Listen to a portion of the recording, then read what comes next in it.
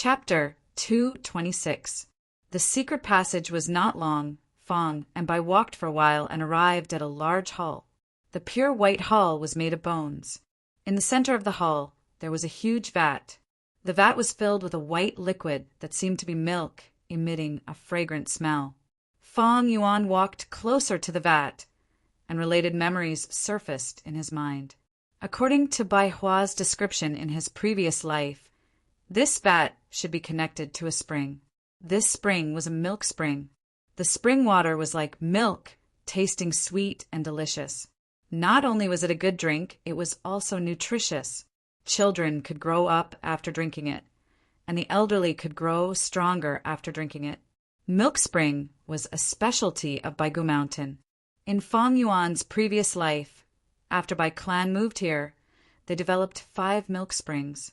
This made the milk spring a specialty of Bai clan, not only supplying themselves, but also being traded as a commodity, attracting many caravans to trade every year. "There is a gu in this vat," Fong Yuan said, gesturing to Bai Ningbing with his gaze. According to his memories, there was no danger here. But Fong Yuan was a cautious person. After all, this was not his own experience. The information was all from hearsay. It was better to let someone else do the risky things. Bai Ningbing snorted coldly, activating her defense and stretching out her hand like a vat. "There's so many gu inside." Soon, her brows raised, showing a shocked expression. When she retracted her hand, Bai Ningbing's hand was already full of gu. These gu were the size of a person's index finger, completely white. One end was smooth, while the other was sharp like a miniature spear. This was the bone spear gu. Although this gu is rank 1, there are too many of them. This vat is almost filled to the brim with them. Bai Ningbing said excitedly, "Bone spear gu, similar to Gua village's moonblade gu. It was the foundational item of this Baigu inheritance. In his previous life, after Bai clan found this inheritance, most of the clan's gu masters were equipped with this gu. The bone spear gu became a specialty of Bai clan's gu masters. Look around again. There should be rank 2 gu in this vat." Fong Yuan stood at the side, his expression calm. Bai Ningbing searched a few times, finally finding rank 2 gu. This gu was similar to the bone spear gu, but the surface of the bone spear had spiral markings, spiral bone spear gu. This gu was the evolution of the bone spear gu. When it was shot, its attack power was higher and had more penetrative force than the bone spear gu. In the vat, the bone spear gu occupied the majority, only a small portion was the spiral bone spear. This way, I finally have a regular and stable attacking method. Fong Yuan held a spiral bone spear gu as he thought. The charred thunder potato gu was very unstable and needed to be planted on the ground. If others did not step on it, it would be a white seed. If it was a gu master with a terrible memory, forgetting the location where they planted the charred thunder potato gu would bring disaster upon themselves. Moreover, the charred thunder potato gu's usage was restricted. It must be used in the soil. The more fertile the soil, the better. As for a special place like Baigu Mountain, the charred thunder potato gu could not be used.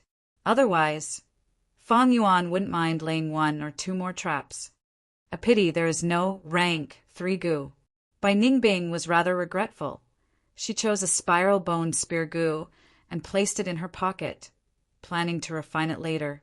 But this kind of rank 2 gu, to her, was a novelty. In a real battle, it would not be able to display the strength of a rank 3 gu master. Seeing that there was no danger in the vat, Fong Yuan started to move. He fished out the gu worms by the handful, and relying on the spring-autumn cicada's aura, he spat out his primeval essence and instantly refined them. You are. Bai Ningbing was tongue-tied. In just a short period of time, Fong Yuan had already refined tens of gu worms, and he was still continuing. Because of the spring-autumn cicada, he could instantly refine them. And because of his aptitude and heavenly essence treasure lotus, his primeval essence recovery speed was faster than the refining speed, causing him to move nonstop. This was like a crazy performance. In Fong Yuan's aperture, there were 200 bone spear goo and over 20 spiral bone spear goo. Refining goo had always been a difficult task for goo masters. Although Bai Ningbing had seen Fong Yuan instantly refine goo a few times, it had never been as visually impactful as this time. In Fong Yuan's hands, refining goo was like eating and drinking. No, it was as easy as winking his hand. It was simply too easy. What kind of trump card does he have? Bai Ningbing was extremely bewildered. At this moment, Fong Yuan's image in her heart became even more profound and unfathomable. But on the surface, she curled her lips and said calmly, "You have so many goo at once. Can you raise them all?" Fong Yuan laughed. Of course not. Bone spear goo and spiral bone spear goo, they both fed on milk. Thus, they were raised in this milk vat. Don't look at how the milk spring water was full, but the consumption was huge. It was because the bottom of the vat was connected to a spring, thus it was like this. If Fong Yuan wanted to raise so many goo, he would have to have a milk spring of his own. Although I can't raise them all, I like to bring as many as possible. Otherwise, those Bai clan people would benefit from it. Fong Yuan laughed and pointed at the vat. All right, you can destroy the rest of the goo. There were too many goo in the vat, although Fong Yuan had refined a lot. Considering his rank 1 aperture's endurance, there were still quite a few left. A moment later, Bai Ningbing looked at the ground full of goo corpses with a complex expression. She was extremely clear of the huge value of these goo. Destroying them was like destroying a small mountain of yuan stone. Even Bai Ningbing felt heartache. However, if they were left behind, they would be taken by Bai clan. Rather than giving resources to the enemy, it was better to destroy them. The two left this hall and followed another secret passage, entering the second bone hall. In the center of the hall, there were 3 white bone pillars. At the top of the pillars, there was a carving of a human hand. Only the flesh was shaved off, leaving only the bones. In the hands of the white bone men, there was a goo worm. 3 pillars, there were 3 goo worms in deep slumber. Fong and Bai walked closer. The surface of the pillars were carved with words. It was an explanation of these 3 goo worms. Rib shield goo, flying bone shield goo, arm bone wings goo. Bai Ningbing's gaze swept across as she mumbled. Soon, her gaze focused on a line of words. Choose one of the 3, satisfied. By Goo Mountain inheritance, left for future generations. The meaning was clear. They could only choose 1 goo worm. This opportunity would be given to the fated person in the future. Rib, Shield Goo Master could grow 2 rows of ribs to protect their chest. It had outstanding defense. It was a rank 3 goo worm. Its advantage was, apart from the initial growth stage, it required large amounts of primeval essence. After that, it could be maintained without primeval essence, similar to the heavenly essence treasure lotus. After refinement, it could be used without the need to pour primeval essence. Flying bone shield goo, after use, could form 3 spinning bone shields. The surface area was small, floating around the goo master. Arm bone wings goo, on the other hand, grew a pair of bone wings on the forearm. Flapping the bone wings could slightly increase movement speed. The most important thing was the increase in attack speed. Rib shield goo can be used with his carapace goo, forming a front and back defense. But the carapace goo is destined to be eliminated by me. With only 1 rib shield, the area of defense is too small. I have the jumping grass, and am not specialized in fighting, so the arm bone wings will not be of much use. Fong Yuan thought for a while, choosing the flying bone shield goo. He crushed his hand bone, refining the flying bone shield goo and keeping it in his aperture. As for the other 2 goo worms, they did not move. This was a righteous inheritance, testing the fated person's ability to control themselves. If they really could not control their greed and desire, and took the 3 goo worms, the secret passage would change. Although there would not be any sinister traps, the gains would be greatly reduced. Righteous inheritances were different from demonic inheritances. Normally speaking, they were designed with benevolence in mind. If the Gu Master was fated to meet them, there would be gains. The only difference was the amount of gains. Bai Ningbing saw that Fang Yuan did not move, and did not dare to move, afraid of any traps. The two followed the secret passage, entering the third hall. There were no other secret passages in this hall, and a human skeleton was sitting cross-legged on the wall. In front of the human skeleton, there was a large book. This book was made from bones. It was an arm's length, half an arm's width, and 8 inches thick. Fang Yuan motioned for Bai Ningbing to pick it up, and seeing that there was no danger, he took it. This book was named Grey Bone Book by the Bai clan siblings in his previous life. Inside there were many Gu refinement recipes, and at the same time the owner of this inheritance, Grey Bone Scholar's life experiences, as well as the reason for establishing this inheritance and so on. Fang Yuan flipped it open, and it was indeed so. This was a genuine righteous inheritance.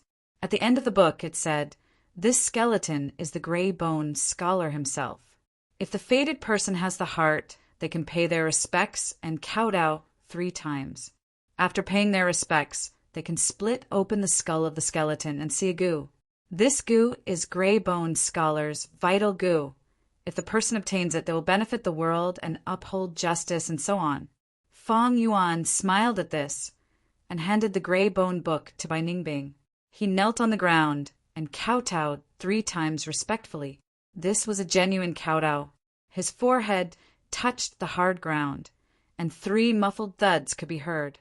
Bai Ningbing was astonished to think that Fang Yuan had such a side. After Fang Yuan finished kowtowing, he stood up, but there was no movement in the hall. He did not mind it and smiled slightly. There were no other secret passages in this hall, but it was not the end. This place tested the person's nature. If they were pure and kind and knew gratitude, they would definitely kowtow. If he knocked his head on the ground 3 times, a new secret passage would be revealed. But this was only one layer. If they not only kowtowed, but also remained motionless in front of the skeleton, showing respect to the senior's corpse, a second secret passage would appear.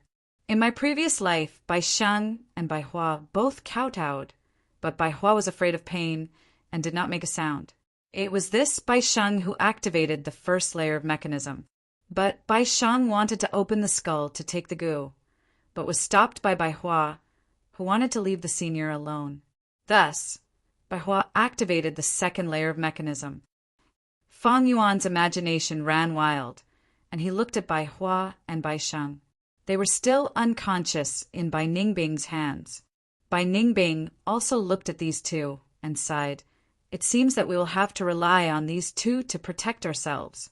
But I am very curious. What is this Grey Bone Scholar's vital Gu? Let's open the skull and take the Gu. Fang Yuan shook his head. This is the ingenuity of this place's design. Curiosity can make people imagine the Gu in the skull very beautifully, and it will be even more tempting than seeing the real thing. Don't be anxious. He had just finished speaking when a part of the bone wall shrunk and slid open, revealing a new secret passage. I see. Bai Ningbing seemed to have understood something and was about to make a move, but was stopped by Fang Yuan. Although this passage is correct, it is not the most valuable one. Let's wait a while more. The waiting time was the longest, especially Fang and Bai, who were still being chased by Bai clan. After waiting for a few minutes, Bai Ningbing gradually became anxious. Another secret door slid open, and the secret passage quietly appeared. Haha, this is it. Fang Yuan laughed loudly and walked forward, raising his leg and stepping on Grey Bone Scholar's corpse. With the appearance of this secret passage, this corpse was useless. Fang Yuan took out a Gu from the skull. It was a rank 3-bone spike Gu. Chapter 227. Boom! With an explosion, the smoke and dust dispersed, revealing a cave entrance. There really is a cave entrance. No wonder they disappeared. They must have entered this cave. Strange. Why is there a mechanism here? Ah, clan leader is here. When clan leader arrived at the scene, she just happened to see everyone breaking the wall and revealing the secret tunnel. This should be an inheritance ground. Tai Dao Ku, who came along, deduced with just one glance. So it was like this. It seems these two thieves' true destination is here. Clan leader gritted her teeth, her eyes shining with a cold light. Such good acting skills. On the way here, she recalled the scenes of these days. The more she thought about it, the angrier she got. She was actually tricked by these two youngsters. The Grand clan leader and her clansmen all fell in the hands of these two juniors. If this spread, it would be a huge blow to clan's reputation. Junior did not handle the matter well and did not protect the two young masters. Clan leader, please punish us. Lien, Xingjing, and the rest were extremely nervous as they knelt on the ground and begged for forgiveness. Get up, all of you. You're acting on my orders. If you want to blame someone, blame those two thieves for being too cunning. Clan leader's words made Lien, and the rest let out a sigh of relief. These days you were together with these two thieves. Did you really not see any flaws? Tai Dao Ku asked. The three young girls stood up with complex expressions on their faces. This was especially true for Lien. She had initially thought that Fong and Bai were merely playthings in her hands, but to think she was tricked by them first. There were no flaws. These two are too good at pretending. Now that I think about it, they were using our clan. They are really cunning and sinister. The three young girls shook their heads, answering Tai Dao Ku. On the way, Tai Dao Ku got a rough idea from clan leader. Of course, the matter of the clan spirit spring was not leaked. This means these two thieves' true goal is to find this place. With their strength, they are not enough to roam around Gu Mountain. Thus, they borrowed your clan strength. Tai Dao Ku analyzed as if there was no one else around. Hearing his words, the clan Gu master's expressions turned unsightly. It was indeed so. In the past few days, in order to open a path in White Bones Mountain, they had sacrificed a lot and paid a huge price. But in the end, it was paving the way for Fong and Bai. Damn it. If these two thieves were to fall into my hands, I would definitely chop them into pieces. Patriarch, let us attack. I'm going to kill these two bastards to avenge this humiliation. For a moment, everyone in the cave was furious. Clan leader looked around and nodded. How could she not want to kill Fong and Bai? As the mother of Bai Sheng and Bai Hua, she could not wait to appear in front of her children. The morale of the army was at its peak. The 100 Clans clan leader looked at the last elder, who volunteered. Then order your men to move out. We must open up the secret passage. Yes, the elder replied in a low voice, accepting the order. Slow down. This secret passage is filled with jagged bone spikes and is completely sealed. How did those two thieves get in? There must be a trap somewhere. Let me test it out. Tai Dao Ku stood up and raised an objection. The elder who received the order stared. The situation is urgent. The two young masters are in grave danger. How long are we going to wait to find the trap? Bone spike goo. Fong Yuan held this goo and played with it. This goo was like a cactus, fist-sized, with needle-like bone spikes on its surface. Holding it in his hand, it was somewhat heavy.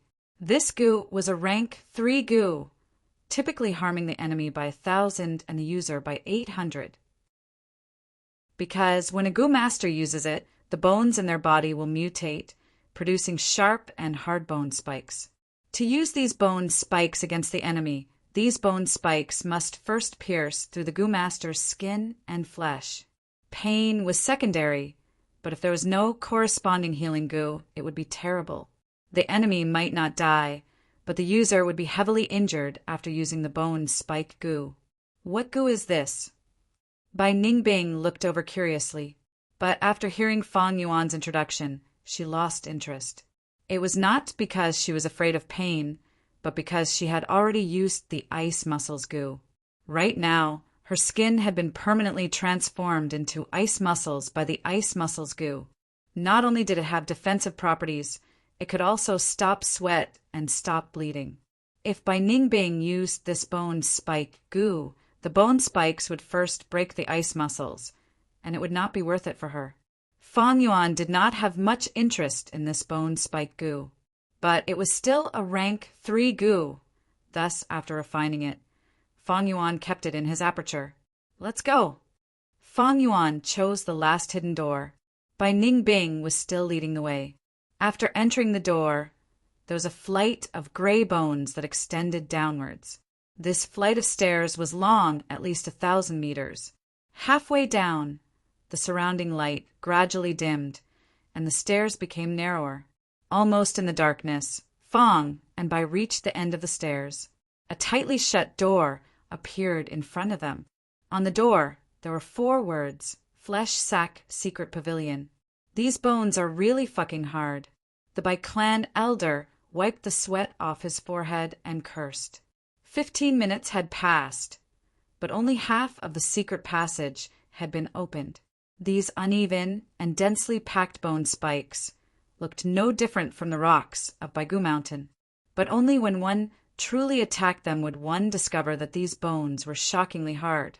Bai clan leader's expression was not good either. The more time passed, the more danger her 2 children would be in. In the past quarter of an hour, the mother felt like a century of suffering. But as the clan leader, she had to remain calm, at least on the surface. She had to set an example and bring confidence to her clansmen. Crack! Suddenly, a soft sound was heard as the mechanism activated, and the remaining bone spikes suddenly retracted back into the cave wall.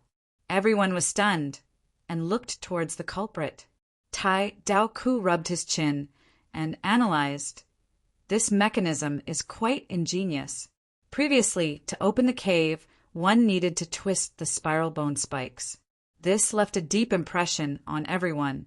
Before coming to this secret passage, people would often twist the spiral bone spikes around them based on their previous impressions. Unfortunately, to close this mechanism, one needs to pull the spiral bone spikes.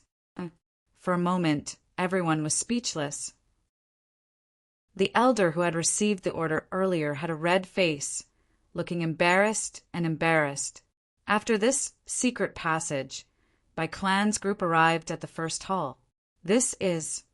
Many people were stupefied. They saw a ground full of dismembered corpses.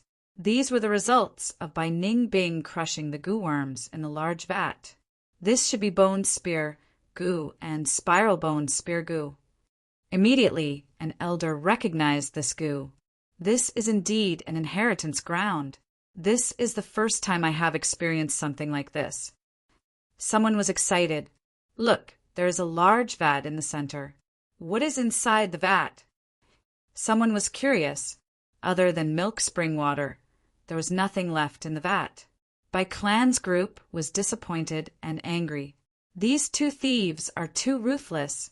Nothing was left behind. Damn it, they are simply devoid of conscience. So many goo worms, and they've all been crushed. Many people cursed in pain, feeling indignant. Even the elder's eyes were filled with regret. Let's go. The earlier we catch them, the less our losses will be. Tai Daoku's words made everyone's eyes brighten. With this stimulation, everyone's morale rose even higher, wishing they could immediately appear in front of Fang and Bai. Everyone arrived at the second hall and saw the 3 stone pillars. There are goo worms left behind. The goo master at the front cheered in joy. Clan leader, please take a look. Soon, the arm bone wings and the rib shield appeared in front of Bai clan leader. Bai clan leader only glanced at them before instructing someone to keep them, without any joy in her heart. Compared to goo worms, she was more concerned about her children's safety. Did you see? The 2 goo worms just now were both rank 3 goo worms. This inheritance is really worth looking forward to. Fortune lies within misfortune, and misfortune lies within fortune. These words are indeed true. Everyone was either deeply moved or shocked. Don't you find it strange? Why did they leave these goo behind? Tai Dao Ku, on the other hand, had a clear view of the situation and felt something was wrong. Choose one of the three, satisfied, by Gu Mountain inheritance, left for future generations. Soon, someone discovered the words carved on the stone pillars. It seems this is not a demonic inheritance. I'm afraid it was left behind by a righteous path figure. Ha! Satisfied, but we are not satisfied at all. Let's go, let's go. Let's save the two young masters, then we can go sightseeing. Everyone urged each other and arrived at the third hall. A cross-legged skeleton and a giant bone book appeared in front of everyone's eyes. Gray-boned scholar, so it was this senior. An elder opened the huge book and realized this was indeed a righteous inheritance.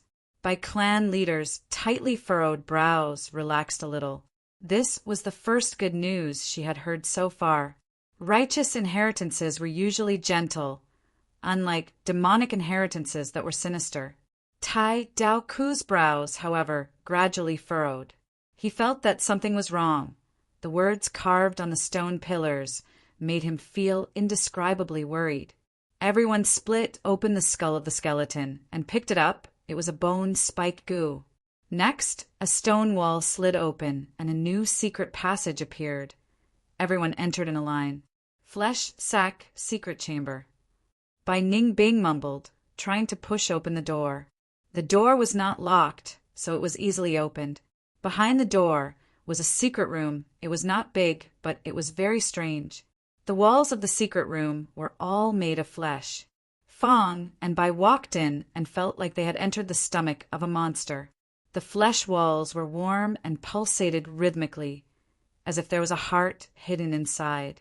As if sensing that someone had entered, the flesh walls suddenly cracked open, revealing mouthfuls of white teeth. Bai Ningbing was shocked. The flesh walls seemed to have countless large mouths. The mouths were wide open, revealing a mouthful of even teeth, tightly clenched. The idiom grimacing in pain was the most suitable to describe it. Hee ha ha ha, these mouths let out all kinds of laughter. The laughter mixed together and reverberated in this narrow secret chamber, making people's hearts palpitate. Chapter 228. The Strange Flesh Sack Secret Chamber. The surrounding flesh walls were filled with mouths. The mouths opened one after another, revealing a row of tightly closed white teeth. Not only that, these mouths also let out a strange laughter, making people shudder. Fong Yuan patted Bai Ningbing's shoulder. This is the effect of flesh smile goo, similar to earth treasury flour. It is used to store goo worms. There is no need to worry. While speaking, a mouth suddenly had all its teeth fall off, and a bright red tongue stretched out from it. The tongue was very long, over a meter long. After the tongue stretched out, the tip of the tongue opened up, revealing a book. This was also a bone book, but it was many times smaller than the previous gray bone book. It was quite pocket-sized, only half the size of an adult's palm. Fong Yuan took it and looked at it. The content of the book was, since the successor can reach here, it proves that they have a pure character and are qualified to inherit my true inheritance. I have two identities. One is called Gray Bone Scholar. The other is called Flesh Bone Master. This flesh sack secret chamber contains many goo worms. If the successor is fated, they can casually knock on the teeth. If their luck is good, they can open the teeth and take out the sleeping goo worm. This is purely a test of luck. Fong Yuan saw this and understood. Bai Hua in his previous life did not explain this checkpoint in detail. Fong Yuan could only try randomly. The first to succeed was not him, but Bai Ningbing. Bai Ningbing bent her index finger and lightly knocked on the teeth. These teeth were like musical instruments. Every time they were knocked, a clear and melodious sound could be heard. She knocked randomly, and the laughter of this mouth stopped abruptly. All the teeth fell off, and a bright red tongue stretched out, revealing a goo. What goo is this? Seeing this goo, Bai Ningbing's face showed a surprised expression mixed with a strange one. This goo had a peculiar shape, like a set of fake teeth. Pure white teeth lined up on top and bottom, extremely neat and clean, emitting a pearl-like luster. Fang Yuan looked at it and showed a joyful expression. Not bad. This is the famous rank 3 healing goo, flesh bone. Raise the dead, flesh bone. Bai Ningbing muttered. Among the rank 4 healing goo worms, the publicly recognized number 1 was raise dead goo. Even if a goo master died, as long as it did not exceed 14 hours and their body was intact, this goo could be used to revive them. But this goo could only be found and not sought. It was too rare. Moreover, it was a one-time consumable item that had a price but no supply. Fleshbone was a rank 3 goo worm, but it was not an expendable goo and could be used repeatedly. It was often used together with raised dead goo. If the goo master's corpse was not complete, fleshbone could be used to regrow the flesh and blood. He then used dead man goo to revive him. In history, this kind of combination was not uncommon. Many big shots benefited from this, including rank 9 immortal venerables and demon venerables. This was Fang Yuan's ideal healing goo. Fang Yuan had been searching bitterly for so many days, and he finally got his wish at this moment. You want it? You can use the yang goo to exchange for it. Bai Ningbing held the goo in her hand, smiling proudly. Fang Yuan snorted. Do you think I'm an idiot? Bai Ningbing's smile vanished, her gaze turning cold. As long as you give me the yang goo, we can cooperate sincerely. Fang Yuan, I have followed you for so long. You know my patience is limited. I am no longer afraid of death. At most we will die together. Of course you are not afraid of death. But do you think I will be afraid? Fang Yuan sneered. He had already expected such a scene, thus he was not surprised.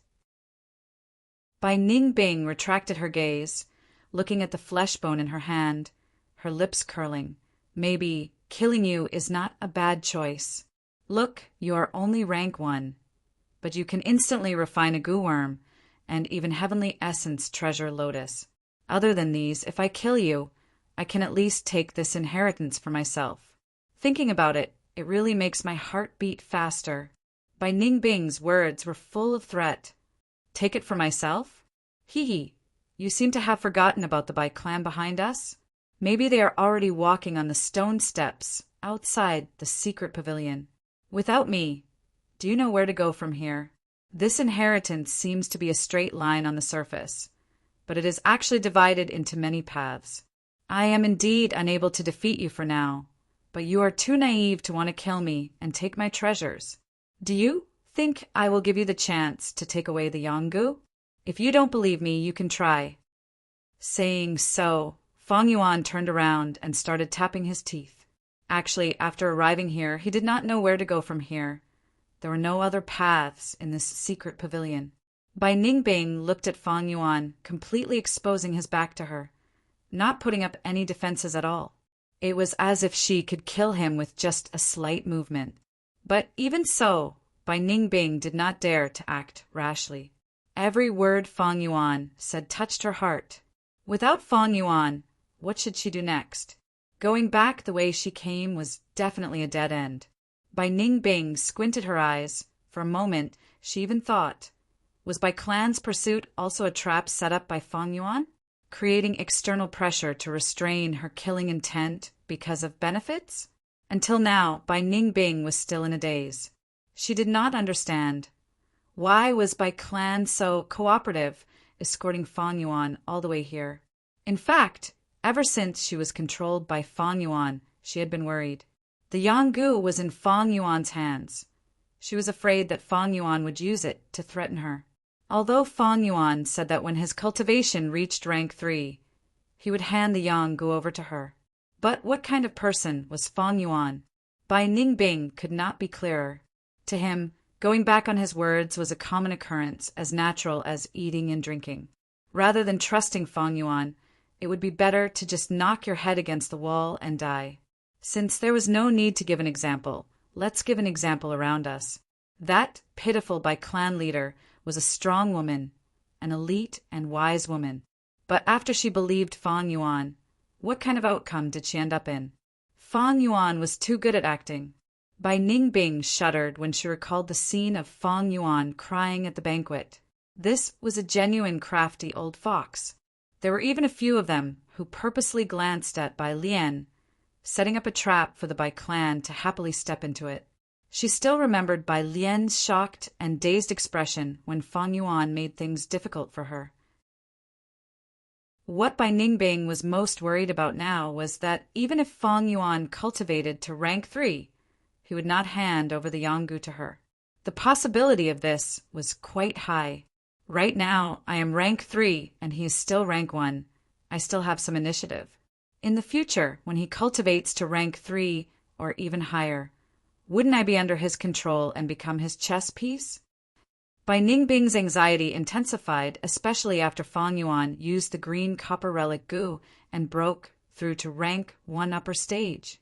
Bai Ningbing was anxious, but there were many people who were even more anxious than her, even to the point of being irritable. What is going on? A group of people stood at the entrance of the inheritance passage, looking at the scenery before them. Their expressions were extremely ugly. They hurried along the way, passing through several bone halls and gaining some gains, but did not encounter Fang and Bai. Finally, they walked out of the secret passage and arrived outside the mountain. As expected, Tai Daoku suddenly heaved a long sigh. His words immediately attracted everyone's attention.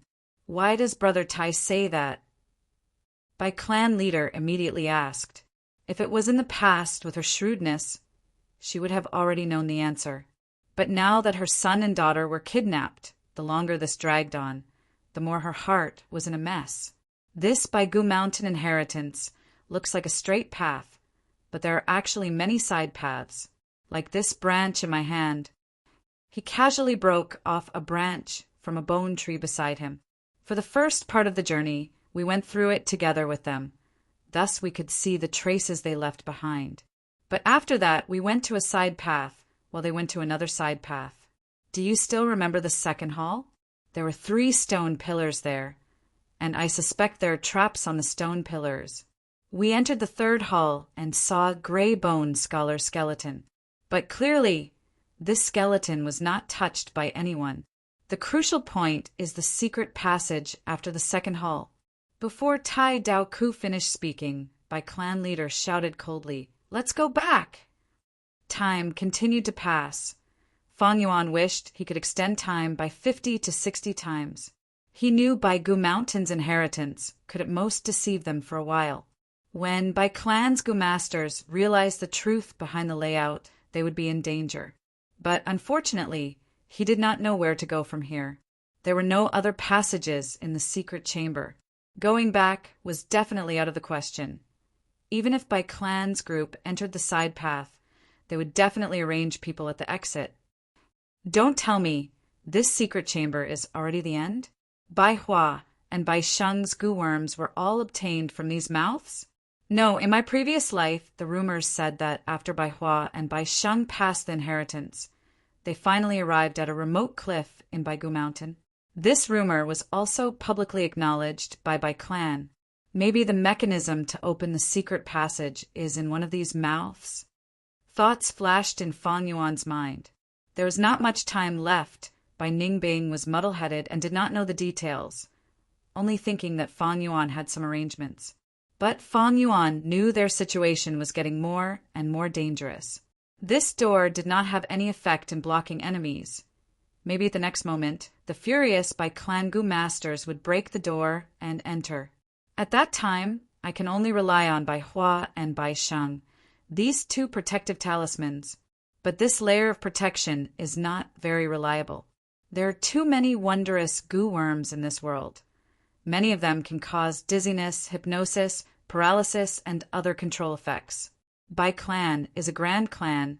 They definitely have such methods. Thinking of this, Fang Yuan could not help but look at Bai Hua and Bai Sheng. The twins were lying on the floor, still in a comatose state. Got it. Fang Yuan suddenly had an idea. He decided to wake these two children. First, time was pressing, he needed more manpower. Secondly, Bai Sheng and Bai Hua were the true owners of Baigu Mountain's inheritance arranged by fate. Moreover, they were mortals, he did not need to worry about them causing any trouble. Thinking of this, Fang Yuan took a step forward and raised his leg, kicking towards the siblings. Chapter 229. Bam, bam, bam. With explosions, the bone walls collapsed, and new paths appeared in front of everyone. Destruction was much easier than construction, especially this inheritance. There was no one in charge. There is news from the front. The fifth path has been explored, but no target was found. Reporting to clan leader, after entering the sixth path, I found a white bone hall. There's a skeleton inside, as well as a huge book made of bones. Reporting the seventh path also has a hall with a similar layout. There is a seated skeleton and a bone book. Reporting, we found the eighth path. Explore again. By clan leader's expression was gloomy. In front of her, there was a stack of white bone books. There were 7 of them stacked together. This kind of design is really well thought out of people's minds. When a Gu master finds a skeleton and a bone book, they will subconsciously misunderstand. They think they have inherited the entire inheritance, but in fact the gray-boned scholar has fallen into many similar halls. The true treasure is still hidden in one of the side paths. Tai Dao Ku side. By clan leader's brows furrowed even more. The situation had become complicated. She was not worried that Fang and Bai would go back, because she had already arranged a large number of people at the entrance as insurance. What she was worried about now was that Fang and Bai would escape from one of the side paths. After all, she could only control the entrance, but not the countless exits. But at this time a Gu master ran over with an excited expression. We found it. We found a white bone hall on the 8th path. The skeleton inside has been crushed, and the Gu worms in the skull have been taken away. This must be their path. Tai Dao Ku's spirit was roused. Lead the way. By clan leader immediately moved. A moment later, a group of people rushed to the hall. Why are there 2 secret paths? An elder was shocked. Which path did those 2 demonic scoundrels take? Forget it, we will split up. Once we catch up to them, we need to protect our clan's young master. The stone steps leading to Flesh Sack secret chamber were so different, attracting by clan leader, Tai Dao Ku and most of the elders. Flesh Sack secret chamber. Soon, everyone reached the end of the stone steps. Bam! The door was smashed into pieces, and everyone swarmed in. However, the secret pavilion was empty. Hee, ha ha ha. The countless mouths on the wall let out noisy laughter. What the hell are these? Laughing meat goo, specially used to store treasures. These mouths are like drawers. This mouth is so wide open, looks like they went in. The 100 Clans clan leader swept her gaze around, then stared coldly at the only secret room in the secret pavilion. You all stay here. The rest of you follow me. A moment ago, in the same secret pavilion, as soon as Bai Sheng woke up, he felt a sharp pain in his abdomen. If you don't want to die, then stand up. After that, a cold voice resounded in his ears. Bai Sheng had a deep impression of this voice. The owner of this voice had deceived the entire clan and kidnapped him. What? Guyue clan's young clan head. It was probably a lie. Liar, villain, devil. Even though he was cursing in his heart, Bai Sheng still obeyed and obediently got up from the ground. He found himself in an extremely strange place. The flesh walls were filled with mouths, and noisy laughter lingered in his ears. Flesh smile goo? He blurted out, thinking of the records in the book. Little guy, you are so young, but you have a lot of knowledge. Fang Yuan laughed. In the rumors of his previous life, it was said that the Bai siblings were talented and intelligent, especially the elder brother Bai Sheng, who had great wisdom despite his young age and almost had photographic memory. Now that he could recognize such an unorthodox flesh-smile goo, it seemed the rumors were not groundless. You too. Bai Sheng gritted his teeth, staring at Fang Yuan and Bai Ningbing with intense hatred in his eyes. Big brother. Bai Hua was also kicked awake by Fang Yuan and ran to Bai Sheng's side crying. Bai Sheng quickly protected his sister behind him. What a deep sibling relationship. Bai Ningbing laughed lightly. You vicious woman. You are so beautiful. But your heart is as vicious as a scorpion. Bai Sheng scolded without fear. The smile on Bai Ningbing's face disappeared. Bai Sheng's words deeply hurt her. Woman, beautiful. She did not want to hear any of these words. Slap, slap, slap. She walked forward, grabbed Bai Sheng and slapped him 3 times. She had the strength of a crocodile, and although she held back most of her strength, Bai Sheng's cheeks immediately became red and swollen after the slap. Vicious woman, evil woman, kill me if you have the guts. But Bai Sheng was still cursing. Slap, slap, slap. Bai Ningbing slapped him 3 more times. Sob, sob, sob. Let go of my brother. I beg you, let go of my brother. Bai Hua hugged Bai Ningbing's leg, crying and begging for mercy. Sister, don't beg her, Bai Sheng said with difficulty. Fang Yuan sighed and walked forward, grabbing Bai Hua's collar. The little girl was lifted by Fang Yuan, crying in fear. Bai Sheng was no longer unyielding and anxiously shouted, Evil thief, let go of my sister! Fang Yuan stretched out his other hand, tightly pinching Bai Hua's face, and said slowly, You're so noisy. Do you believe that I won't cut off your tongues if you scream 1 more time? I'll start with your tongue, okay? The corner of his mouth curled up into a smile, and a cold light flickered in his eyes, filled with killing intent. Bai Hua was so scared that she did not dare to cry anymore, and tears welled up in her eyes. Bai Sheng opened his mouth to speak, but when he was glanced at by Fang Yuan, his heart suddenly palpitated and he closed his mouth. That's right. Cooperate with me obediently, and maybe I'll let you live. Fang Yuan was still smiling. Bai Ningbing curled her lips. But Fang Yuan immediately added, I'm serious. I don't dare to go against your mother, and capturing you is only for our own safety. If you're obedient, we'll let you go. Of course, if you don't cooperate, I don't mind cutting off your tongues, or a few fingers to play with. Then what do you want us to do? Bai Sheng took a deep breath. He was not afraid of the cold Bai Ningbing, but he was afraid of the smiling Fang Yuan. Do you see these mouths on the wall? Fang Yuan's smile became even wider. He introduced them and let the brother and sister knock their teeth. Just a moment later, Bai Hua let out a cry of shock. In front of her, a mouth opened, and a bright red tongue stretched out, revealing a quail egg-sized bone ball. The surface of the ball was covered with black and white stripes, making Fang Yuan think of an animal on Earth, zebra. Fang Yuan took 2 steps forward and took this goo in his hand, and his brows shone with pleasant surprise. If he was not wrong, this should be a movement-type goo called Footless Bird. This goo could only be used once, but its body was huge and it could carry a person and travel tens of thousands of miles in a day. This was like giving a pillow when one was sleepy. Fang Yuan was still worrying about how to escape, but to think that Bai Hua would give him a footless bird. However, the surprise was just the beginning. After a while, Bai Sheng also had some gains. He opened his teeth, and his tongue stuck out, revealing a bone. This bone was round at both ends and long in the middle. Its whole body was green like a jade stone. Jade bone goo. Fang Yuan took it and immediately refined it, storing it in his aperture. This time, it was Bai Ningbing's turn to be envious.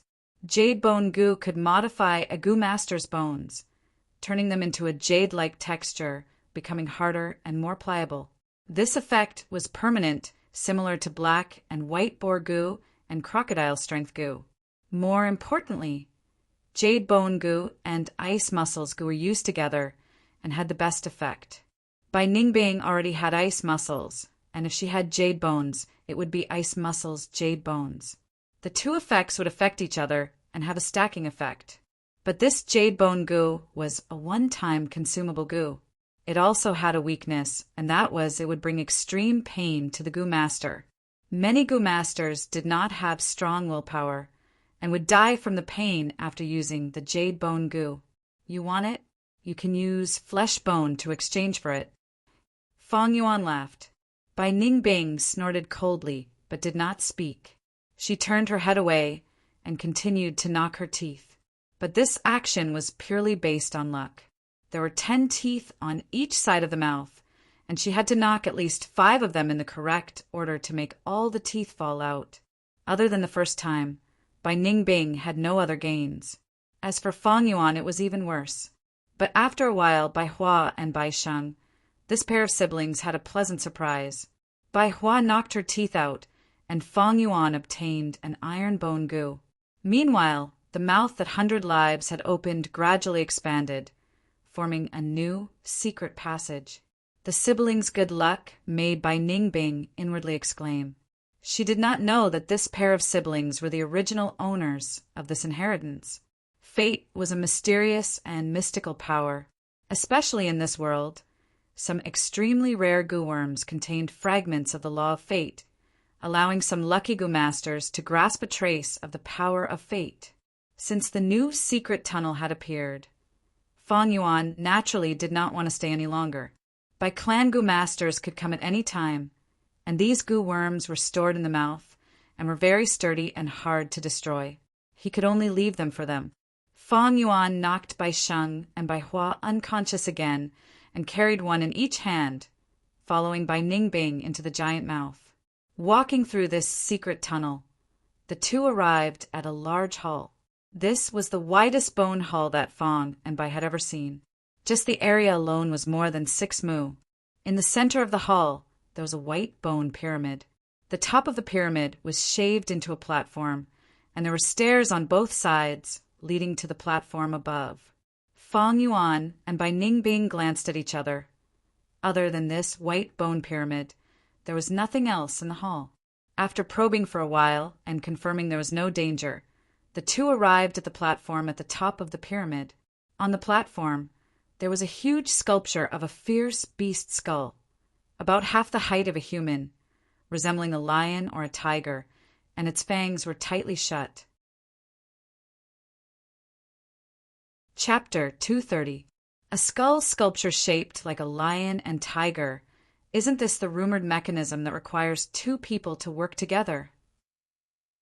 A thought immediately flashed through Fong Yuan's mind. There are even words carved on the sculpture's fangs. Bai Ningbing made a new discovery. She read the words in a low voice. Gemini with 1 heart, 3 spirits unite.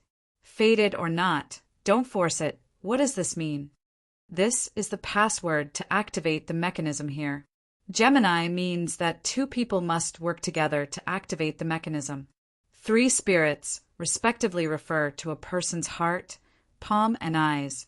Fong Yuan recalled. The most dexterous of the 4 limbs was the palm. The most agile of the 5 senses were the eyes, and a person's thoughts were as fast as lightning. They were the most agile. Therefore, they were collectively known as the 3 spirits. Come, place your palm on the sculpture's pupil. In the eye sockets of the skull sculpture, there was a pair of sparkling and translucent rubies. The rubies were as big as bowls, reflecting Fong Yuan and Bai Ningbing's figures. But when Fong and Bai placed their palms on the ruby pupil, they didn't move for a long time. What you said makes sense, but it turns out to be wrong. Bai Ningbing didn't let go of any chance to mock Fong Yuan. Fong Yuan's expression darkened. In his memories from his past life, Bai Hua had emphasized on describing this mechanism. Logically speaking, this should be the way to go. But why didn't they move? Gemini with 1 heart, 3 spirits unite. Fong Yuan murmured. He did the 3 spirits unite, but 1 heart, 1 heart. As he pondered, a glimmer of light slowly appeared in his eyes. Could it be that the 2 people who wanted to activate this mechanism had to be of one heart and one mind? If that was the case, although he and Bai Ningbing were working together, they were forced by the situation. In reality, they appeared to be united, but were actually divided, each with their own plans. How could they be of one heart? Thinking of this, Fang Yuan couldn't help but look at Bai Sheng and Bai Hua again. Thus, this pair of siblings was kicked awake by Fang Yuan again. "Evil thief, what do you want?" After Bai Sheng woke up, he let out an angry roar. Bai Hua, on the other hand, stopped crying. Her large eyes stared at Fang and Bai, revealing a deep hatred. This time, Fang Yuan did not have the patience to explain. He grabbed both of their palms and placed them on the pair of ruby eyes, as expected of the destined heirs. The moment their hands touched it, the ruby suddenly lit up. Kacha-kacha, the skull slowly opened its mouth, revealing a large pile of coal and firewood. In the center of the black coal was a simple and unadorned pottery urn. A scroll rested on top of the urn. What's the meaning of this? Fang Yuan threw the two of them to the ground and picked up the scroll. Only then did he understand. It turned out that the owner of this legacy, the gray-boned scholar, did not have a high aptitude and had been troubled by this his entire life of cultivation. Throughout his life, he had been researching and refining a gu that could help gu masters cultivate quickly.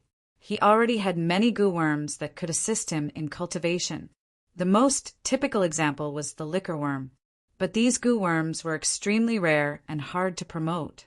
The gray-boned scholar had great ambitions and wanted to research and refine a gu worm that could be used widely. But even until the end of his lifespan, he had failed countless times without succeeding.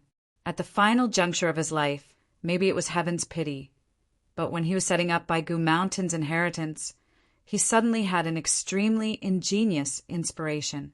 Without the help of gu worms, what was the most important method for a gu master to raise their cultivation? That was to borrow the strength of their elders to carry out importation. Back then on Qing Mao Mountain, Guo Cheng had been receiving the importation of his grandfather Guo's primeval essence. But this had a huge disadvantage. That was, primeval essence was different. Relying on the superior primeval essence of the elders to cleanse the aperture walls would leave behind a different aura that would greatly restrict the gu master's future development, unless the cleansing water gu was used to wash away the different aura. However, the cleansing water gu was also a rare gu and was difficult for ordinary gu masters to obtain. Even clan elders had to rely on luck and pay a huge price. Thus, the importation method was not widely used. Thus, this gray-boned scholar had a wondrous idea. If there was a gu that could convert other people's primeval essence into its own, then after the importation, wouldn't there be no side effect of the different aura? After a series of attempts, he eliminated many possibilities and finally left behind a plan with the highest chance of success. The name of this plan was Bone-Flesh Unity Gu. The scroll said, to refine this gu, 2 gu masters must work at the same time, and these 2 gu masters must be related by blood, parents and children or twins, relying on the connection of the same bloodline. The primeval essence can be converted. Of course, the gray-boned scholar did not have the time to put this idea into practice. After making most of his preparations, he helplessly stopped at the most crucial point. Although he had 2 titles, he was alone. He lacked 2 gu masters who fulfilled the requirements. The last contents of the scroll revealed the endless regret of the gray-boned scholar. He did not have time to make further preparations and could only leave this high platform behind. But if someone was fated to come here and could open this mechanism and see the scroll, it would mean that a gu master who fulfilled the requirements had appeared. There is no harm in trying to refine it. Regardless of the result, please tell me about it in front of my grave. The words in the scroll contained the obsession of the gray-boned scholar. It turned out that this high platform tower under Fang Yuan's feet was the gray-boned scholar's grave. Without even trying, Fang Yuan already knew that the idea of the bone-flesh unity gu was a success. because in his previous life, Bai Sheng and Bai Hua relied on this to dual cultivate and became the righteous path's twin stars, pushing Bai Clan's power to its peak with rank 5 cultivation. But to Fang Yuan, it was somewhat troublesome now. He had thought that the bone-flesh unity gu was already a finished product, but the truth was that it had not been refined and could not even be considered a half-finished product. To refine the bone-flesh unity gu, he and Bai Ningbing did not fulfill the requirements, unless Guyue Fangjing was present. But even so, the refined bone-flesh unity gu would not be very good. According to the scroll, bone-flesh unity gu was a general name for a series of gu and not a specific type of gu. The closer the relationship between the two gu masters refining the gu, the better the quality of the refined bone-flesh unity gu. According to Fang Yuan and Fang Jing's relationship, the refined bone-flesh unity gu would not be ideal. In Fang Yuan's previous life, this bone-flesh unity gu was definitely refined by Bai Sheng and Bai Hua. But now it was brought forward by so many years. Although they were in harmony, they had not become gu masters and could not fulfill this requirement. The bone-flesh unity gu was Fang Yuan's most important goal. Right now, the materials and furnace had already been prepared by the gray-boned scholar. Only the final step was needed to refine it. Fang Yuan was naturally unwilling to give up. But to refine it, not only could he not fulfill the refinement requirements, there was also a group of strong enemies chasing after him. Time was pressing. Fang Yuan gritted his teeth and decided to take a risk. He and Bai Ningbing only took up half of the quota, but the siblings Bai Sheng and Bai Hua took up the other half. If the 4 of them worked together, there might be hope of success. Come and lend me a hand. Fang Yuan started to light the dry firewood in the skull sculpture. The flame immediately rose and burned fiercely. You plan to forcefully refine it? Bai Ningbing was shocked. This is not a wise choice. Although she said so, she still made her move, placing her palm on the ruby pupil and pouring her primeval essence inside. The flame suddenly changed color, from orange to eerie blue. The clay urn was being roasted in the flame, and the sleeping gu worms inside were awakened and started to struggle crazily. The clay urn shook continuously, but did not break. The refinement process was not complicated. Fang Yuan and Bai Ningbing took turns pouring their primeval essence. Soon, they reached the most crucial step. This step required the fresh flesh of 2 gu masters to be thrown into the fire to be roasted. The scroll stated clearly that the more flesh there was, the better the effect. I just happen to have flesh bone with me. There is no harm in cutting off a few pieces of flesh. Bai Ningbing was about to make a move, but was stopped by Fang Yuan. Wait, I have a better idea. Bai Ningbing followed Fang Yuan's gaze and looked at the twin siblings Bai Sheng and Bai Hua. You actually want to change the recipe at the last minute? Bai Ningbing immediately understood Fang Yuan's intention, a trace of unwillingness flashing in her eyes. What are you trying to do? Bai Sheng protected his sister behind him. For a moment, he felt the impending disaster, the anxiety and panic of the end of the world. They were meat on the chopping block when Fang and Bai were refining the gu. They knew they could not escape. Thus they obediently stayed at the side, waiting for their clansmen to rescue them. But now Bai Sheng was extremely regretful. Feel honored. Your sacrifice will witness the birth of a brand new gu worm. Thinking about it, Senior Grey Bones will be very happy in the afterlife, right? Fang Yuan laughed malevolently, pressing towards the siblings. Sister, run. Bai Sheng shouted, not retreating but advancing instead, rushing towards Fang Yuan and hugging onto Fang Yuan's leg. Brother! Bai Hua's tears flowed out.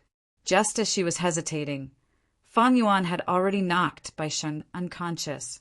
Seeing Fang Yuan approaching her, a huge panic spread in the little girl's heart.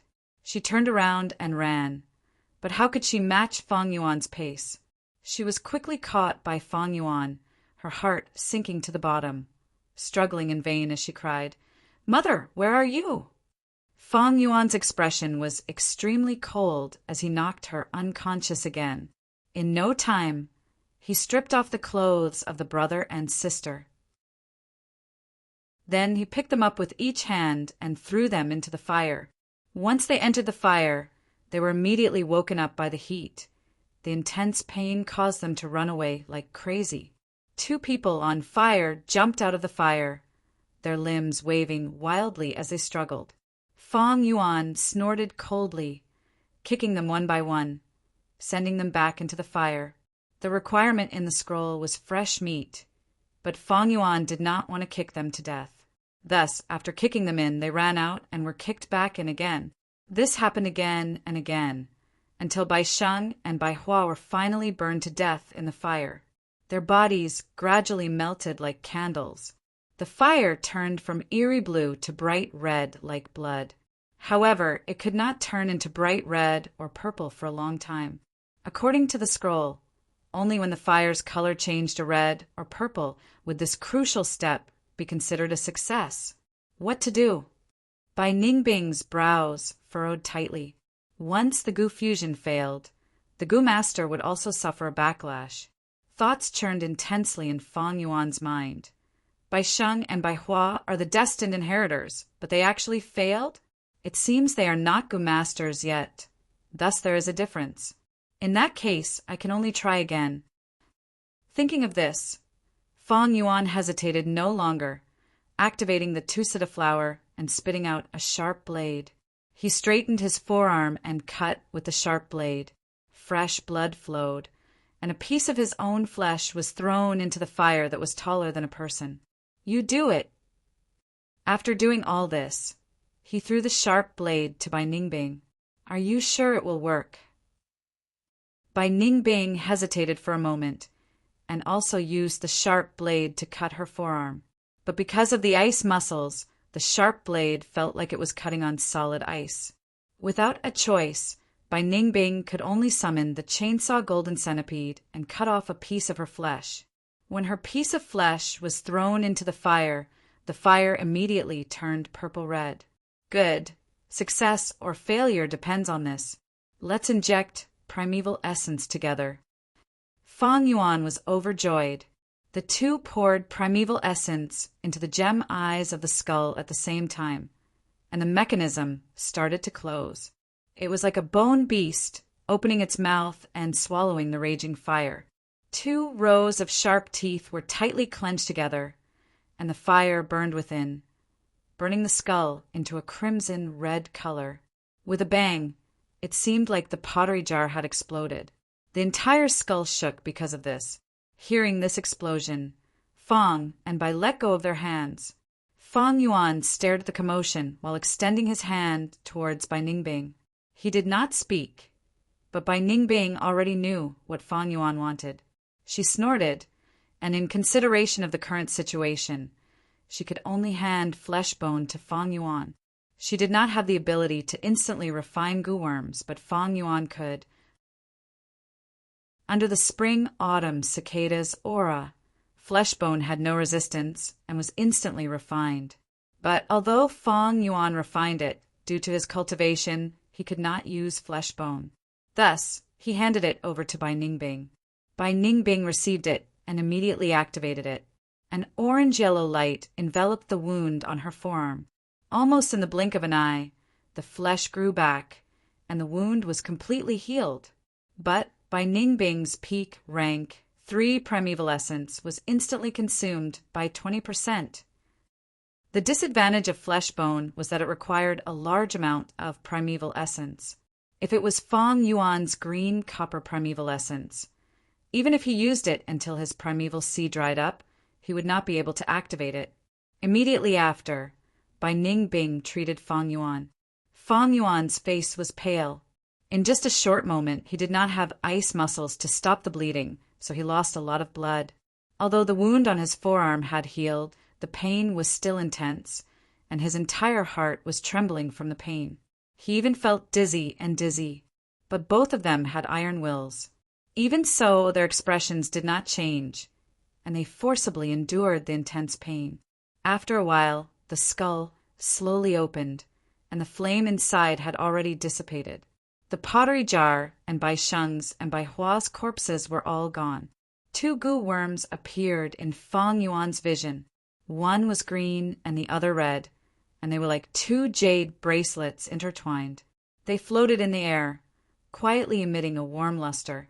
This is bone-flesh unity goo? Without time to inspect it, Fang Yuan grabbed it and instantly refined it, storing it in his aperture. Let's go! He sprinted down the platform and entered the new, secret tunnel at the end of the hall. In just a moment, Bai Clan's goo masters arrived at this hall. Someone refined goo here. The remnant aura in the air caused many clan elders' expressions to change. Look, there are two young masters' clothes here. Soon, they found the children's clothing that was torn by Fang Yuan on the platform. Seeing this, an extremely bad feeling struck Bai Clan leader's heart, almost causing her vision to turn black. She did not even dare to think about it. Chase! They're not far away. My child is definitely in their hands. The 100 clans master roared.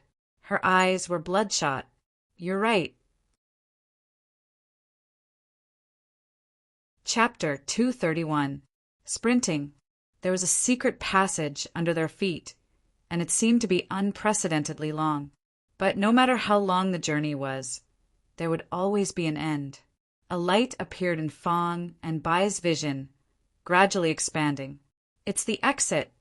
Bai Ningbing blurted out. According to the rumors in my previous life, this secret passage should lead to a cliff on Bai Gu Mountain. Fang Yuan did not speak, only thinking in his heart as he sprinted. He should thank the two siblings, Bai Sheng and Bai Hua. It was because of their information that Fang Yuan came here, and because of their sacrifice, Fang Yuan got what he wanted and obtained the bone-flesh unity goo. Suddenly, footsteps could be heard from behind. We finally caught up. We found those two scoundrels. Where are you going? Bai Clan's goo masters chased after them aggressively. Bai Clan leader took the lead, with several clan elders following closely behind. The narrow secret passage caused Bai Clan's people to form a long line. Vertical crash goo. Suddenly, an elder sped up like a cannonball, quickly closing the distance between him and Fang Yuan. Bai Ningbing! Fang Yuan shouted. Bai Ningbing gritted her teeth and swung her palm backwards. Blood moon goo. With a soft chi sound, a blood blade flew out and hit the clan elder behind him, causing his momentum to stagnate. But immediately after, colorful lights blossomed in the secret passage, and a large number of long-range attacks shot towards Fang and Bai. Bai Ningbing, catch! Fang Yuan shouted again, lending Sky Canopy Goo to her. Bai Ningbing activated Sky Canopy Goo, Iron Thorn Brambles Goo, and with the defense of ice muscles, the three of them blocked most of the attacks.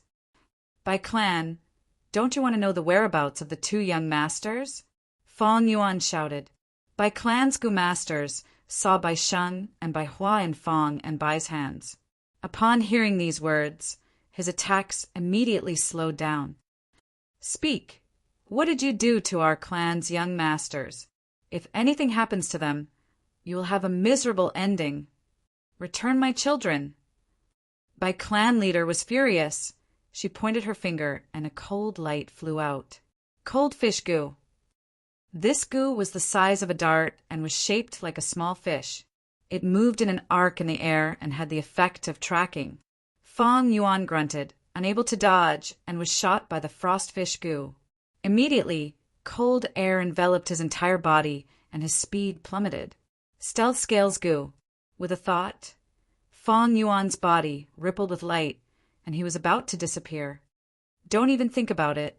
One of the elders suddenly stretched out his right hand and grabbed at Fang Yuan. Pooh! With a soft sound, even though the stealth scales goo was hidden in Fang Yuan's aperture, it was suddenly destroyed. Fang Yuan's heart sank as he hurriedly activated the hopping grass. The soles of his feet suddenly felt numb and itchy, and 2 spring-like clumps of grass grew out of his skin and flesh. Fong Yuan relied on the elasticity of the grass to leap forward, his speed increasing rapidly. "I'll go first. Remember to jump." He left behind these strange words. What? Bai Ningbing was naturally puzzled, but then the sound of wind behind her grew louder. She turned around to look, and her heart thumped. It was the matriarch of the 100 clans approaching. Her eyes were completely red, as if she was an enraged lioness. Her aura was so intense that even Bai Ningbing's heart shuddered. After all, she was a rank 4 Gu master. Bam! Bai clan leader punched, and the huge force immediately broke the sky canopy Gu's white armor. Bai Ningbing vomited a mouthful of blood and summoned the chainsaw golden centipede. The chainsaw golden centipede turned into a golden light and coiled around Bai clan leader. Using this chance, Bai Ningbing sprinted towards the exit. It was a cliff. At this moment, Bai Ningbing suddenly understood the meaning of Fong Yuan's words. He wanted her to jump off the cliff. "You can't escape," Bai clan leader shouted from behind. As for the chainsaw golden centipede, it had already been torn into pieces by her brute force. Bai Ningbing's eyes flashed with a trace of struggle. At this height, jumping down was certain death. But the situation was dire and she had no other choice. She gritted her teeth and jumped down the cliff. He really jumped. He's dead for sure. Some of the Bai clan Gu masters cried out in shock and stopped at the cliff. Bai clan leader looked down and saw Bai Ningbing falling. Veins popped on her forehead and she screamed. "If he's alive, I want to see him. If he's dead, I want to see his corpse. I must capture them." Her body continued to fall, and the wind whistled in her ears. Bai Ningbing had never thought she would have to jump off a cliff one day. Am I going to die like this? Although it was exciting, it doesn't feel good. The aura of death assaulted her, and Bai Ningbing's emotions churned intensely. I haven't even gotten the Yanggu. Dying as a woman is such a tragedy. But if I fall, I will definitely turn into meat paste, and I won't be able to tell if I'm a man or a woman. Bai Ningbing couldn't understand why she would have such a strange thought before she died. Right at this time, the sound of the wind became more intense, and an extremely familiar voice could be heard. "Bai Ningbing!" Bai Ningbing turned around. And who else could it be but Fong Yuan? Right now, Fong Yuan was also falling, but what was different was that he was stepping on a white-boned bird. Footless bird. This bird had no flesh and blood, and its entire body was made of white bones. It had the head of an eagle, the body of a crane, the tail of a swallow, and 2 pairs of wings on both sides, but no feet. Fong Yuan's body was covered in blood, and he had evidently suffered many injuries in the secret tunnel. "Grab my hand." He squatted on the bird's back and tried to stretch his hand over. Clap! A soft sound was heard, and the 2 hands grasped tightly in the air. Fong Yuan exerted force again and pulled Bai Ningbing onto the bird's back. But at this moment, a protruding mountain rock was less than 300 meters away from them. The footless bird was like a meteor, crashing towards this mountain rock. "Be careful, we're going to fall," Bai Ningbing exclaimed, her heart in her throat. The mountain rock rapidly expanded in her vision. Fong Yuan's eyes shone with a sharp light, and he shouted fiercely, "How can my demonic path fall in this tiny Baigu mountain? Rise! Rise! Rise! Rise!" His shout echoed in the valley. Hua hua hua! Under his control, the footless bird flapped its wings furiously and used all its strength to slow down the speed of its fall. A series of cracking sounds could be heard, and cracks appeared on the 4 bone wings. The primeval essence in Fong Yuan's aperture was rapidly being consumed, but the heavenly essence treasure, Lotus, gave off a warm light and spewed out large amounts of natural primeval essence. Fong Yuan's primeval essence, sea level decreased, and increased at the same time. A group of bone beasts that were strolling around the mountain rock felt the footless bird's movements, and looked up, and immediately scattered in all directions. A gray bone ostrich was so frightened that it stabbed its sharp beak into the white bone mountain rock and raised its butt high. Ostrich animals were naturally like this. When they were afraid, they liked to deceive themselves like this. They were about to collide. Bai Ningbing forgot to breathe. Fong Yuan glared angrily. The huge wind pressure caused the white bone tree on the mountain rock to collapse. Finally, the footless bird brushed past the ostriches, and flew up diagonally. The long tail of the ostriches was completely shaved off. Its round was exposed. Ha ha ha. Bai Ningbing laughed nonstop on the bird's back. After narrowly escaping death, all the pressure was gone. She felt that her heart had fallen back into her chest from her throat. Exciting, truly exciting. The excitement of life and death was always the most exciting. Wasn't this kind of life what she had always wanted, what she had always pursued? Footless bird, fly towards the blue sky. She was almost singing. Clan leader, they are still alive. At the cliff, the Bai Clan Gu Master's expressions turned green. We can't catch up. That is a footless bird. It can fly 10,000 li in a day. Tai Dao Ku sighed helplessly. There were very few goo worms that could fly, and those that could catch up to the footless bird were even fewer. Below rank 5, the footless bird was a first-rate flying mount. Alas, the heavens are blind. How can they allow such evildoers to live in this world? Some elders shouted angrily, beating their chests and stamping their feet. Bai Clan leader's eyes were bloodshot, and her fists were clenched so tightly that they were about to break, and her teeth were making cracking noises. Hearing Bai Ningbing's laughter, she even had a strong impulse to jump off the cliff and chase after the enemies. It was not that Bai Clan did not have flying goo. Some goo masters had already used their abilities to chase after Fong and Bai. But looking at their speed, even an idiot knew it was wishful thinking to catch up to these two. An intense bitterness filled the hearts of the Bai Clan Gu Masters. The criminals were roaming free in front of their eyes, but they could only watch helplessly. No, we cannot let them escape. No. A Gu Master old man shouted angrily, his body suddenly burning with raging flames. Bai Zhanwen. Bai Clan leader's expression changed. Lord Clan Elder. Everyone was shocked. Grandpa. Bai Zhan Lai's face was covered in tears. Clan leader, everyone. We cannot let these two thieves escape.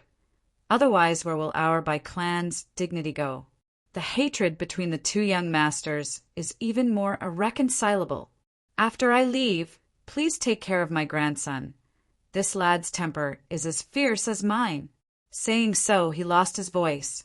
His skin, flesh, and bones had turned into flames. His vocal cords had also disappeared. Even his eyes had turned into purple-black round pupils. He had turned into a human-shaped torch. The flames burned fiercely. The temperature rose rapidly. Everyone retreated, and a sad song seemed to be playing on the mountain peak. Burning Man Goo. Rank 4 Goo. Once used, the whole body would burn and turn into flames, until it was extinguished. This elder Bai Zhanwen chose to sacrifice his life to obtain this powerful strength. Good, this clan leader will stand here and watch elder's contribution. Bai Clan leader was moved, but elder Bai Zhanwen could no longer hear her. He felt his strength had reached an unprecedented level. His life was burning at this moment, reaching its peak, radiating with boundless radiance. His purple-black round pupils swept through everyone. He gave his grandson one last look, before turning into a stream of flames and flying towards the sky. The stream of flames approached Footless Bird at an extremely fast speed. Good. Everyone saw this and cheered loudly. The Bai Clan leader's steel-like, ice-cold face also revealed an excited expression. A strong enemy. Bai Ningbing's expression was grave. She lacked the experience of fighting in the air. If she did not handle it well, she would fall and die a horrible death. How? The burning man roared. His purple-black pupils were filled with killing intent. Flames flashed, and the Burning Man's speed increased rapidly, pouncing towards Fang Yuan like lightning. "Hold on tight." Fang Yuan had been paying attention all this time, controlling Footless Bird to flap its wings. Footless Bird increased its speed and pulled apart the distance, causing the Burning Man to miss. On the cliff, there were sighs of regret and pity. But soon, the Burning Man pounced again. Footless Bird flew to the side, brushing past his shoulder. Bai Ningbing was almost flung off. She quickly grabbed onto the protruding bones on the bird's back. "Howl!" The Burning Man attacked again. Fang Yuan sneered. Footless Bird suddenly retracted its wings and dived towards the ground. The Burning Man followed closely behind. His speed was faster than Footless Bird, gradually closing the distance. Footless Bird suddenly spread its 4 wings and flew upwards, flying in the opposite direction. Boom! The Burning Man's flight relied entirely on the propulsion of flames. Without wings, he could not change direction in time, directly crashing into the mountain rocks. In an instant, the fire spread over an area of nearly 500 square meters, killing all the bone beasts and destroying large numbers of bone trees. In the sea of fire, a lump of fire condensed back into a human figure, flying out. Fang and Bai persevered. However, goo worms also depended on the type of person using them. In goo master cultivation, nurture, use, and refine, use was one of the 3 major aspects. Not just anyone could casually take out a goo and display its prowess. The methods and knowledge involved were very profound. The Burning Man goo was a method to perish together. This was the first time Bai Zhanwen was using it. In contrast, although this was the first time Fang Yuan was piloting Footless Bird, he had used countless flying mounts in his previous life. His experience was many times more than Bai Zhanwen's. He was extremely familiar with it. It was so deep in his soul that it was almost an instinct. On the cliff, by clans, people had been paying attention to the battle in the sky. From hope and expectation, it gradually turned into anger. Anyone with discerning eyes could see that Footless Bird was toying with Bai Zhanwen like it was toying with him. The Burning Man's angry roar was originally so shocking and full of vigor, but now it was only strong on the outside, revealing sorrow and helplessness. Damn it! Someone clenched his fists tightly. How can this be? Tai Daoku was also shocked by Fang Yuan's skill, sighing helplessly. "Fang Zheng, I want you to die," Bai Zhanlai shouted. The seed of hatred was buried deep in his heart. Bai Zhanwen's sacrifice, under Fang Yuan's toying, seemed to become a joke and also like a sarcastic slap on the Bai clan's people's faces. Gradually, everyone's anger turned into disappointment and despair. "We can't catch up. Don't tell me we can only watch helplessly." Guyua Fang Zheng. Many people muttered this name, gritting their teeth. Footless Bird flew freely, once again brushing past the Burning Man. "Young man, your bird manipulation skills are top-notch." "Ha ha ha!" Bai Ningbing laughed, relieved. Fang Yuan's expression suddenly froze. "Be careful!" Boom! An intense explosion occurred. Bai Zhanwen knew he could not catch up to Fang and Bai, and resolutely chose to self-detonate. The flames of the explosion enveloped Footless Bird. Fortunately, Footless Bird was made of white bones. Even its wings were made of thin, blade-like bone pieces. The flames could not cause any damage, but the true danger was the shockwave from the explosion. More cracks appeared on Footless Bird's body, and it lost its balance from the explosion, falling towards the ground. But after falling for some distance, under Fang Yuan's control, it regained its balance and flew far away. "Fang Yuan!" Bai Ningbing, however, shouted in shock. Earlier, Fang Yuan had lent her the sky canopy goo, so she had a goo worm to protect herself, but Fang Yuan did not. The incident happened suddenly, and Fang Yuan did not have time to activate his goo worm to defend himself. Footless Bird charged out of the flames, and Fang Yuan's body was burning with flames. The intense wind pushed the flames, and the earth communication ear grass in his right ear was burnt, but his expression was like steel, as if he was not the person involved. After Footless Bird stabilized, Fong Yuan spat out the tusita flower, and a burst of milk spring water poured on his head. The flames were extinguished, but his whole body was covered in burns, and his face was disfigured. It was a horrible sight. Bai Ningbing opened her mouth to speak, but could not say anything. On the contrary, Fong Yuan's lips curled up, and he laughed. "I like Footless Bird. Do you know why?" His smile was somewhat horrifying. "Why?" "Because it does not have bird legs, only wings. Thus it can only fly. When it lands on the ground, it signifies its destruction. All or nothing. If you don't fly, you die." Her blue pupils expanded and began to shine brightly. Her silver hair fluttered in the wind, and Bai Ningbing's lips curled up. "He then let us spread our wings and soar."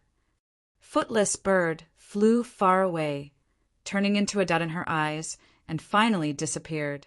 On the cliff, the Bai clansmen watched anxiously, but did not speak.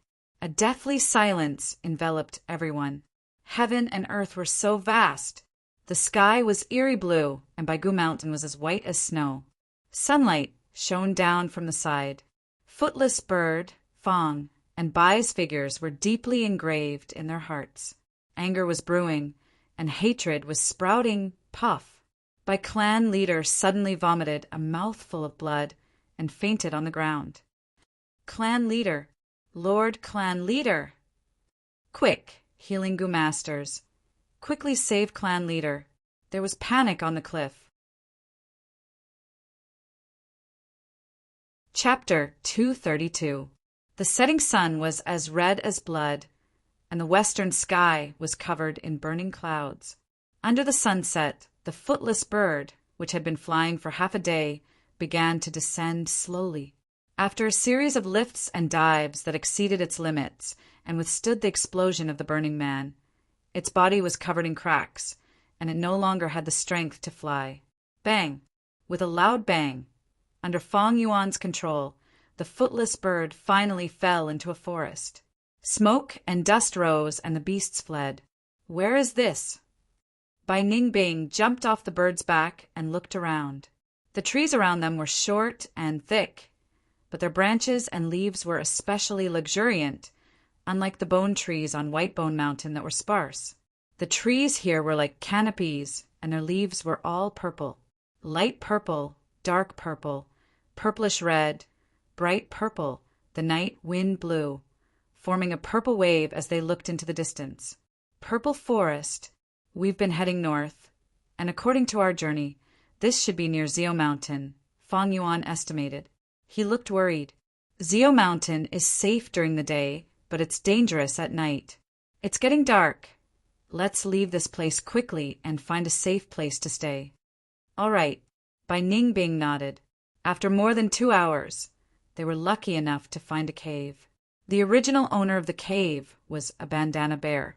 This kind of bear had a natural pouch on its abdomen, similar to a kangaroo. The dry firewood crackled, and the bonfire burned quietly. The meat soup in the iron pot was already boiling, emitting a strong aroma. The fat and tender bear paws were also roasted. Apart from these, the tusita flower also contained delicacies from the 100 clans.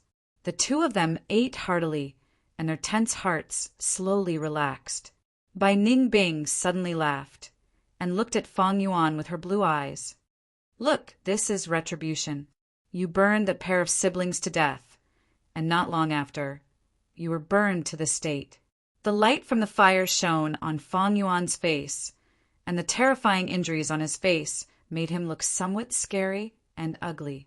If it was a timid girl, she would probably scream in fear when she saw his face.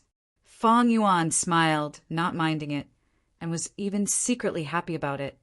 "Fortunately, I have flesh bone with me. It won't be difficult for you to recover your original appearance. All you have to do is cut off all the burned skin and flesh on your body.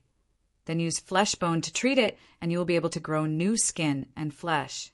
However, with your current first transformation cultivation, you can't use flesh bone regeneration. You can beg me. Maybe I'll be merciful and can't bear to treat you. Bai Ningbing didn't let go of any opportunity to mock Fang Yuan. Fang Yuan raised his eyebrows, even though his eyebrows had been burned off. Why do we need treatment? Isn't this a good situation? He laughed. We killed the only 2 young masters of Bai clan, and even fooled the Bai clan patriarch and clan elder. Do you think they will let us go? This kind of injury saves me the trouble of changing my appearance. The earth communication ear grass had already been destroyed, and Fang Yuan was now missing his right ear. There was cartilage in the ear, and this injury was not something that could be healed by the flesh-growing bone. But even if he had the means of treatment, he would rather lose an ear to change his image. In the past, there was a demon by EZ who was captured and imprisoned in a prison. He pretended to be crazy and smeared his own feces on himself. He even cut off his 5th limb and became a eunuch.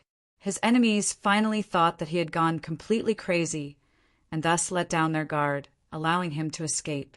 In the future, he returned to take revenge and killed the entire family of his enemies. There was also a great figure of the righteous path, Empress Wu Ji. When she ascended to the throne at a young age, her power was seized by her own elder sister, and she could only endure. But her elder sister was jealous of her beauty and made things difficult for her. She cut off her nose bridge, humiliated herself, and finally won the time to live and grow. More than 10 years later, she overthrew her elder sister's rule and regained power. She cut off her elder sister's 5 senses and made her wish she was dead. Those who achieved great things were all good at enduring and did not indulge in flesh and beauty. This was the same for both righteous path and demonic path, male or female. After Empress Wu Ji took power, even though she had the means of treatment, she had never restored her nose bridge, and this made me wary. That was why Wu clan was the #1 clan in southern border, suppressing Tai clan, Shan clan, and Fei clan. Those who indulge in flesh and beauty were all superficial and could not achieve great things.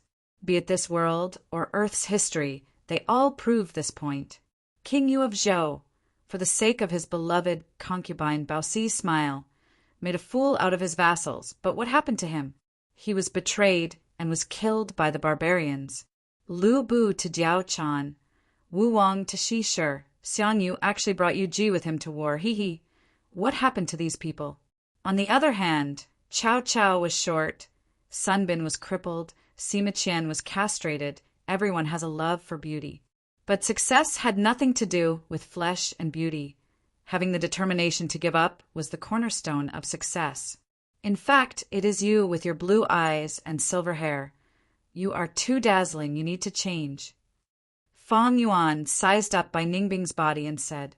Bai Ningbing snorted coldly and did not speak. Fang Yuan continued, the footless bird was damaged, and we only flew a few thousand miles. Although it is quite far from Bai Clan village. Since we committed this crime, Bai Clan will definitely come to arrest us. Our situation is still dangerous. If they issue a bounty for us, our days from now on will be even more difficult. Bai Ningbing frowned and pondered for a moment before snorting. Forget it.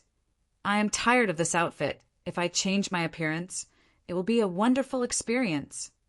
Next, the two began to summarize their losses and gains. There were losses: earth communication eargrass, chainsaw golden centipede, carapace goo, iron thorn brambles, stealth scales goo, and footless bird. They were all destroyed in the pursuit. But to Fang Yuan, escaping with his life was the most important. Only by staying alive could there be possibilities and hope. This was the foundation of everything. In order to survive, so what if he had to abandon spring-autumn cicada? One sentence, being able to abandon and give up, is a man. As for his gains, in Fang Yuan's aperture, there were large numbers of bone spear goo and spiral bone spear goo. Rank 3 flying bone shield, jade bone goo, iron bone goo, healing flesh bone goo, as well as several bone books that recorded all kinds of fusion recipes. Other than that, There was also the clearing heat goo that he obtained from Bai clan camp.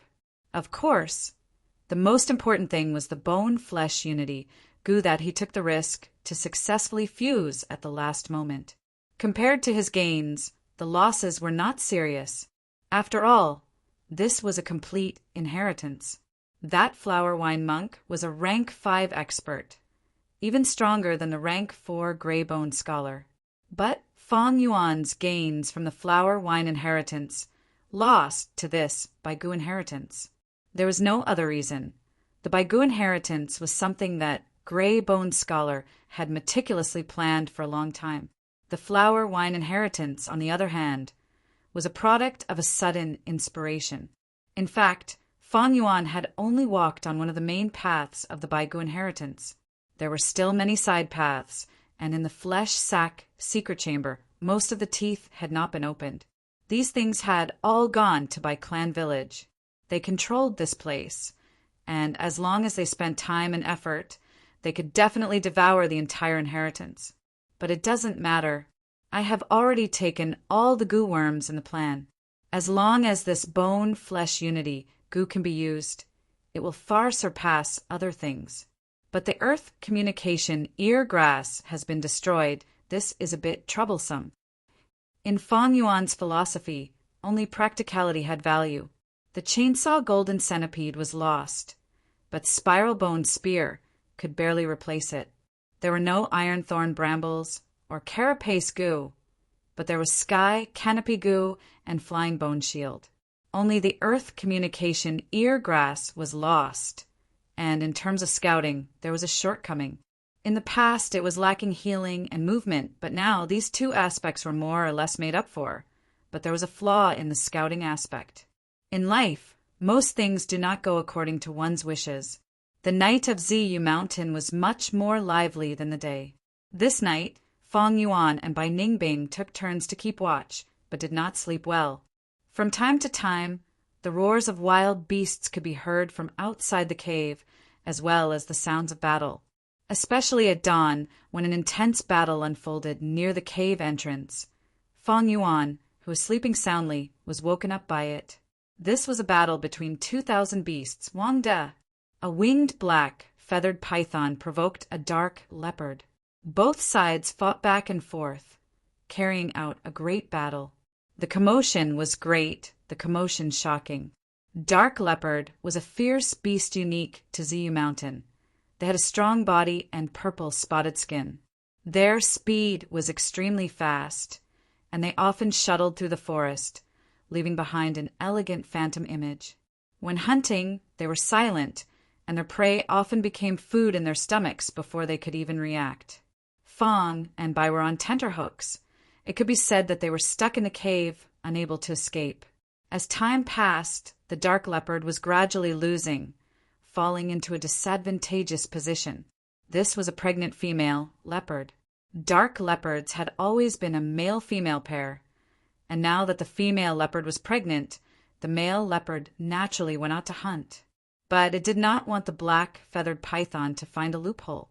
Eventually, the female leopard died under the entanglement of the black feathered python. But the black feathered python did not manage to escape and was met by the returning male leopard. After another intense battle, the male leopard killed the killer, but only obtained the cold corpse of the female leopard. Dawn arrived. The light of dawn shone on the elegant fur of the dark leopard, but the female leopard was already dead. The male leopard wandered around the female leopard, letting out a sorrowful whimper. The two of them were so close, yet so far apart, separated by life and death. "Why aren't you leaving?" Bai Ningbing complained inwardly. "Don't worry. The male and female dark leopard are of one mind. If one dies, the other will definitely not live alone." Fang Yuan sighed. "I'll go back and sleep first." He returned to the depths of the cave to sleep, while Bai Ningbing stayed at the cave entrance. The male leopard wandered around for a while, crawled down, and stuck out its tongue to lick the female leopard's wound. The female leopard's wound was pitch black, caused by the black feathered python's poison.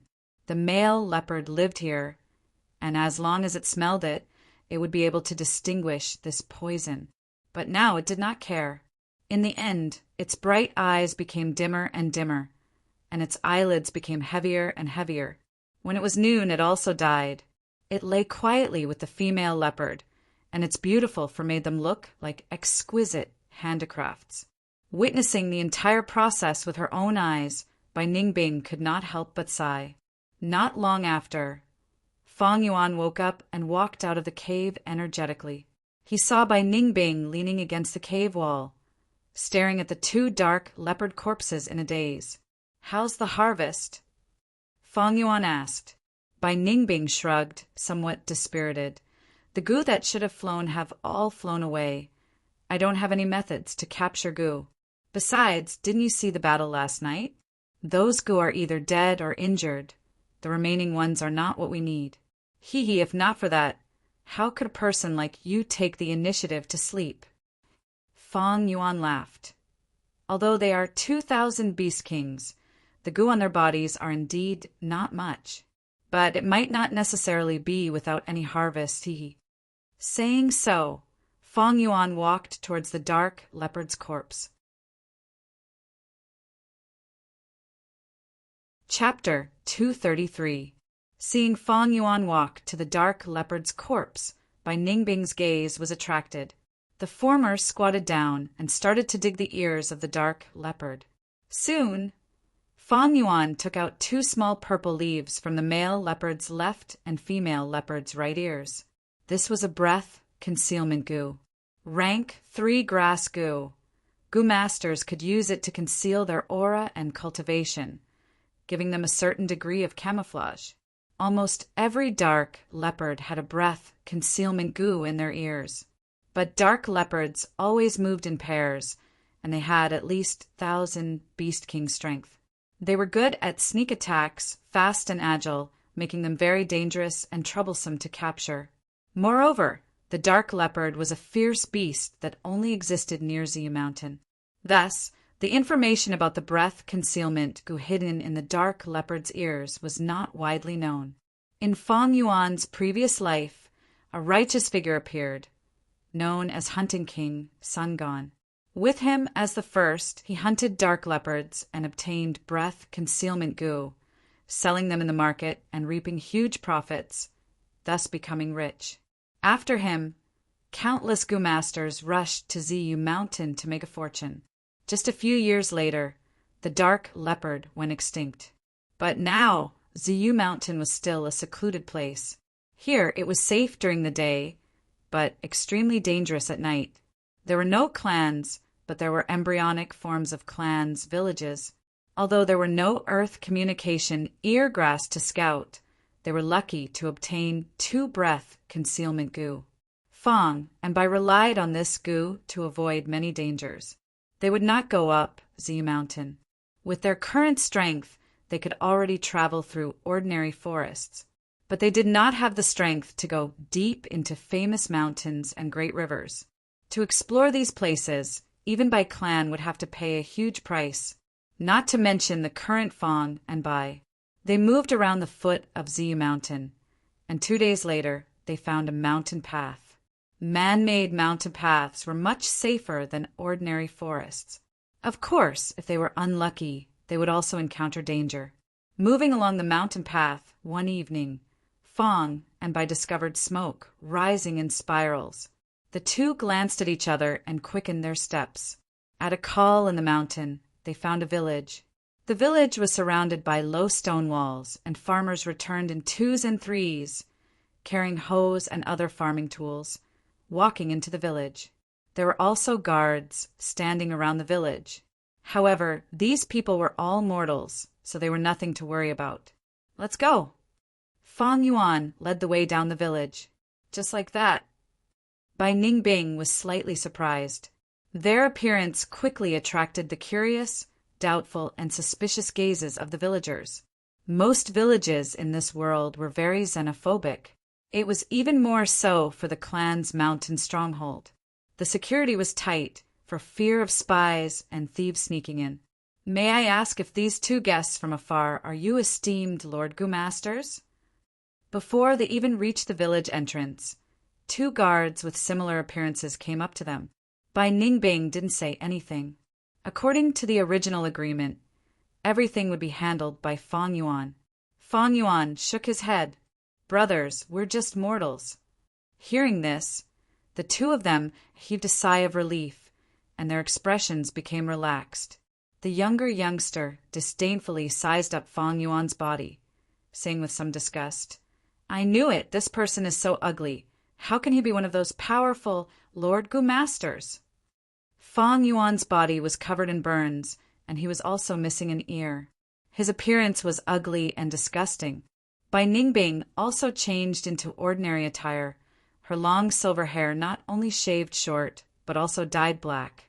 Her whole body was covered in ice, and thus her skin was as white as snow. But the color of her eyes couldn't be concealed, so she wore a straw hat, covering the upper half of her face.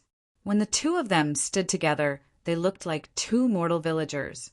Brother, don't talk nonsense, the older guard reprimanded, and then looked at Fang and Bai vigilantly. Where did you come from? Why did you come here? We came from the village on the other side of the mountain. Originally, he had dragged a handcart with medicinal herbs and cured meat, thinking of selling them. Sigh, we met a tiger on the way. Oh my, that scared me to death. We ran all the way and managed to escape with our lives. Sigh, we don't dare to go back for now. So we came to your village to sleep for a night. Just one night, we will leave tomorrow. Fang Yuan said casually. The guard's vigilance decreased slightly. Fang Yuan said again, Brother, don't blame your brother. My injuries were caused by fire. That day when my house was on fire, I was burnt to this state in order to grab some rice. Sigh, life is hard these days. The older guard sighed, entered the village. If no one takes you in, you can just stay in the corner for the night. Saying so, he moved aside. Watching Fang and Bai enter the village, the guard ordered his younger brother. Go and tell the village chief that there are two outsiders here. The old man has a lot of experience. Ask him to take a look. Brother, you are too careful. Why don't you think about it? How can these two be Masters? Moreover, why would Masters lie to us mortals? To have fun? If I tell you to go, just go. Asking me to run errands again. The young man grumbled, but still went. The village was peaceful. The fragrance of food permeated the air. After a day of work, the laughter of a family gathering for a meal also reached Fang and Bai's ears. Being in such an environment, Bai Ningbing could not help but feel relaxed. The reason why he disguised himself was because he did not want to expose his tracks. That would make it easier for the Bai clan to hunt him down.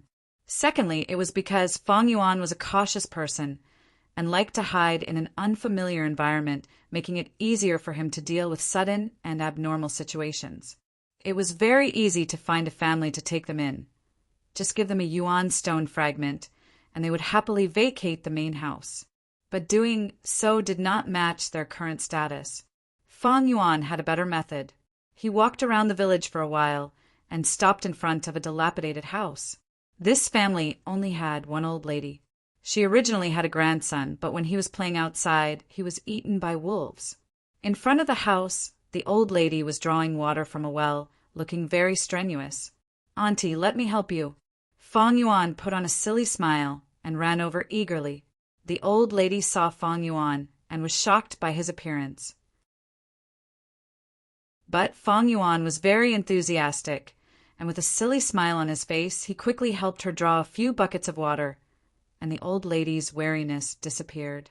Lad, you are from another village, right? The old lady laughed. Her mouth was cracked, and only a few teeth were left. Yes, I want to stay at Auntie's place for a night. Auntie, let me work for you. What do you think? Fang Yuan said naively. Sure. The old lady said happily. Although the villagers usually helped each other, she still needed this kind of labor force. Bai Ningbing was speechless as she watched from behind. This scoundrel Fang Yuan was too good at acting. After drawing water, it was time to chop firewood. Fang Yuan even took the initiative to cook, and his quick and efficient actions made the old lady praise him again and again. "Auntie, let me help you draw a few buckets of water. Let's talk after the water jar is filled." After dinner, Fang Yuan took the buckets of water and went out. The old lady said no need, but Fang Yuan insisted. After the water jar was filled, the old lady's eyes were filled with tears. "Lad, you are so honest. Sigh, it is a pity that your life is as bitter as mine." Evidently, the tragic story that Fang Yuan fabricated during dinner had left a deep impression on the simple and honest old lady. To mortals, lamp oil was precious. The house was dark at night. Only moonlight shone through the window. There were 2 beds in the house, and they were very simple. But Bai Ningbing was already very satisfied as she laid on the bed. The fatigue from these days of walking slowly dissipated at this moment. Fang Yuan sat cross-legged on the bed, and his mind entered his aperture, inspecting the bone-flesh unity goo. These days, he did not use this pair of goo. After all, it was refined by altering the recipe. According to Fang Yuan's cautious nature, he naturally had to do some research. Suddenly, Fang Yuan opened his eyes, and a bright light flashed past. "There should be no problem. I can use the bone-flesh unity goo now." Saying so, he summoned a pair of jade bracelets, shaped goo. These 2 jade bracelets, one was green like grass, while the other was red like blood, and they were still locked together, unable to be separated. Earlier, Fang Yuan had already refined them, but to use them, he had to give up one of them and let Bai Ningbing refine it. Bai Ningbing sat cross-legged and received the goo worm, but she did not refine it, instead looking at Fang Yuan. "What do you plan to do next?" Fang Yuan chuckled. "I thought you wouldn't ask." Even in the darkness, Bai Ningbing could feel the teasing smile on Fang Yuan's face. She snorted. Fang Yuan did not think of hiding it from her. "Our next destination is Shangliang Mountain." "Shangliang Mountain, Shang Clan?" Bai Ningbing raised her eyebrows. Shang Clan was one of the top forces in Southern Border, not weaker than Tai Clan or Fei Clan, only being suppressed by Wu Clan.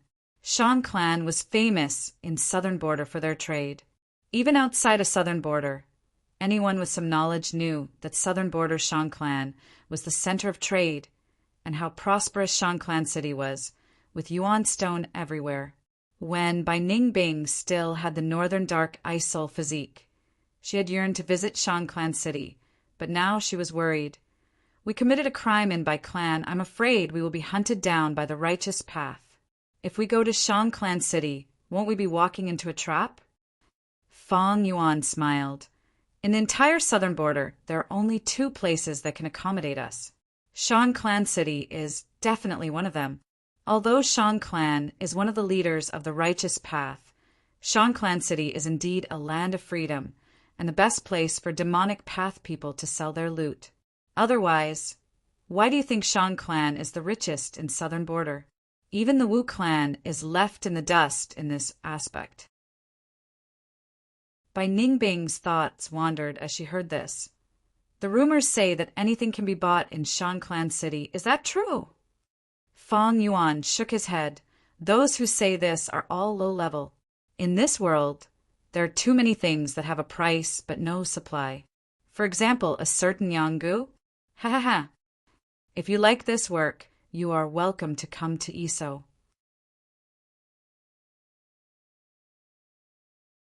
Chapter 234. In the dark room, Bai Ningbing let out an unhappy snort. Fang Yuan's words changed. "But at this moment, Shang Clan City is the most suitable place for us. There are many shops there, and we can buy goo worms that suit us. Our current goo worms might be outstanding, but they are not compatible. Only with a complete set can we display greater battle strength and even have the possibility of fighting above our ranks." Fang Yuan's words caused Bai Ningbing to agree with him. Any outstanding goo master would have a set of mature goo worms to work with.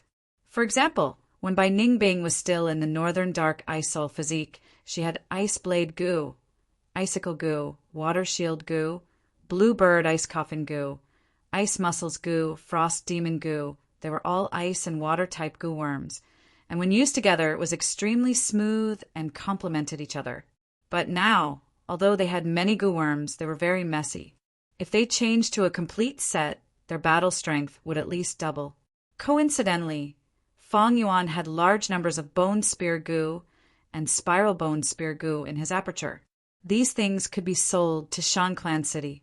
Even without these goo, Fong Yuan had Heavenly Essence Treasure Lotus and could produce Yuan Stone.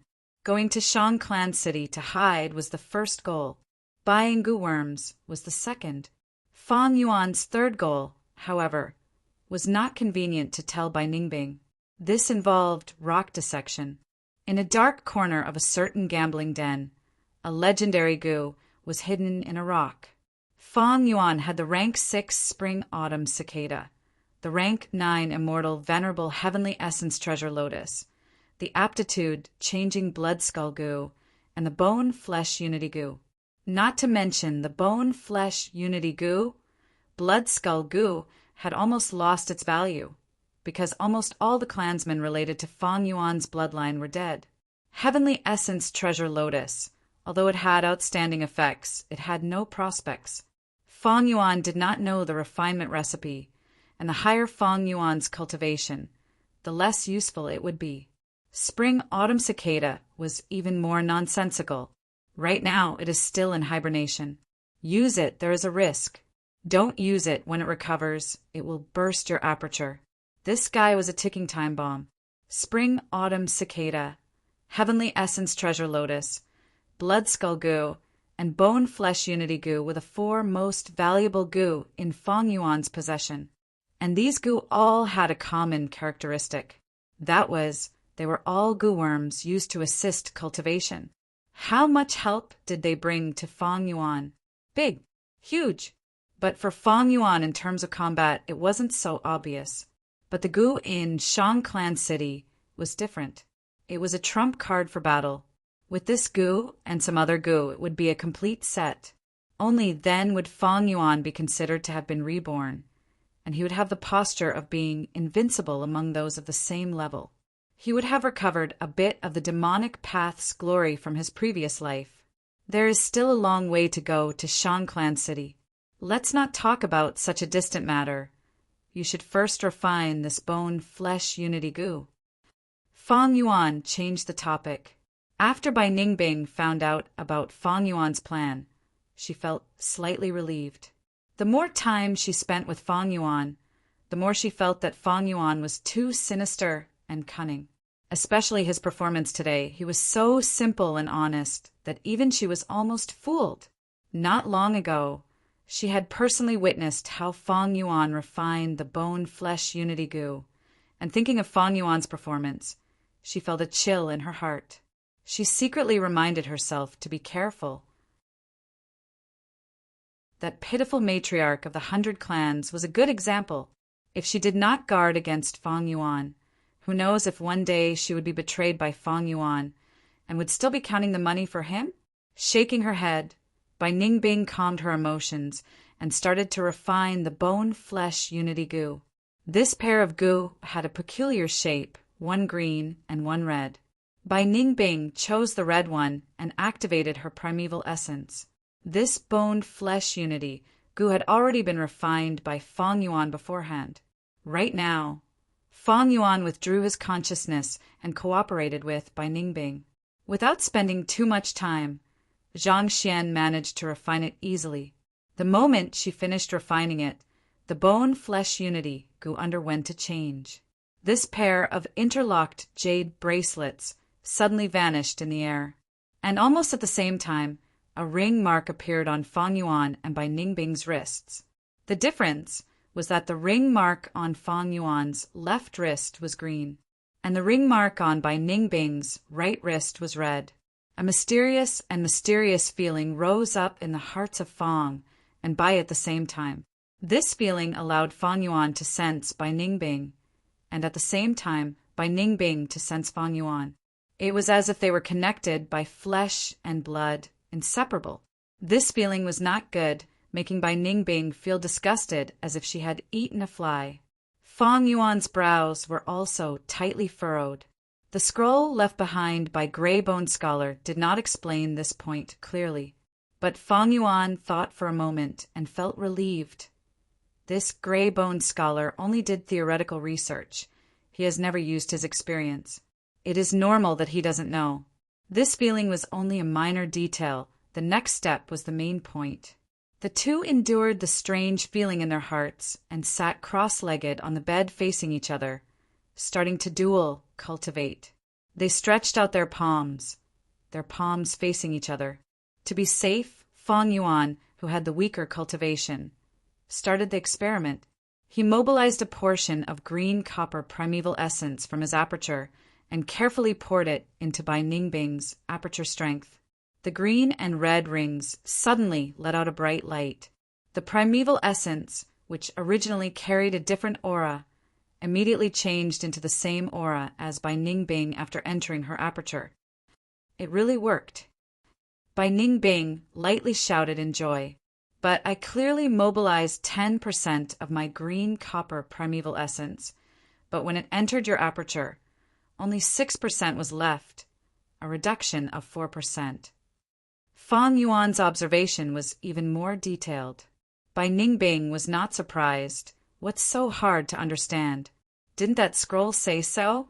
This bone-flesh unity goo, according to the depth of the relationship between the two who refined it, can be divided into 5 grades. From lowest to highest, they are flesh and blood mutual, flesh and blood bond. Close as flesh and blood bond. She continued to analyze. If that pair of siblings became Gu Masters and refined it alone, based on their relationship, it should be the highest grade flesh and blood bond. If we refined it alone, based on our relationship, I'm afraid it would be the lowest grade flesh and blood bond. With both sides neutralizing each other, it is the flesh and blood bond that is neither high nor low. This bone-flesh unity Gu referred to a series of Gu. Similar to Boer Gu, there were black Boer Gu, white Boer Gu, pink Boer Gu, and so on. According to the scroll, the bone-flesh unity Gu contained 5 types of Gu worms. The lowest quality was the flesh and blood mutual. 10% of primeval essence could only be converted to 2%. Above that was the flesh and blood bond Gu. 10% of primeval essence could be exchanged for 4%. As for the flesh and blood bond Gu, it could be exchanged for 6% of primeval essence. At the next rank was the flesh and blood bond Gu. After 10% of primeval essence was converted, there would be 8% left. As for the highest grade, the flesh and blood bond Gu, it had 100% conversion without any consumption. Fang Yuan relied on his previous life's experience to modify the recipe and obtain the rank 3 flesh and blood bond Gu. His luck was not bad. One had to know that it was extremely difficult to develop a secret recipe.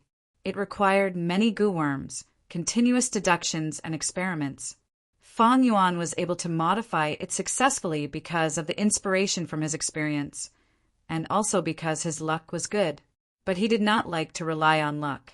This was not because he was born to be a jinx and had bad luck. Fang Yuan's luck was like ordinary people, sometimes good, sometimes bad, but he did not like factors that were out of his control. He was a person with a strong desire to control. He liked to control the situation, control others, and of course, control himself. Let's do this. Next, it's your turn, Fang Yuan said. Overall, he was satisfied with the result of the flesh and blood bond Gu. Bai Ningbing mobilized 10% of her snow-silver primeval essence and poured it into Fang Yuan's aperture. This time it was incredible. Just now, Fang Yuan's dark green primeval essence had entered her aperture and formed a green water that floated on the surface of the sea. Soon, it was engulfed by the snow-silver tide. The primeval sea had only risen a little. Right now, 10% of her primeval essence had entered Fang Yuan's aperture, but before it entered the primeval sea, Fang Yuan's entire aperture was trembling. Fang Yuan quickly shouted for it to stop. This was not a problem with the flesh and blood bond goo, but his aperture was only at rank 1 upper stage, and there are hundreds of bone spear goo inside. If he were to store the snow silver primeval essence, he would be in danger of collapsing. Bai Ningbing hesitated.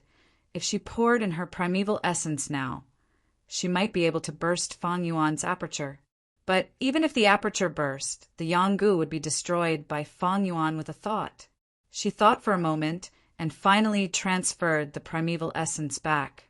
This snow silver primeval essence was originally 10%, but when it entered Fang Yuan's aperture, it changed its aura and was left with only 60%. Now that it returned to her aperture, it shrunk again and was left with 3.5%. This made Bai Ningbing inwardly sigh at the mystical nature of this flesh and blood bond goo. Fang Yuan moved the bone spear goo in his aperture into Bai Ningbing's aperture, before continuing to take in the snow silver primeval essence. When this snow silver primeval essence was in Bai Ningbing's body, it was still her aura. But once it entered Fang Yuan's body, it suddenly shrunk and turned into Fang Yuan's possession. This snow silver primeval essence entered Fang Yuan's aperture and sank to the bottom, while his green copper primeval essence could only helplessly float on top. The two coexisted peacefully without any problems. It was as if this white silver primeval essence was originally produced in Fang Yuan's aperture. If it was a different type of primeval essence, such close contact would immediately cause an explosion and cause damage to the aperture. Thus, normal importation was like walking on a tightrope, extremely dangerous and exhausting. Fang Yuan tried to move this white, silver primeval essence to wash the surrounding aperture walls. Goo masters were divided into 9 great realms, and each realm was further divided into initial stage, middle stage, upper stage, and peak stage. Initial stage was light membrane aperture walls, thin and flickering. Middle stage was water membrane aperture walls, flowing with light. Upper stage was stone membrane aperture walls, condensed and stable. Peak stage was crystal membrane aperture walls, clear and transparent. Fang Yuan was now at rank 1 upper stage, and the surrounding aperture walls were stone membrane. But when the snow silver primeval essence washed over it, this layer of stone membrane could not withstand it and showed signs of trembling.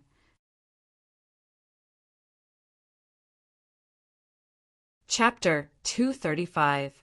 Fang Yuan quickly stopped in fright. Although he had used the liquor worm before, the liquor worm only cleansed his primeval essence and raised its quality by a small realm. When had he ever used such a huge difference in snow silver primeval essence? Without a choice, Fang Yuan could only reduce the amount of primeval essence he used each time, and at the same time slow down the cleansing strength. To think that high-quality primeval essence has its drawbacks. Fang Yuan said with some distress. In the darkness, Bai Ningbing could not help but roll her eyes when she heard this. What kind of opportunity was this? If others knew about this, they would probably slap Fang Yuan to death in anger. This was a blissful worry. For hours later, this 60% of snow silver primeval essence was used up. Just this one round of cultivation had impressively caused the rough stone membrane to feel as if it had been polished and brightened. It was like a rough jade. After rough processing, it showed a smooth and round quality. Quick, quick, use another 10% of primeval essence. Fang Yuan urged. Just like that, he spent the night cultivating. When the rooster crowed in the courtyard and the sky outside the window started to brighten, Fang Yuan opened his eyes. His eyes glowed brightly and revealed a strand of excitement that was difficult to conceal. Retracting his palm, he clenched his fist. Rank 1 peak stage! It was this night's cultivation that allowed him to advance from rank 1 upper stage to rank 1 peak stage. What speed! Ever since Fang Yuan started cultivating, including his previous life, he had never felt so comfortable and carefree. He could not stop even if he wanted to. To make an analogy, When he was a C-grade talent, his cultivation was like a snail's crawl. After using the liquor worm, he could walk. With a grade talent and the heavenly essence treasure lotus, it was like he was running. Damn it, using this bone-flesh reunion goo, it was like growing 2 wings and flying. Bai Ningbing's expression was one of shock from the bottom of her heart. She was extremely intelligent and quickly realized that this goo had another greater use. This goo is amazing. It might be able to break through a large realm. The liquor worm could only raise a small realm, and to break through a large realm, the goo master had to rely on their own primeval essence. Thus, aptitude was very important. But with this bone-flesh unity goo, when breaking through a large realm, one could borrow someone else's aperture. What kind of advantage was that? With this goo, Bai Goo Mountain is definitely worth it. Even if we sacrifice the heavenly essence treasure lotus, it will be worth it. At this moment, the morning light swept into the farmhouse. Bai Ningbing sighed deeply. There are so many talents in the world. Greybone Scholar was only a rank 4 goo master, but he was able to develop bone-flesh unity goo. He was truly a genius. As long as a goo master had a title, they all had their own outstanding points. In comparison, Fong and Bai were still nameless people. The sun was blazing in the field. Auntie, you should rest well. I'll help you. Fong Yuan snatched a hoe from the old lady's hand. Of course, the old lady couldn't compete with the young and strong Fong Yuan. She was even happier when the thing in her hand was taken away. She grinned and said, "Oh, where can I find a young man like you?"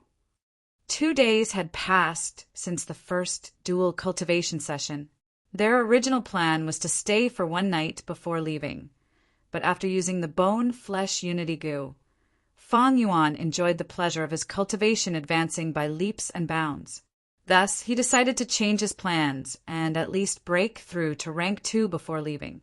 Anyway, there were still 2 to 3 years before that rock was found, so there was no hurry. Bai Ningbing did not object.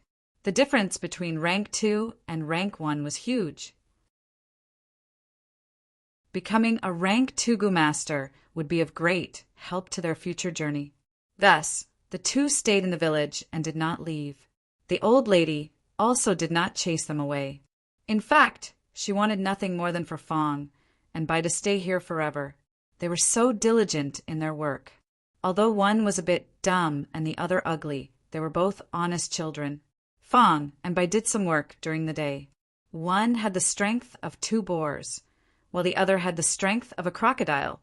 They could be said to have divine strength among mortals. Doing some farm work was a piece of cake for them. Moreover, in an old lady's house, how could there be any heavy farm work?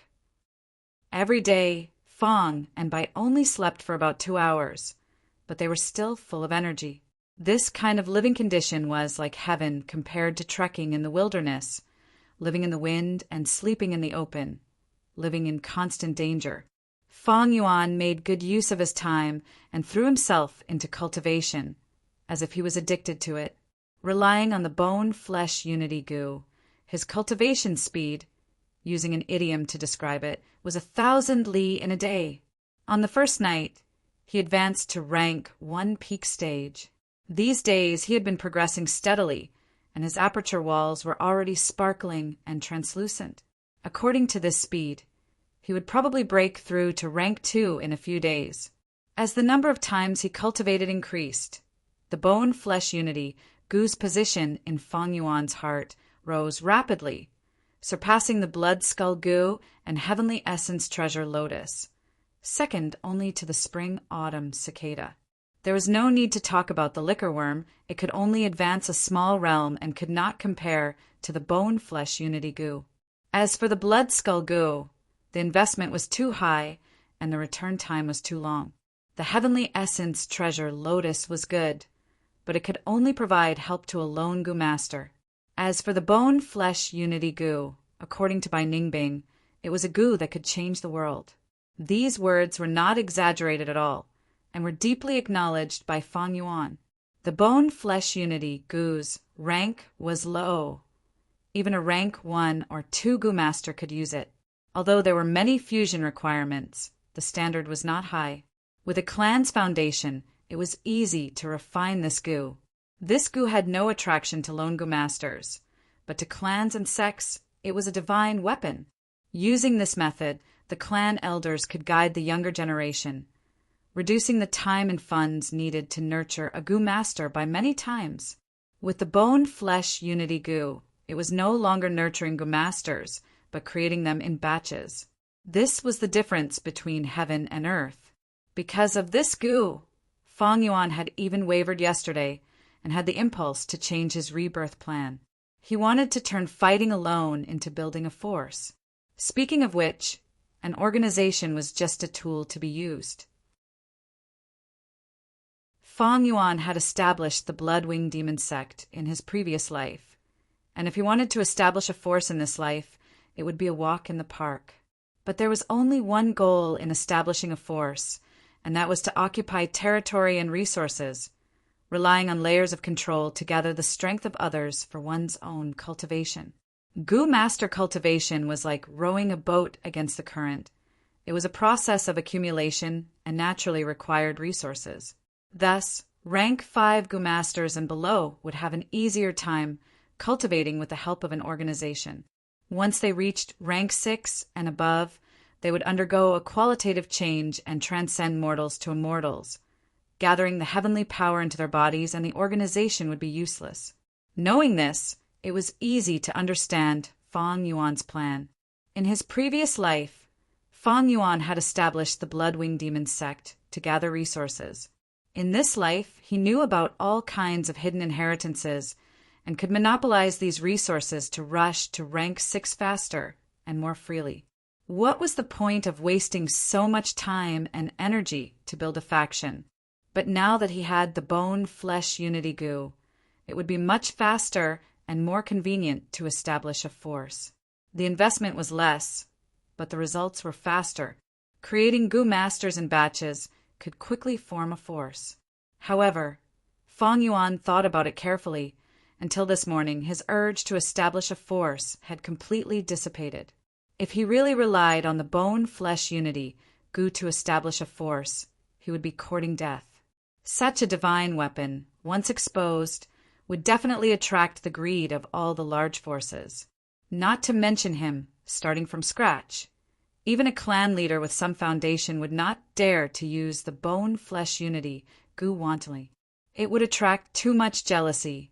Even Wu clan, the #1 clan in southern border, would not dare to use it alone. Fang Yuan estimated the conditions to use the bone-flesh unity goo on a large scale. It would require Wu clan, Fei clan, Tai clan, Shan clan, these huge forces to form an alliance. Only then would they be able to resist the greed of the world. If I want to establish a force, I'm afraid the moment I make any progress, I will be surrounded and killed. By then, even if I managed to escape, my painstakingly built foundation would be wasted. In the end, I would become a stray dog and be hunted by everyone. Fang Yuan had completely calmed down. He knew this path was a dead end, and he was firm in his decision to fight alone in this life. But speaking of which, Bai Hua and Bai Sheng were wise enough. In my previous life, they used the bone-flesh unity goo to grow into the righteous path duo stars. But they did not use this strength to establish Bai Clan's force, adding on their intentional misdirection. Although the reputation of the bone-flesh unity goo spread, the world greatly underestimated this goo's effect. Fang Yuan recalled it now, and suddenly realized the wisdom of this pair of righteous path duo. In this trip to Baigu Mountain, he was able to kill this pair of genius siblings while they were still growing. It was a huge harvest. But Fang Yuan had another thought. This bone-flesh unity goo can only be used by 2 people who have fused it. Bai Sheng and Bai Hua must have used the fusion method on the scroll. Without my tampering method, the difficulty of fusing the bone-flesh unity goo would greatly increase. Maybe they did not even think of this possibility. The more he thought about it, the more Fang Yuan felt his head aching. He hoed the field under the hot sun as he shook his head, collecting his scattered thoughts. After all, these things were no longer important. There was no use thinking about it. Unfortunately, I do not have thinking goo, comet heart goo, exquisite goo, thoughts like lightning goo, and other goo worms that can help me think. At the very least, a bookworm would suffice.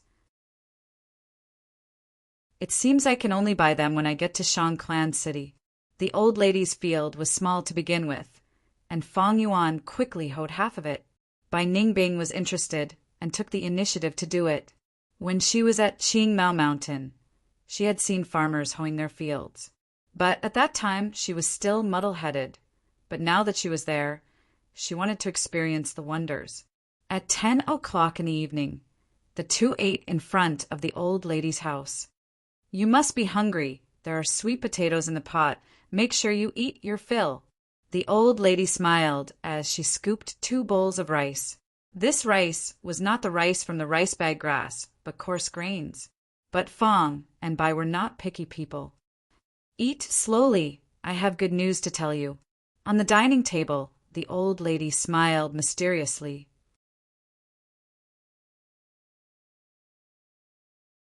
Chapter 236.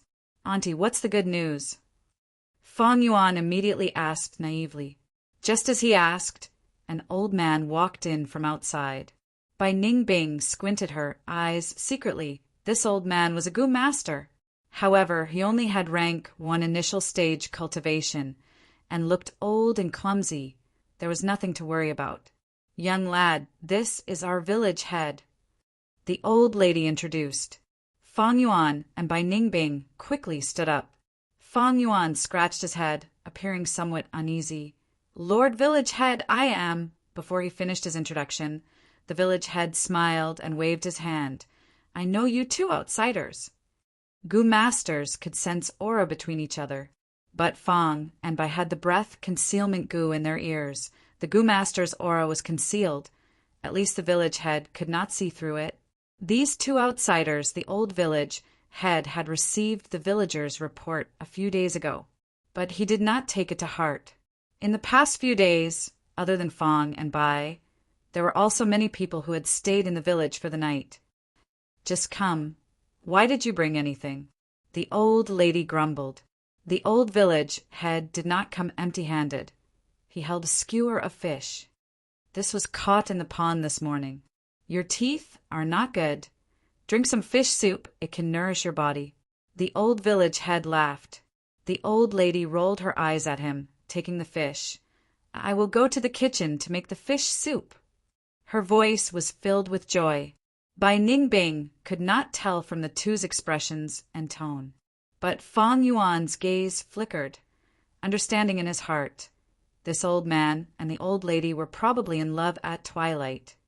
"Auntie, let me do it," Fong Yuan immediately said. Sit down and talk. There's good news." The old lady hurriedly waved her hand, gesturing for Fong and Bai to sit. "I have already told your matter to the village. Our village head is a Gu master. He can help you." "Gu master?" Fong Yuan's eyes opened wide, clearly stunned on the spot. Bai Ningbing saw his expression and almost could not help but roll her eyes. She also tried her best to look surprised, but it was obvious that she was far inferior to Fong Yuan. She was well aware of this. When the old village head saw Fong Yuan's expression, he laughed heartily. He suddenly felt that this ugly man was somewhat adorable.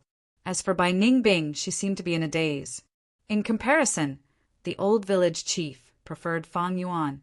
"You two youngsters take a seat. Don't be so reserved." He waved his hand and sat down first. Fong Yuan fidgeted for a moment before he sat down, panting nervously. Bai Ningbing also leaned from behind him, but it seemed a little unnatural. The old village head didn't suspect anything. "I heard that you came here to sell herbs and cured meat, but you ran into a wild beast. Bad luck. Your auntie has already told me that you guys have helped her so much here. I have some purple maple leaves here." A few days later, a caravan arrived. "Take these purple maple leaves and sell them. Maybe you can get back some money." When Bai Ningbing heard this, she immediately lost interest. So this was the good thing the old granny was talking about. This. Fang Yuan was so happy that he stuttered.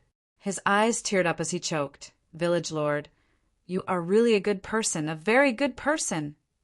The old village head patted this demon's shoulder and said with sympathy, you don't need to say these words. Who doesn't have times when they are down and out? But I can't give these to you for free. Otherwise the villagers will have an opinion. How about this? You guys come to the east side of the village to hoe the fields. After 7 days, the caravan will arrive. He was quite grateful to Fang and Bai. He was a mortal born and raised in this village, and was childhood sweethearts with the old granny. But the world is fickle, and the old granny married someone else. During a caravan transaction, a Gu master saw that he was quick-witted and gave him some pointers, making him a Gu master. Because of this, he became the village head. Although he still had feelings for the old granny, there were old people with children, and it would have a bad influence on them, so they didn't interact too much. Although he was the village head, he couldn't help the old granny too openly. He had secretly observed them, and felt that Fang and Bai had good temperaments. They were hard-working and honest children, but their luck was a little bad. Thus, when the old granny told him, he immediately agreed to help Fang Yuan. When you were eating, you promised the old village head. Don't tell me you really want to hoe the fields for 7 days and that cart of purple maple leaves? In the house at night, Bai Ningbing asked in confusion. The purple maple leaves are naturally not my true goal. Didn't you hear earlier? There's a caravan passing through here. Fang Yuan replied, so what? Didn't you mention that there are caravans passing through Z Mountain all year round? The caravans sometimes pass once a year, sometimes once every half a year. I just didn't expect there to be a caravan in such a short time. I've just been beating around the bush. This caravan travels from east to west. Even if they don't reach Shangklan City, they're going in the same direction as us. Bai Ningbing realized, you want to join the caravan and borrow their strength to reach Shangklan City? She thought for a while and felt that this was a good idea. First, the Earth communication eargrass was destroyed, and they lacked investigative gooworms. It would be troublesome for them to move on their own. Secondly, if they committed a crime, the Bai clan would definitely pursue them and would not let them go. Joining the caravan was a good way to cover their tracks. Finally, they had the breath concealment goo and could disguise as mortals.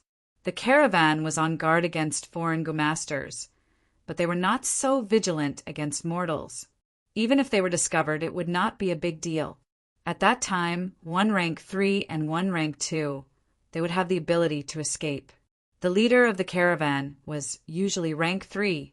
A rank for leader like Jia Fu was rarely seen.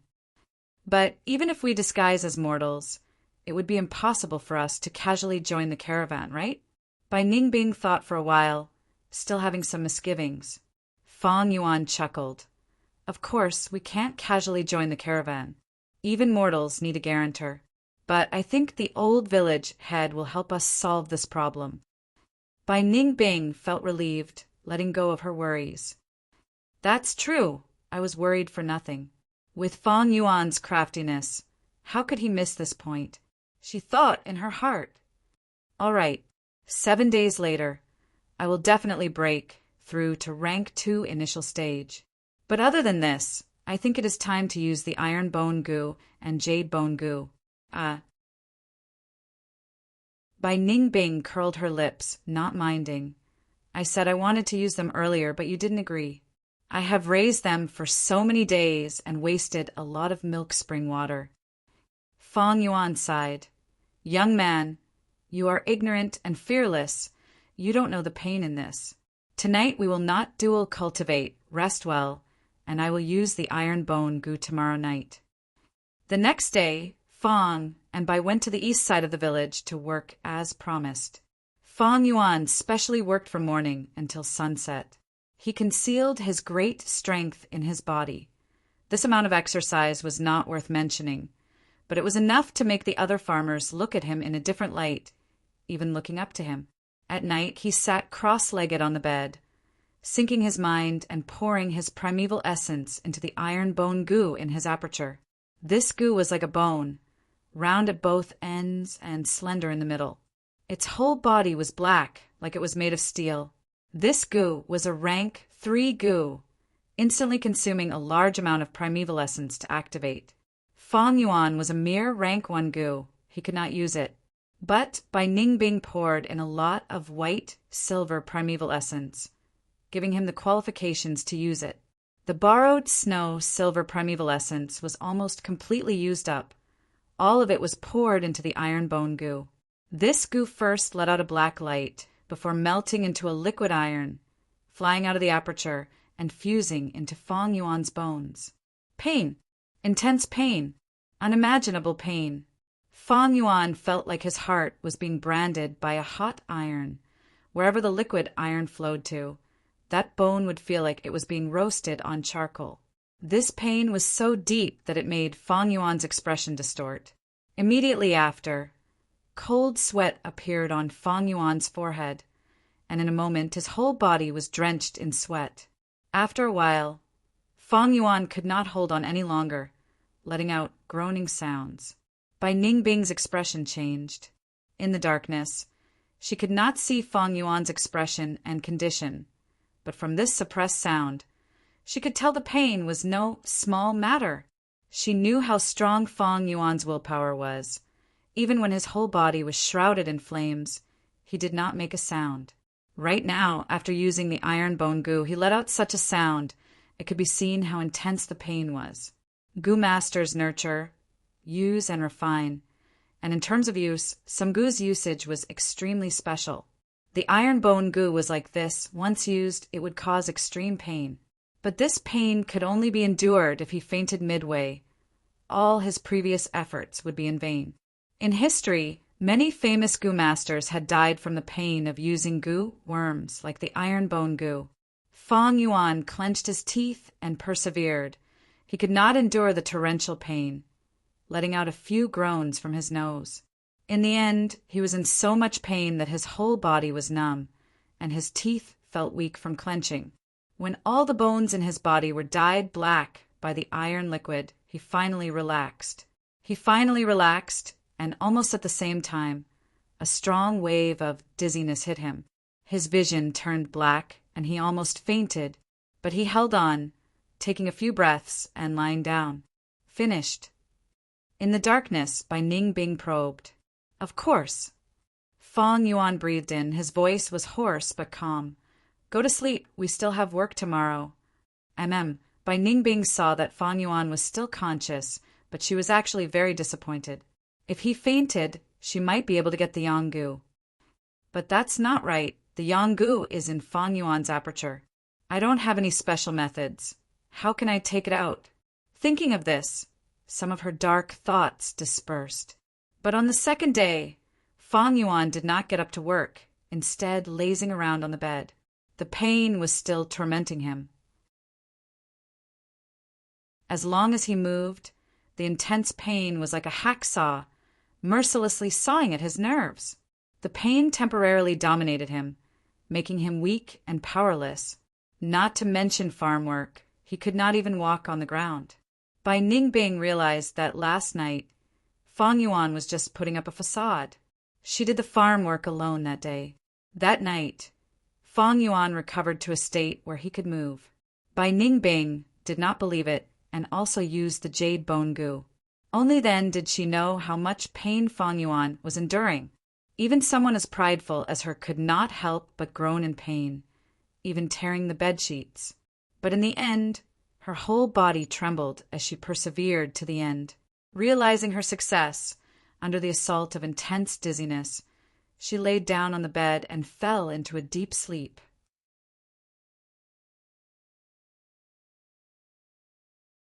Chapter 237. On the second day, it was Bai Ningbing's turn to lie on the bed, unable to move due to the pain.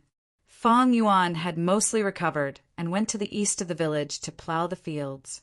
The old granny walked into the house and expressed her concern. Bai Ningbing immediately said that she was fine. She was probably tired from yesterday's work and would be fine after a day of rest. The old granny smiled meaningfully. I am indeed a little tired. You guys have been making a lot of noise these 2 days. I heard it all. What? Bai Ningbing did not understand. Miss, don't hide it from me. I already knew. The old granny smiled. Bai Ningbing's pupils contracted. Was her identity exposed? How was that possible? A murderous intent brewed in her heart, but she could not bear to do it. She could coldly watch the Bai siblings being burned to death, but that was because the Bai clan was destined to be their enemy. Although she was proud, she was not like Fang Yuan, who was unscrupulous. She could not bear to kill those who were indebted to her. The old granny in front of her was like this, and so was the previous leader of the Bai clan.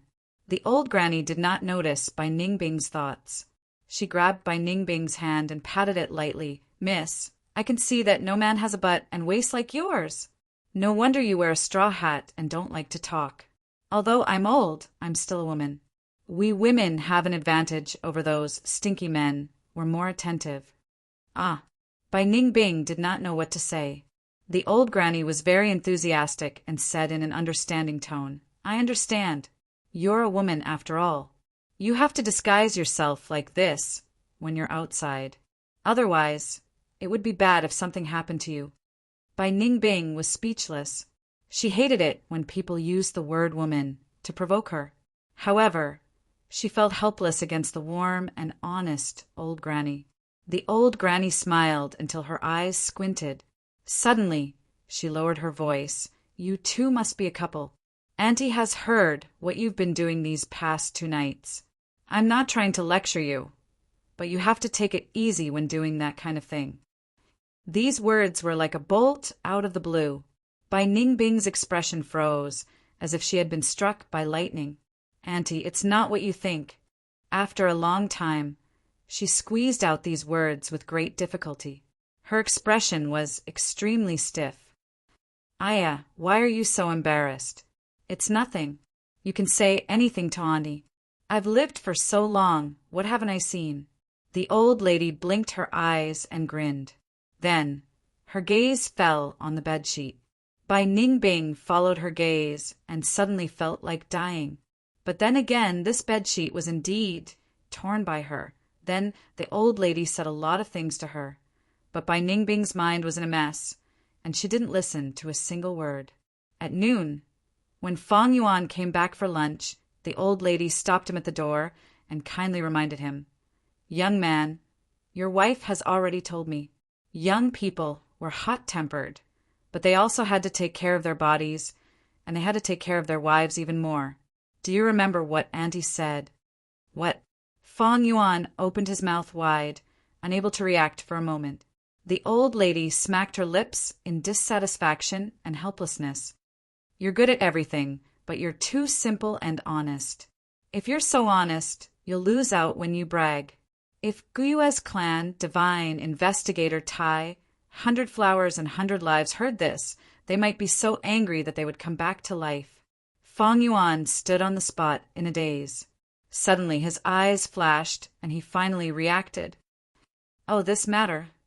He scratched his head and laughed foolishly, nodding his head. Auntie, you're right, I understand. At the dining table he saw Bai Ningbing. Bai Ningbing looked at him coldly. Her entire body seemed to be emitting an icy aura.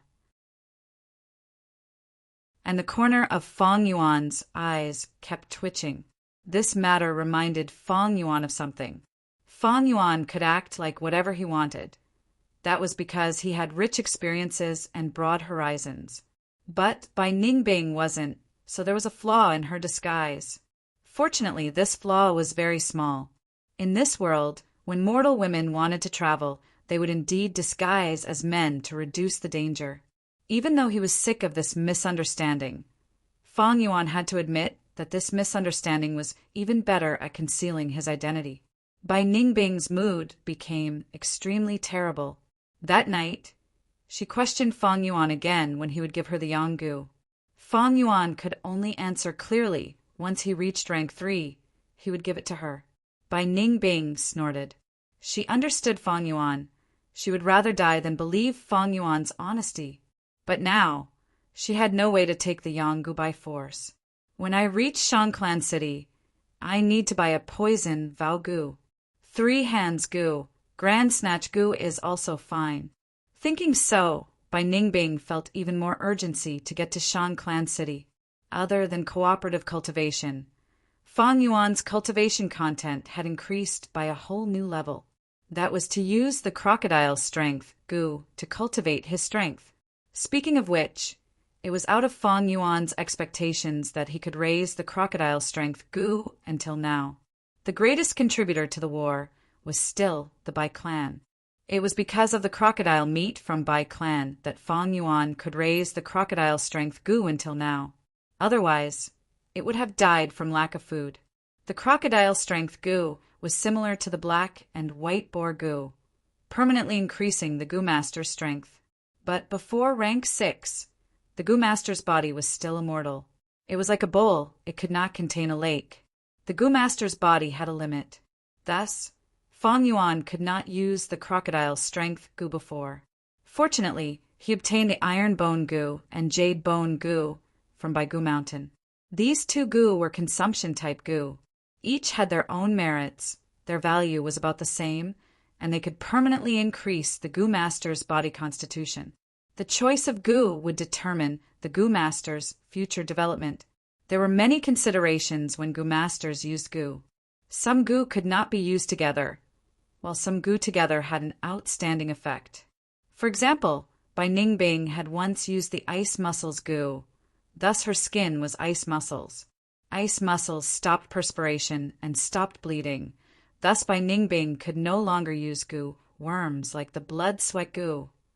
And after she used the jade bone Gu, her mortal bones became jade bones. Ice muscles, jade bones, the 2 complemented each other. It was an excellent combination. Everyone's needs were different. Ice muscles and jade bones suited Bai Ningbing, but not Fang Yuan. Considering the legendary Gu worm in Shangclan City, in Fang Yuan's plan, the combination effect he wanted the most was steel tendons and iron bones. Being able to obtain the iron bone Gu from Baigu Mountain, to him, it was very satisfying. After using the iron bone Gu, Fang Yuan's bones were as hard as steel.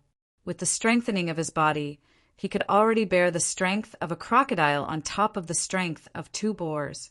His strength continued to increase. 7 days passed in a flash. According to the original agreement, Fang and Bai obtained a cart of purple maple leaves from the old village head. These goods were very cheap. A cart could not even be sold for 2 yuan stone. Fang Yuan did not take it to heart. This was only a stepping stone for him to hide his identity and follow the caravan. The caravan's arrival was 3 days later than the old village head had expected. Only on the 9th day did the caravan appear. The originally peaceful mountain village suddenly became lively. The caravan was huge. Black-skinned fat beetles the size of buses crawled slowly with goods and people on them. Beside them, colorful ostriches were dragging carts. Large mountain spiders had cargo boxes tied to their bodies. Winged snakes slithered around. Toads carried huge bags. These Gu mounts formed the main body of the caravan. Other than that, there were also large numbers of mortals driving carts with oxen and horses or carrying bamboo bags. This year's caravan is finally here. Every time I see these snakes, I feel afraid. Lord Gu masters are really amazing to be able to make such fierce snakes listen to you. I hope the cured meat can be sold. I don't expect to get a high price. I will be satisfied with a few yuan stone fragments. That's right, our luck is not as good as outsiders. The village head is too biased. That is a cart full of purple maple leaves. He gave it away just like that. The villagers set up many temporary stalls at the village entrance. Fang and Bai dragged a cart full of purple maple leaves, mixed in among them. Some of these people were from the village. Some came from other villages, bringing their own goods. Where there were people, there would be conflicts of interest. Even though Fang and Bai had been hoeing the fields in the east of the village for 7 days, a cart full of purple maple leaves, still made many villagers jealous. Fang Yuan naturally did not care about these words. He secretly observed the caravan members. This caravan was a mixed group, formed by many clans and forces. Unlike the Jia clan caravan, the main body was the Jia clan. In this caravan, other than the publicly elected leader, there were a dozen deputy leaders, like an alliance army. This was good news to Fang Yuan.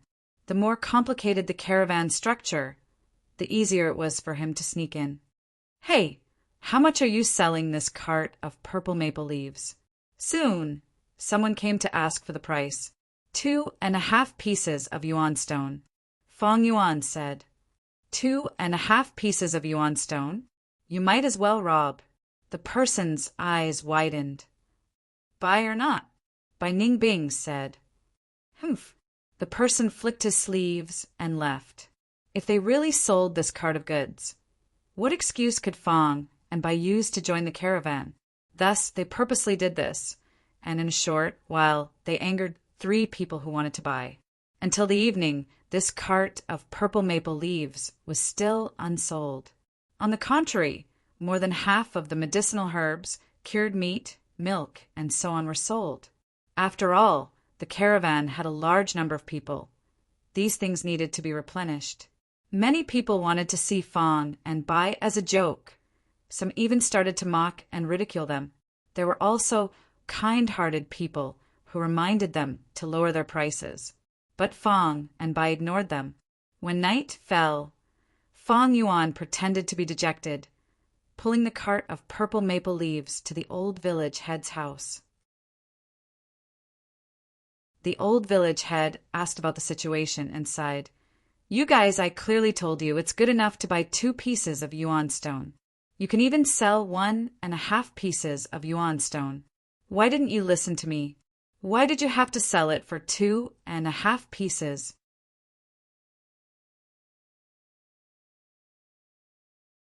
Chapter 238. You should know there are many purple maple leaves on Ziyu Mountain.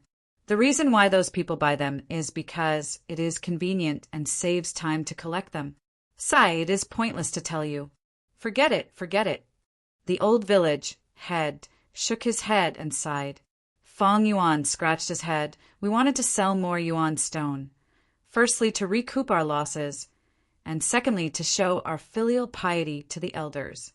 But who could have thought that after so much effort, we still couldn't sell them? His voice was anxious with a hint of sobbing. Hearing his words, the old village head's heart softened, the resentment in his heart dissipating by half. Fang Yuan continued, Lord Village Head, don't be anxious. We have decided to follow the caravan tomorrow. If we lower the price, we will be able to sell them. Follow the caravan? Who allowed you to follow the caravan? The old village head stared at them. Fang Yuan said matter-of-factly, I saw many mortals in the caravan. If they can follow, why can't we? The old village head held his forehead. Those are the servants of Lord Gu Master. Do you think a caravan can be casually followed by anyone? What if criminals sneak in? Ah! Fang Yuan opened his mouth wide, stunned on the spot. Then what do we do? The caravan is leaving tomorrow morning. Sigh. The old man sighed deeply. Forget it. We will help them to the end. Tomorrow morning, I will ask for help. Whether you can join the caravan or not will depend on your luck. The sun had just risen, and there were still a few stars left in the light blue sky. Looking from afar, Ziyu Mountain was covered in dark purple, quiet and mysterious. After a night's rest, the caravan was ready to set off. Check all the goods. Are the ropes tied tight? If one item drops on the way, I will flog you 100 times. Quick, quick, quick. Feed all of our black-skin fat beetles. The Gu Masters commanded loudly, causing the mortal servants to scatter around in panic. Some had a bad temper, holding whips in their hands, whipping whoever was slow. Some loved their Gu worms and fed them personally. Lord Qin, the old village chief, bowed and saluted one of the deputy leaders of the caravan. Oh, old John, I'm busy. If you have something to say, say it. This Gu Master Chin said. It's like this. I have 2 juniors who are doing some small business. Before the old village head finished speaking, Chin Gu Master suddenly shouted, Chin Xian, what are you doing? He hurriedly went to feed Serpentwing. Do you expect those servants to feed you well? That winged serpent of yours has already swallowed 3 servants these days. Yes, Master Elder. Chin Xian shrugged his head as he was caught. Chin Gu Master did not let him off, reprimanding. How many times have I told you to call me Old Lord in the village? But in the caravan, you have to call me Vice Leader. Yes, Vice Leader, Chin Xian replied and flew away. That rascal. Chen Gu Master grumbled angrily, turning towards the old village head. What did you say just now? Oh, you want to guarantee that the 2 juniors will join the caravan? Lord is wise, that's right. The old village head quickly replied. Is that so? Chin Gu Master purposely muttered to himself. The old village head was turned into a Gu Master by him. It was to place one of his own people in this place where the caravan had to pass through. When the caravan travels, those villages are the focal points of the trade, but the mortal villages along the way cannot be neglected. They are also very important. There are many people in the caravan. A lot of daily necessities have to be replenished along the way. There are also the servants. When the caravan encounters danger and some servants die, lacking manpower, the caravan would have to choose mortals from the villages along the way. Speaking of which, Chin Gu Master servants were already insufficient. In the caravan, mortals' lives were cheap. They were just expendable resources that could be used to speak and move around. In the future, when I pass through Zia Mountain, I will still need Old Zhang. If I don't agree, wouldn't I disappoint him? Coincidentally, I am also lacking manpower, but I cannot agree so easily. I need to weigh the pros and cons before I can sell them well. Just as Chen Gu Master was thinking, a messenger Gu Master of the caravan ran over. He held a stack of paper in his hand, shouting as he ran, Pay attention, a new arrest warrant. There is a new arrest warrant. As he shouted, he placed the paper on a black-skinned, fat beetle's body. New arrest warrant? Which family? How much is the reward? Let me see. Chin Gu Master was interested. Yes, Vice Leader. The messenger Gu Master quickly handed over a piece of paper. Chan Gu Master looked at it. Oh, it is the Bai clan's arrest warrant. As long as the information is correct, it will be 1,000 yuan stone. So high. Chin Gu Master's eyes brightened. He was interested. There were usually 2 prices on the arrest warrant. One was the information price, and the other was the price to haggle. The price of 1,000 primeval stones was usually for those Dao people who had made a name for themselves. However, the portraits on this wanted poster were of 2 young people. Both of them had good facial features, and one of them was even very beautiful. A man and a woman. These were 2 newbies. One is a rank 1 Gu Master. The other is rank 3. The information price is 1,000 yuan stone, and the haggle price is 5,800. TSK, it seems Bai clan hates these 2 demonic scoundrels to the core. Chen Gu Master laughed in schadenfreude. It was not Qin clan anyway. He had no idea that these 2 demonic scoundrels were already near him. The old village head also took a look at the arrest warrant, his heart shuddering. The world of Gu Masters is really dangerous. Such a beautiful young man is actually a criminal or a demon. Let's hope they won't come to our village. All right. Seeing that you have worked so hard for so many years, I will agree to your request. Chin Gu Master said. Ah, thank you, Lord. Lord, I will call them over now. The old village head was overjoyed. Chin Gu Master waved his hand. No need, I am very busy. Tell them to report to Chin Xian. He had no interest in meeting these 2 mortals. At the same time, he did not associate the person in front of him with the arrest warrant in his hand.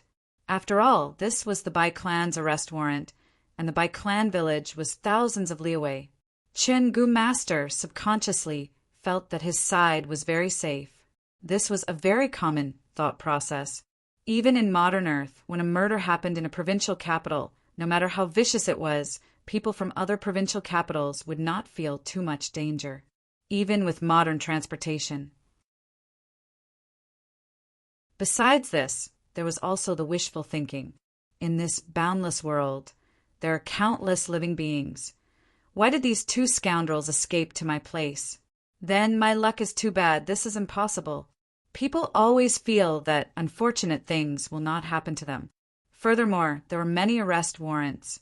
Many of them were demonic path leaders, either vicious or eccentric, attracting everyone's attention.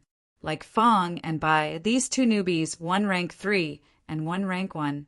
What could they achieve? When Chen Xian saw Fong and Bai, he did not associate them with the arrest warrant at all. Fong and Bai's appearances had changed greatly. Not mentioning the disfigured Fong Yuan, Bai Ningbing also looked presentable after these days of practice. Chen Xian lost interest at first glance, especially when he saw Fong Yuan's appearance, which made him feel even more disgusted. He was only a rank 1, while Fong Yuan had advanced to rank 2 a few days ago. Chen Xian hurriedly identified them, but did not feel any Gu Master aura, so he called an old butler and asked him to arrange Fong and Bai's work. "What are your names?" The old butler asked. At this time, someone finally asked for their names. "I am He Tu. My wife is Bai Yin." Fong Yuan casually said, "Female." The old butler turned around and frowned. He stared at Bai Ningbing, looking at her dark and swarthy appearance. She was actually called Bai Yin? This He Tu was really ugly. Women are troublesome. You guys have to be careful. If something happens, don't blame me for not warning you. The old butler said, "I know. I have a cart with purple maple leaves on it. My wife will stay on the cart and take care of the goods. We don't want to interact with others." Fong Yuan said, "Good that you know." The old butler arranged for them to unload the goods, but to Fong Yuan and Bai Ningbing, it was simply not worth mentioning. Bai Ningbing, on the other hand, had to pretend to be out of breath and was somewhat tired.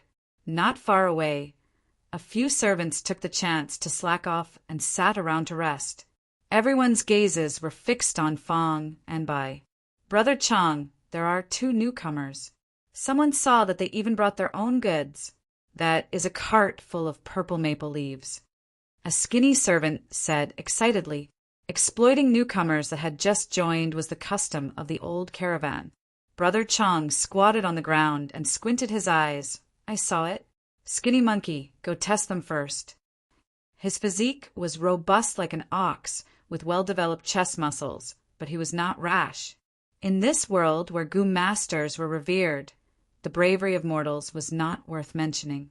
To be able to become the center of this small circle, he naturally had some intelligence. Skinny Monkey sighed and walked to Fong Yuan's side under everyone's gaze. "Brother, where did you come from?" "Everyone calls me Brother Monkey. In the future, when we work together, we need to take care of each other." Skinny Monkey smiled. Fong Yuan glanced at him and said only one word. "Scram." Skinny Monkey's eyes widened and showed an angry expression. Fong Yuan did not look at him and continued to move the goods. He had been in a caravan in his previous life and was very clear of the filth involved. In slang, Skinny Monkey was stepping on the plate. He first used words to probe Fong Yuan's background. If he did not have any background, then he would gang up and bully him, exploiting him for some benefits. In fact, not only mortals, even Gu masters were the same, just that most of them looked more elegant when they ate. Venturing alone was to fight with wild beasts. Moving in groups was to fight with their own kind. Where there were benefits, there would be fights. The space was only so big. Everyone wanted to live a better life and have more space to move around. But what could they do? They could only invade other people's space. Skinny Monkey did not expect Fong Yuan to not give him face. He stood on the spot and stared at him fiercely. Fong Yuan did not care about such a small character. Mortals were like grass, even if he killed 1 or 2. So what? As long as it did not affect the delivery, the Gu masters above would not care. If they really cared, Fang Yuan naturally had his own methods to settle this matter. In short, provoking Fang Yuan, these servants were simply looking for death. What? Still not scramming. Do you want me to leave? Fang Yuan coldly glanced at Skinny Monkey. Skinny Monkey snorted but did not dare to act up, returning in defeat.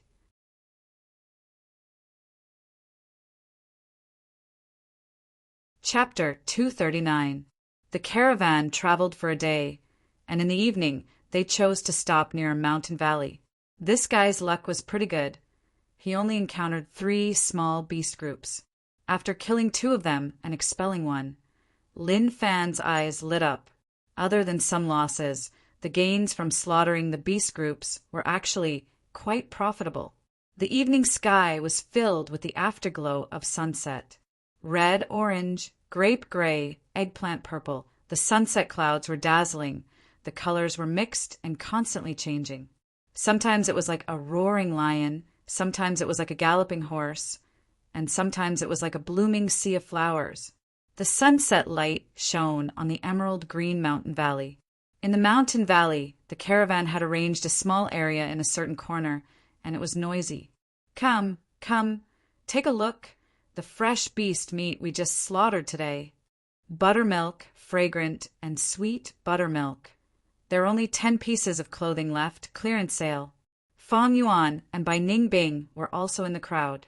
They dragged their handcart and occupied an area. On the left was a stall selling wild vegetables, and on the right was a stall selling milk. Bai Ningbing looked around with interest.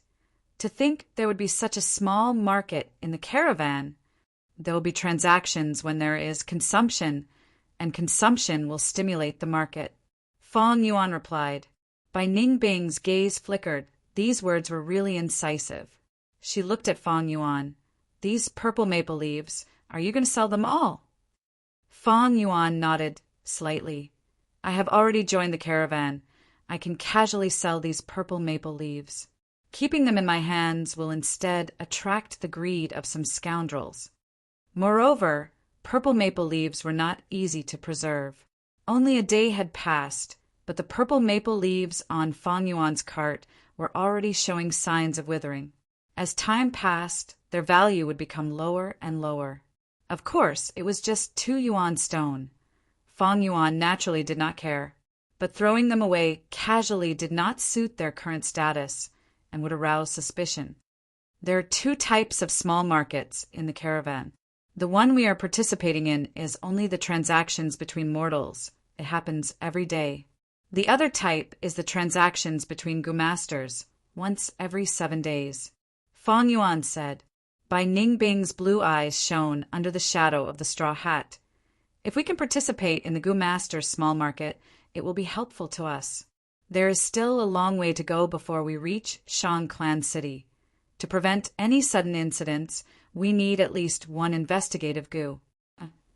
I already have a plan for that, but it's still too early.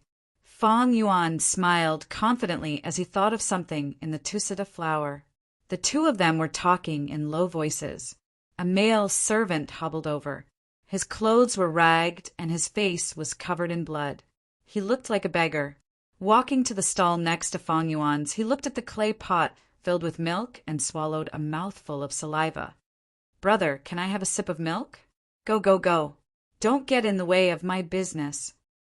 The milkman waved his hand impatiently. The servant had no choice but to move to the front of Fang and Bai's handcart. 2 brothers! Before he could finish, Fang Yuan stepped forward, lifted his leg, and kicked him over. He shouted fiercely, "Scram!" The servant was kicked to the ground, his tattered clothes covered in black mud.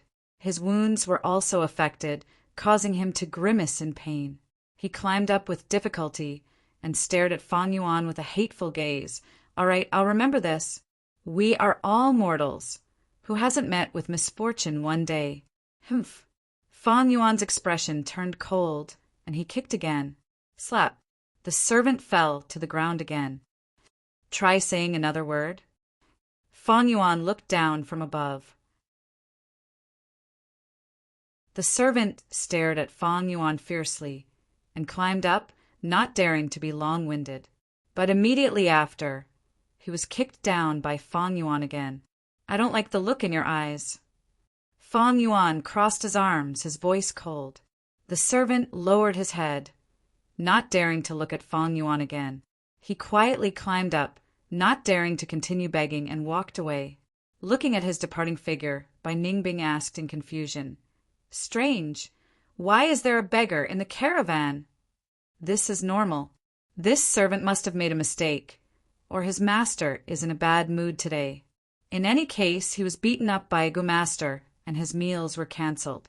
Fang Yuan shrugged his shoulders, but his gaze coldly glanced at a corner not far away. In the corner, 3 to 4 strong servants were capturing new faces, planning how to bully them. After seeing the situation at Fang Yuan's side, their gazes swept towards other targets. Mortals had cheap lives, and their status was extremely low. Survival was difficult, like walking on a tightrope.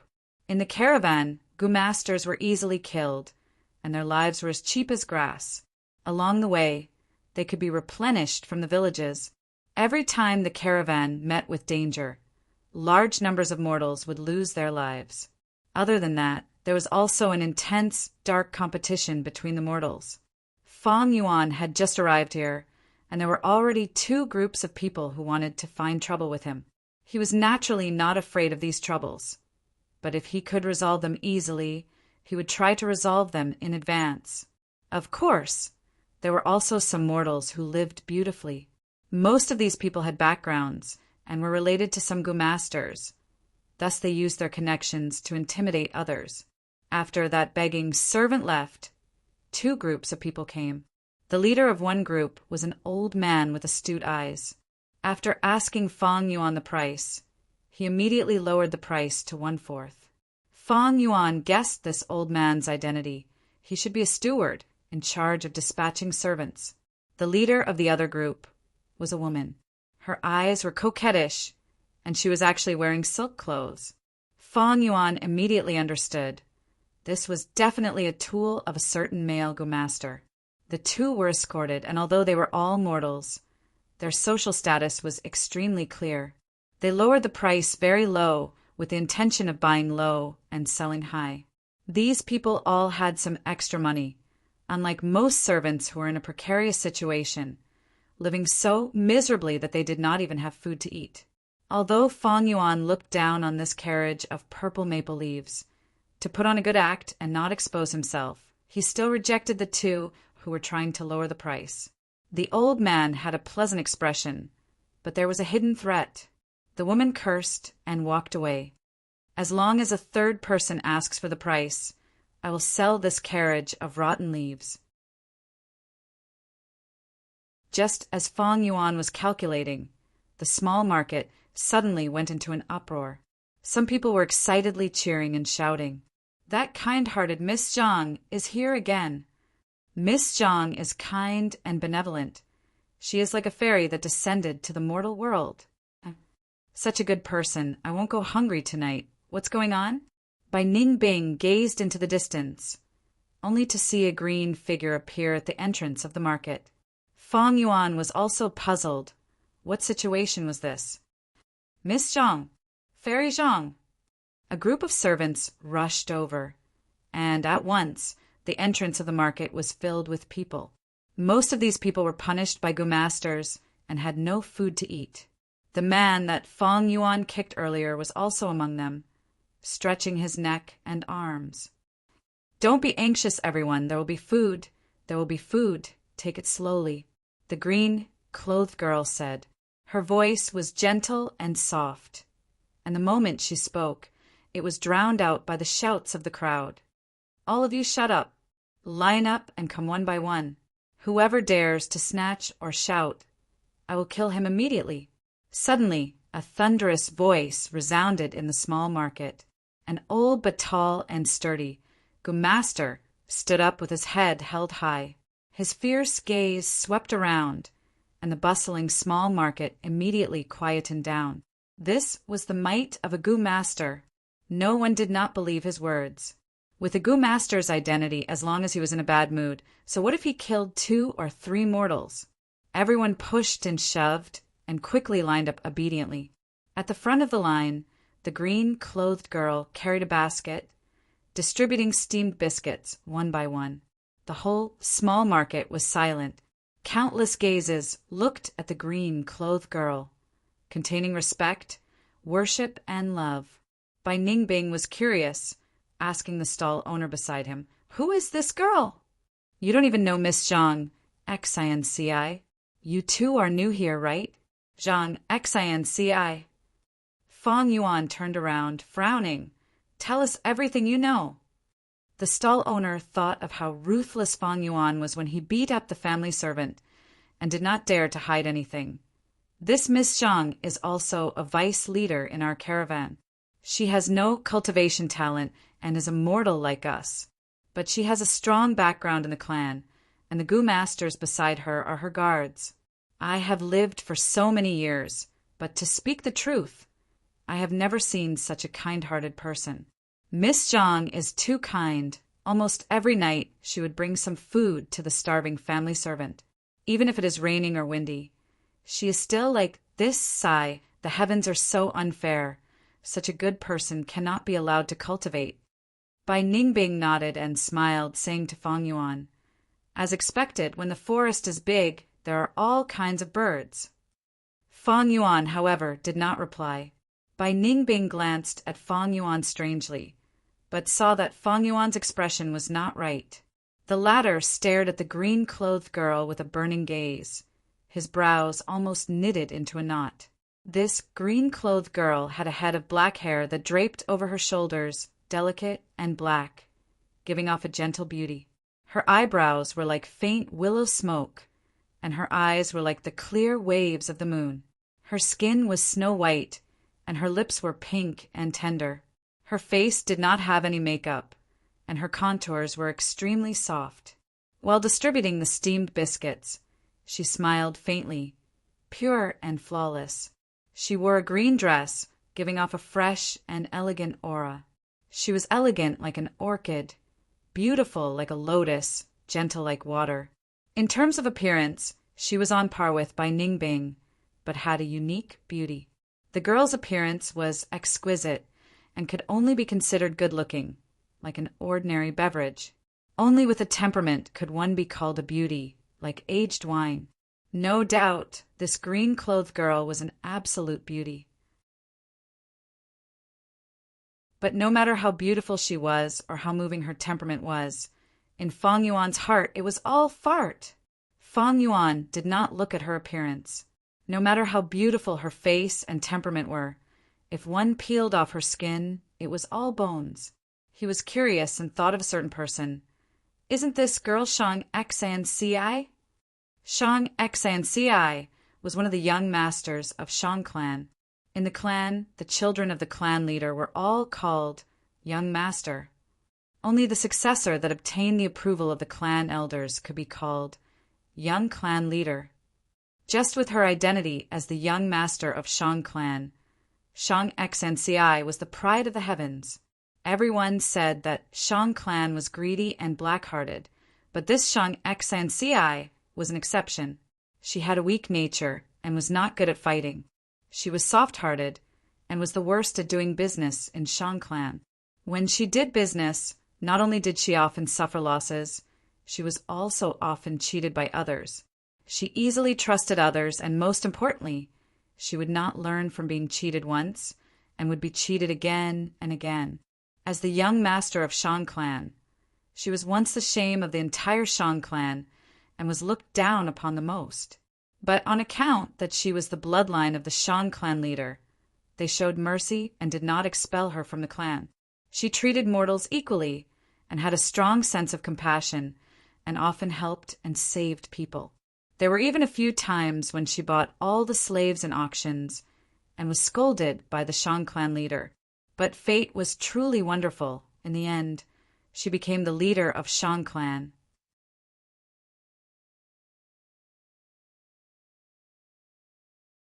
Chapter 240. But why is she here?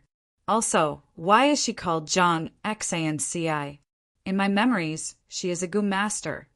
Why do others say she has no cultivation talent and is just a mortal? Fang Yuan was puzzled. Is she not Shang Xanci and only looks like her? This is too similar. No, wait.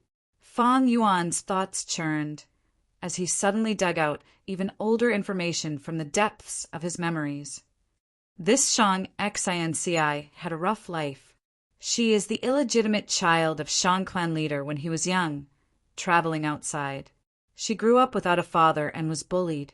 After her mother died, her life became even more difficult. Forced by her clansmen, she could only follow a caravan to trade.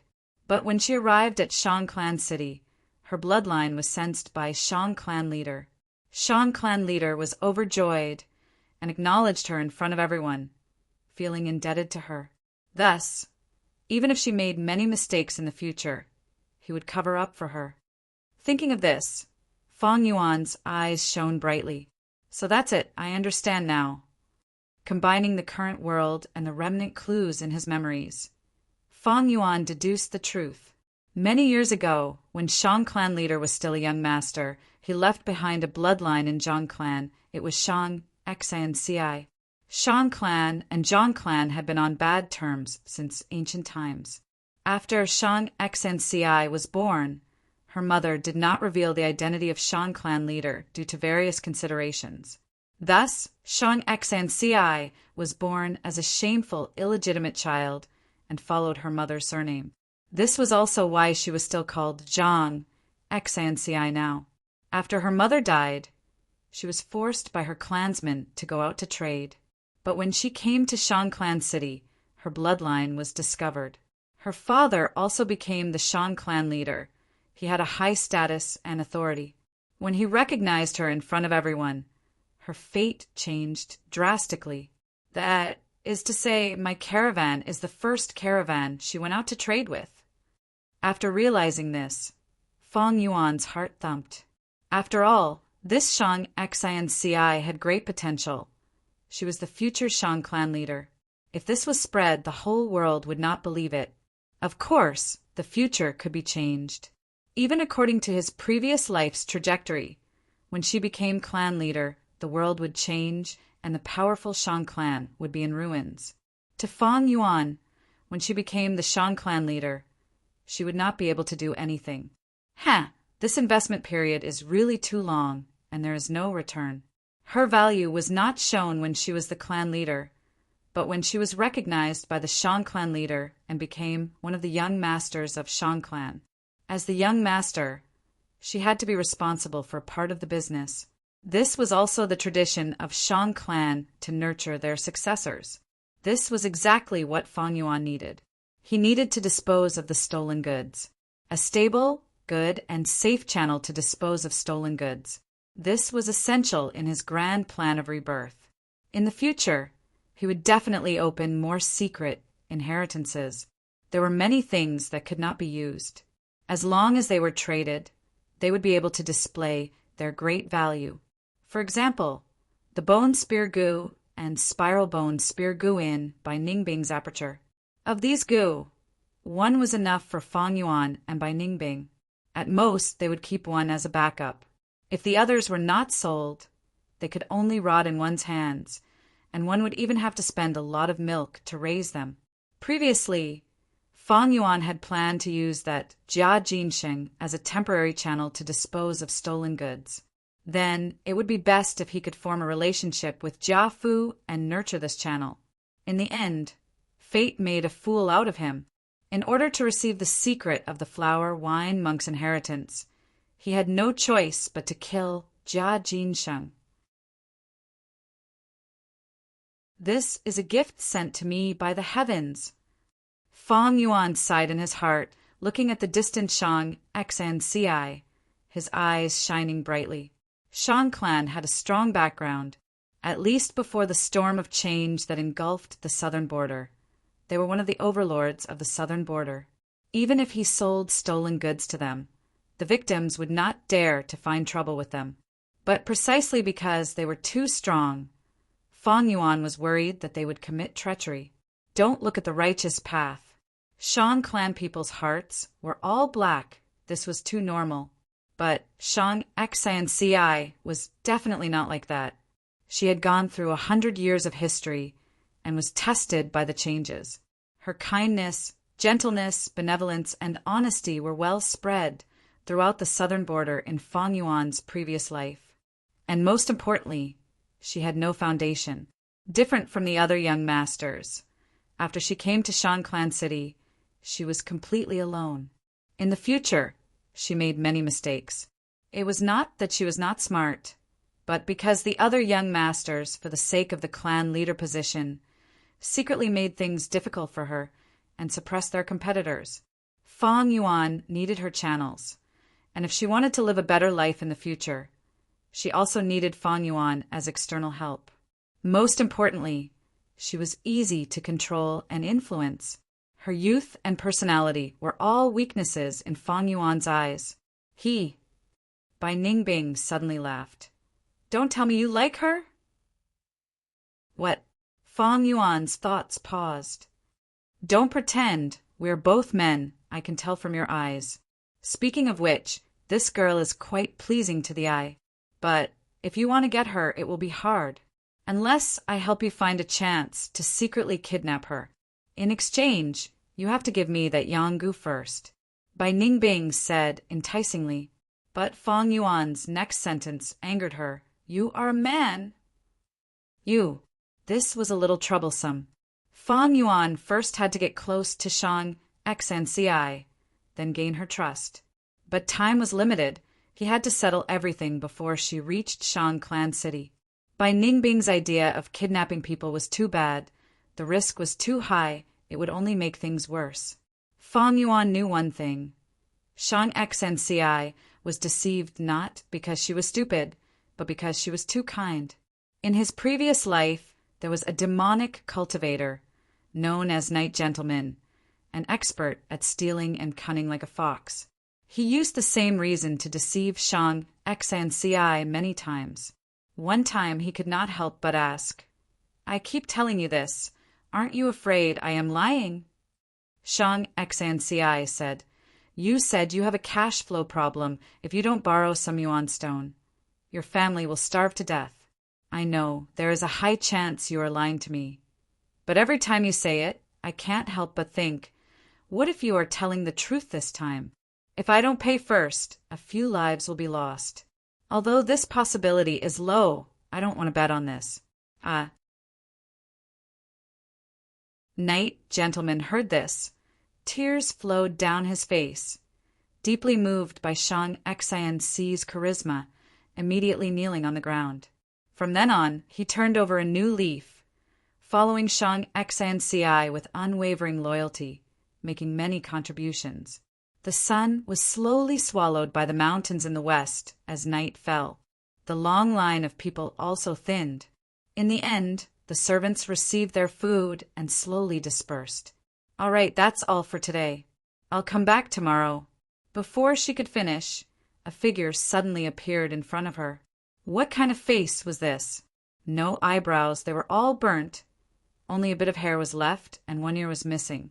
Who else could it be but Fang Yuan? Shang Xianci was truly shocked, and the servant girl behind her even screamed. What are you doing?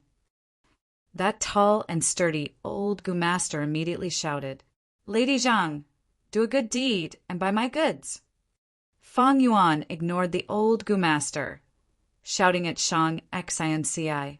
Bai Ningbing silently stood at a distance, watching Fang Yuan's performance with interest. I still have one last steamed biscuit, take it. Shang Xianci had a gentle smile on her face. She did not have any disgust towards Fang Yuan, only sympathy. Looking at his injuries, his past must have been very painful. Sigh, he is also a pitiful person. Fang Yuan took the steamed biscuit, but threw it on the ground. I don't eat this, I want to sell it.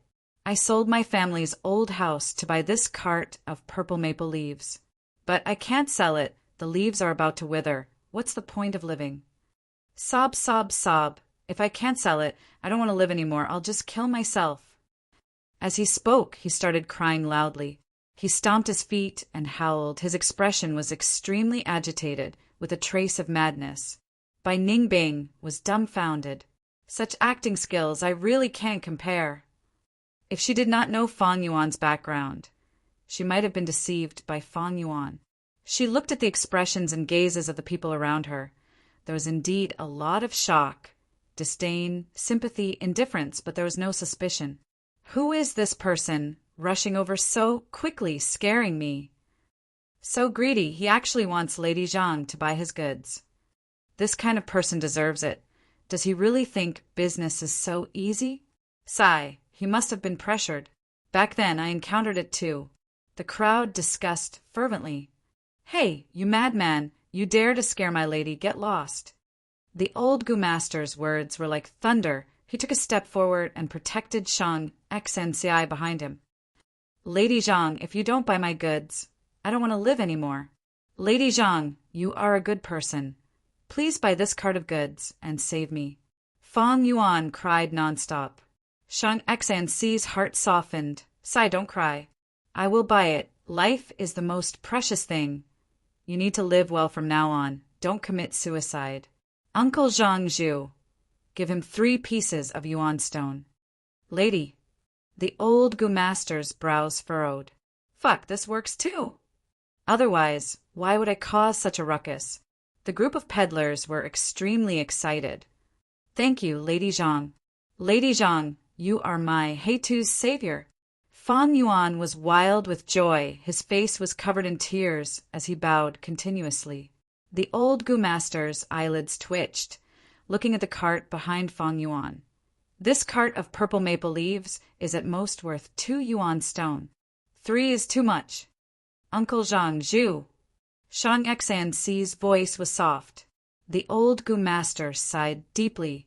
Lady, it is not that I am unwilling to part with 3 yuan stone, but to a mere servant like him, it is still too much. It will attract covetous eyes and schemes. Lady, for his safety, 2 yuan stone is just right. Moreover, if you give it like this, I'm afraid all the peddlers will come tomorrow. Uncle Zhang Zhu is right. Then give me 2 yuan stone.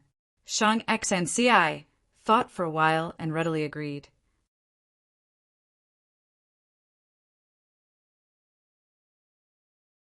Chapter 241.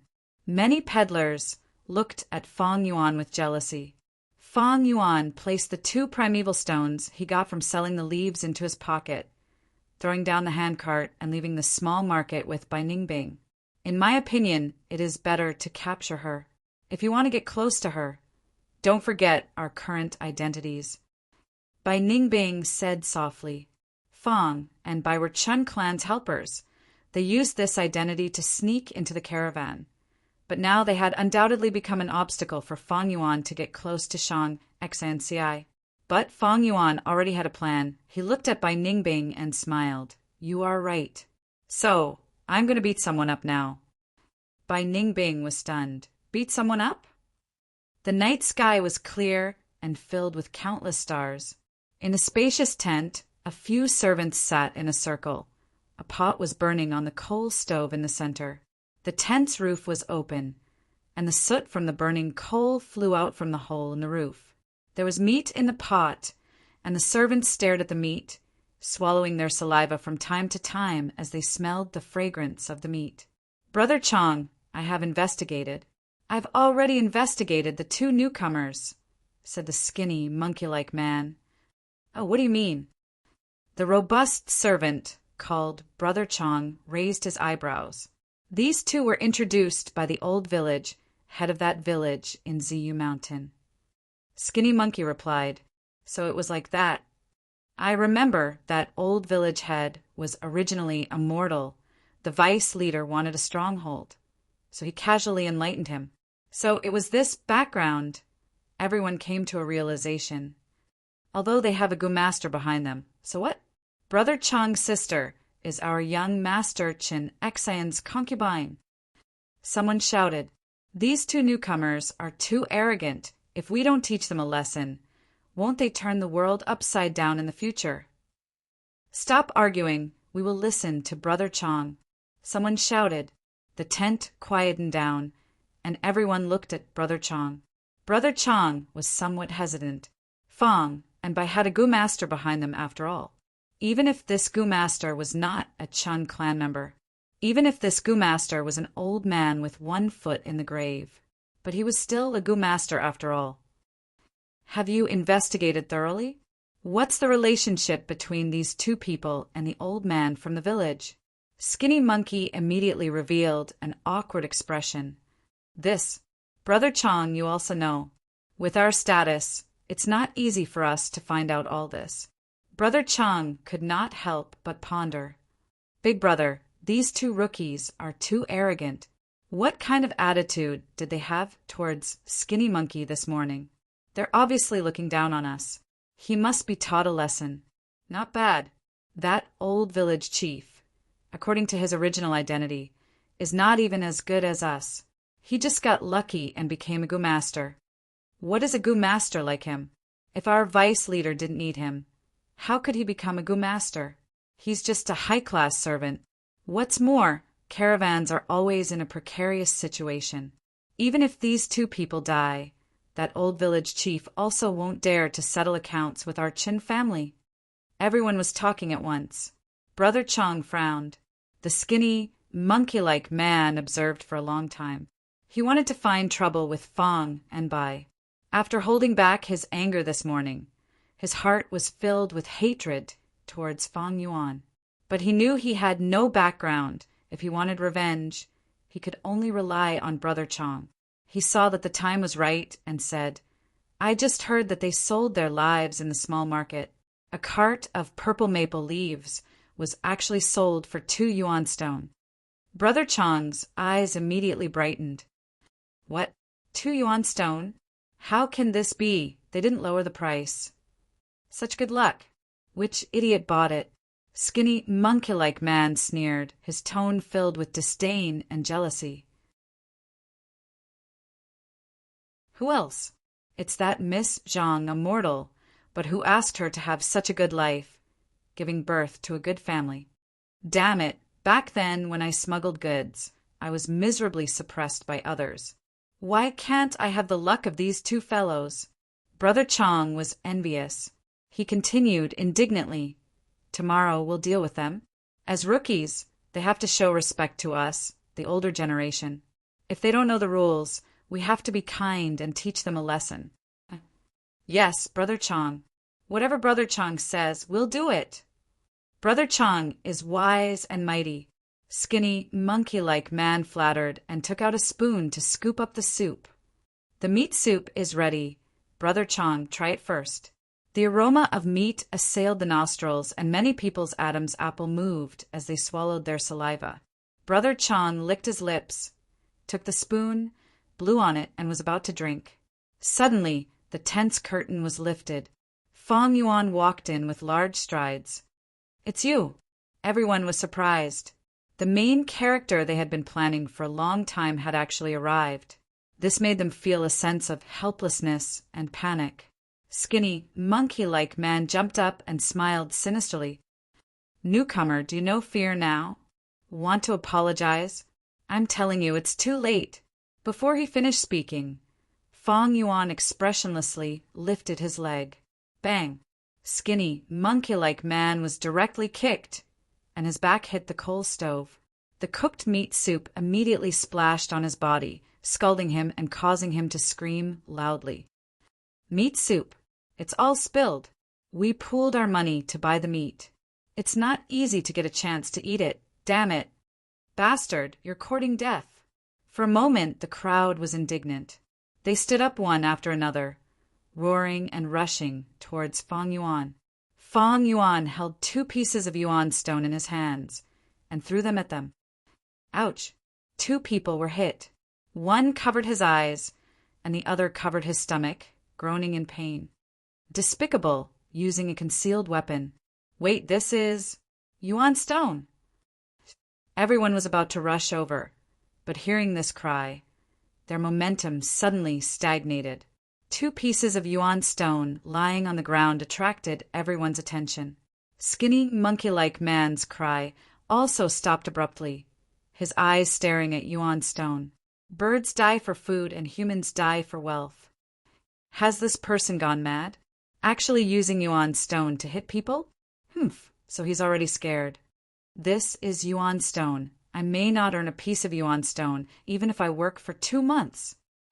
For a moment, everyone's thoughts were surging like a tide. Some people looked at Fang Yuan with a trace of longing in their eyes. It was as if they were asking, "Do you have any more Yuan Stone? Throw it at me." "How dare you throw it at me? You're courting death." The servant, who covered his eyes, let go and shouted.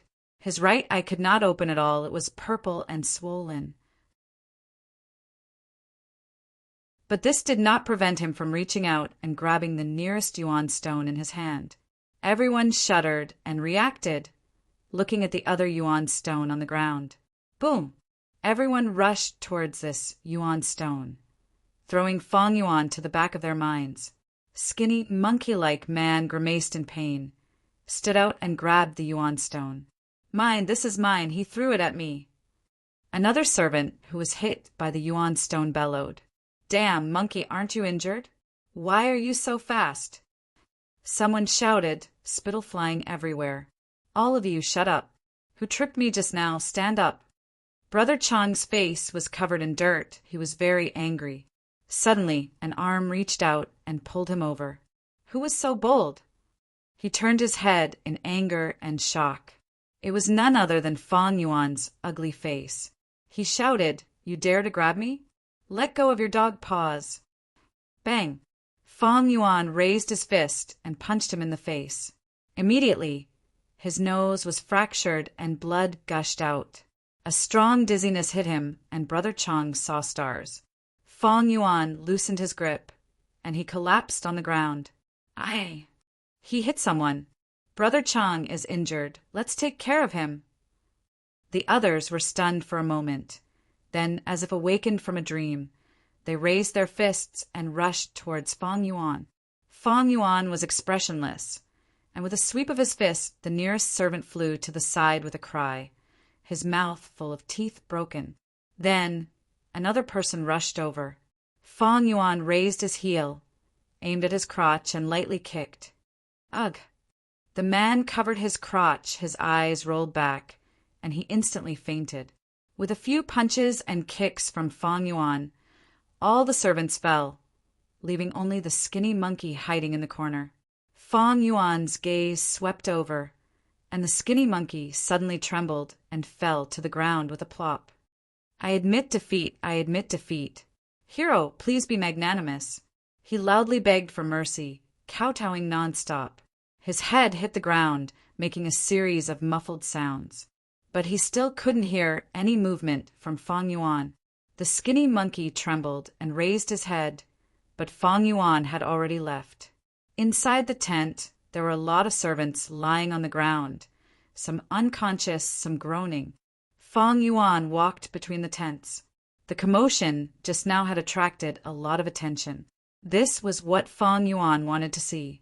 Bai Ningbing followed from a dark corner. On the first day, he beat up all the servants working with him. This is not a good influence. She chuckled, taking pleasure in his misfortune. In her heart, she was even more curious as to why Fang Yuan did this. Fang Yuan didn't answer, and walked deeper into the temporary camp of the caravan. Soon, he arrived at his destination.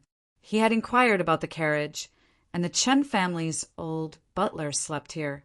He didn't immediately knock on the door, but walked to a dark corner, took out his dagger, and started to cut himself. The surroundings were quiet. Only the sound of the dagger cutting flesh could be heard. Bai Ningbing heard it and slightly raised her eyebrows. She once again witnessed Fang Yuan's ruthlessness and coldness. Not only did he not make a sound when he cut himself with the dagger, but he also became more and more skilled at it. It didn't seem like he was cutting himself, but more like he was cutting a wooden stake. Dong, dong, dong, there was a knock on the door. The narrow carriage was filled with junk, and there was only a small bed. Fortunately, the old butler was short, and curled up on the small bed. It didn't seem crowded. Dong, dong, dong. There was another knock on the door. The old butler, who was already sound asleep, frowned and turned around. Dong, dong, dong. The knocking on the door got louder, and the old butler opened his bloodshot eyes. "Who is it?" "It's me, old butler." A voice came from outside the door. The voice was very unfamiliar, but it was a little familiar. The old butler frowned even more, and after a long time he remembered that it was a newcomer who joined this morning. A newcomer, and yet he doesn't know the rules. What is he trying to do by disturbing my sleep in the middle of the night?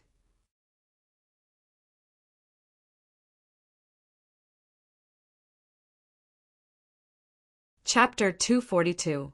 The old steward's anger rose rapidly. He decided to teach Fong Yuan an unforgettable lesson. With a bang, he opened the door. Then, Fong Yuan appeared in front of the old steward with wounds and bloodstains. The old steward was shocked by this scene. He could not be bothered to get angry. He was extremely shocked. "You, what happened to you? Did a beast group attack at night?" "No, old steward. It's those bastards. They injured me, and even took away my yuan stone." "Old steward, you have to uphold justice for me." Fong Yuan wiped his bloody tears and shouted, "Ugh, it hurts. That madman left. Damn it, that madman is really strong." The tent was a mess. The fragrance of the meat soup still lingered, but it could not be salvaged. The pot was broken. The group of people regained their breath. They were either bruised or gasping. "Damn it, a newbie actually came to beat us. He is too lawless. We haven't found trouble with him, but he actually found trouble with us first. I can't take this lying down.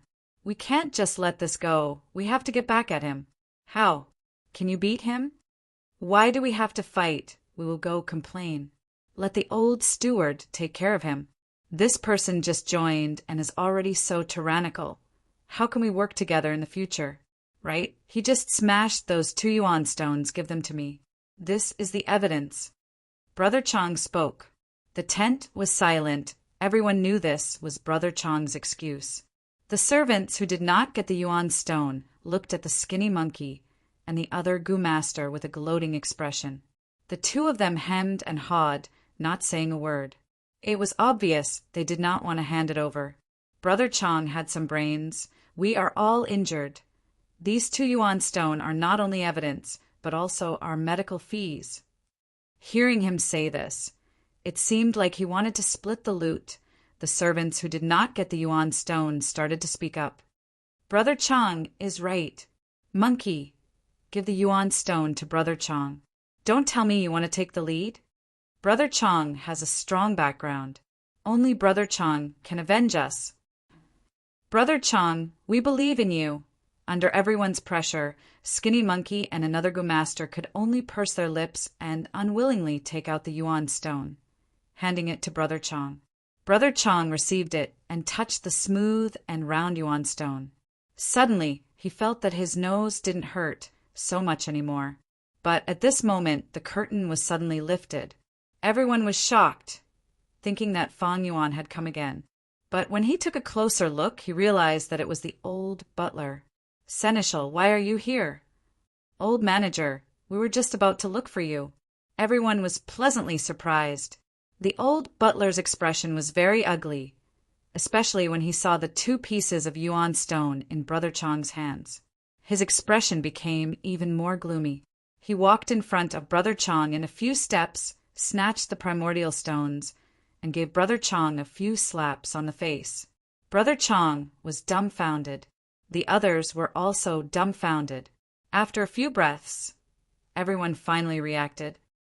"Seneschal, who made you angry?" "Seneschal, you, what are you doing?" The old man turned around and walked away, opening the curtain. "Chang Zi, Skinny Monkey, you bunch of damn things, get out here right now." Saying so, he walked out of the tent first. Brother Chang covered his face, but did not dare to go against the old butler. He could only suppress his anger and bewilderment as he walked out of the tent. When everyone walked out of the tent, they saw Fong Yuan standing at the side, his body full of injuries and blood stains. "Seneschal, they're the ones who snatched my yuan stone." Fang Yuan pointed at them and shouted with righteous indignation. What the hell? The servants finally reacted. You brat, you dare to complain first. Humph, I will kill you. Everyone was enraged and roared. Slap. The crisp sound of a slap stunned everyone. The servant who shouted the loudest covered his face and could not help but take a step back. The old butler looked at him gloomily. Why can't he complain to me, huh? Hee hee. You guys are getting more and more lawless. You even dare to snatch someone's yuan stone. The old butler also knew that the newcomers would be bullied, but he was happy to see it happen. This was an inevitable process. On one hand, it could suppress the arrogance of the newcomers, making it easier for him to manage them in the future.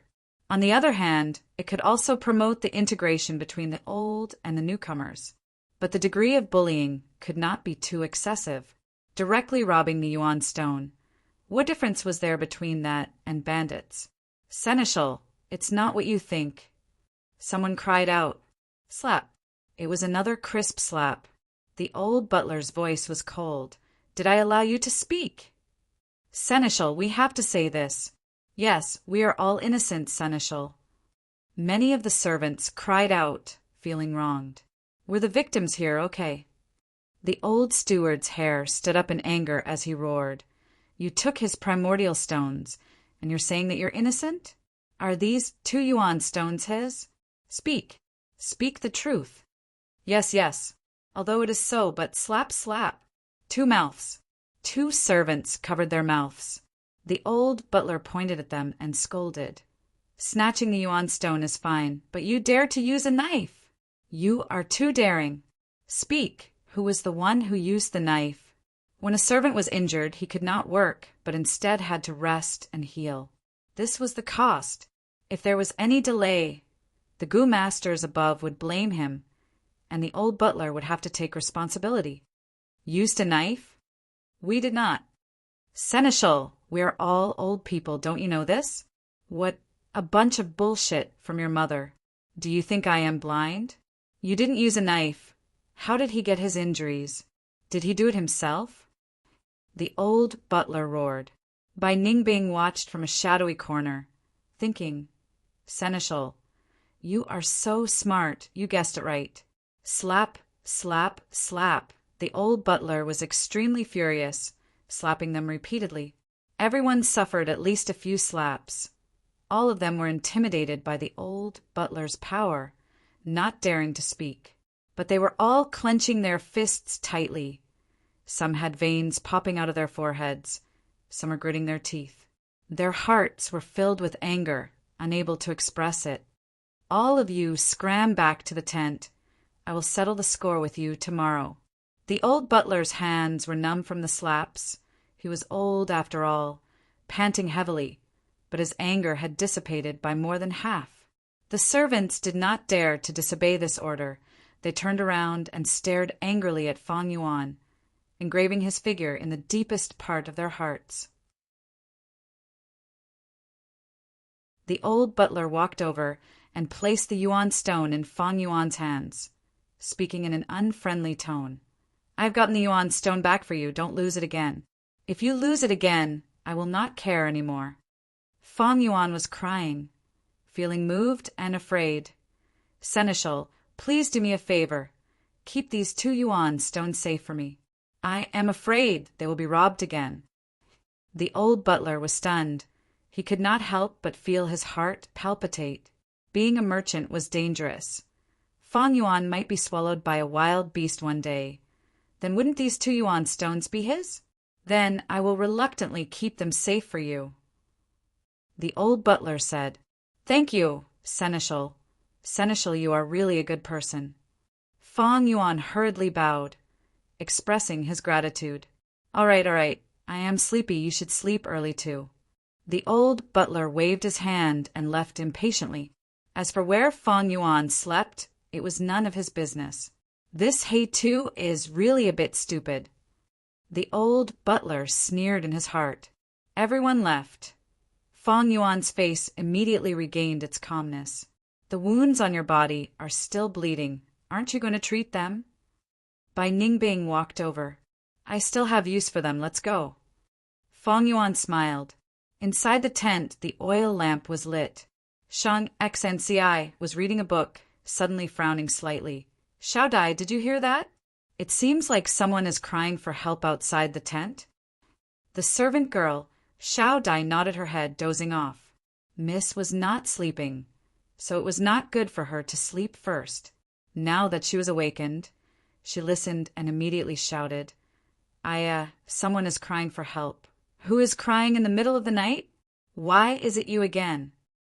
Shang Xian's guard Gumaster Zhang, who had already walked out and noticed Fong Yuan. Fong Yuan sat on the ground paralyzed, snot and tears flowing down his face. Scram! If you don't scram, I will kill you. Zhang Zhu shouted. His impression of Fong Yuan was very bad. Uncle Zhang, Zhu. At this time, Shang Xnci and the servant girl walked over. Why is it you again? You are still haunting me. The servant girl saw Fong Yuan and immediately stared with wide eyes. Fong Yuan ignored them, only focusing his gaze on Shang Xnci. Miss Zhang, my life is because of you. Only you can save me. TCH, you lunatic, what bullshit are you saying? Zhang Zhu shouted angrily. My family's miss is kind and generous. How could she harm you? Miss, let's go. Don't care about this crazy person. The servant girl also complained. With Shang Xian's nature, she could not bear to see others in misery. Fong Yuan was bathed in blood and covered in wounds. He had already won her sympathy. Adding on his words, if Shang Xnci did not ask about it, she would not be able to sleep well tonight. You said you were harmed by me. What do you mean? Uncle Zhang Zhu, can I trouble you to heal him first? Shang Xinci said. Although Zhang Zhu was unwilling, he could only push her. A white ball of light entered Fong Yuan's body. His bleeding stopped and his wounds gradually healed. Fong Yuan said, Those 2 Yuan stones, they were jealous and wanted to snatch my Yuan stone. I could not win against them, so I invited the old steward to uphold justice. Although they returned the Yuan stone, they threatened me and wanted to teach me a lesson, making me wish I was dead. So it's like this. Shang Xinci could not help but sigh. You reap what you sow, miss. Let's not care about him.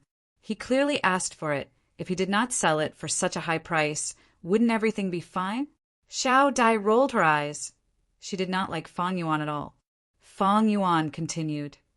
My companion and I thought about it, and we can only rely on you, Miss Zhang. Otherwise, we'll be killed by them. This is 2 lives we're talking about. They won't go as far as to kill. Shang Xinci comforted Fong Yuan.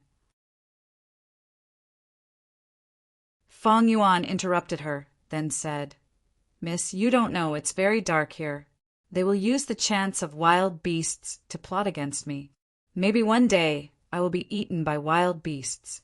But in fact, they are playing tricks behind the scenes. Please take me in. Please save me.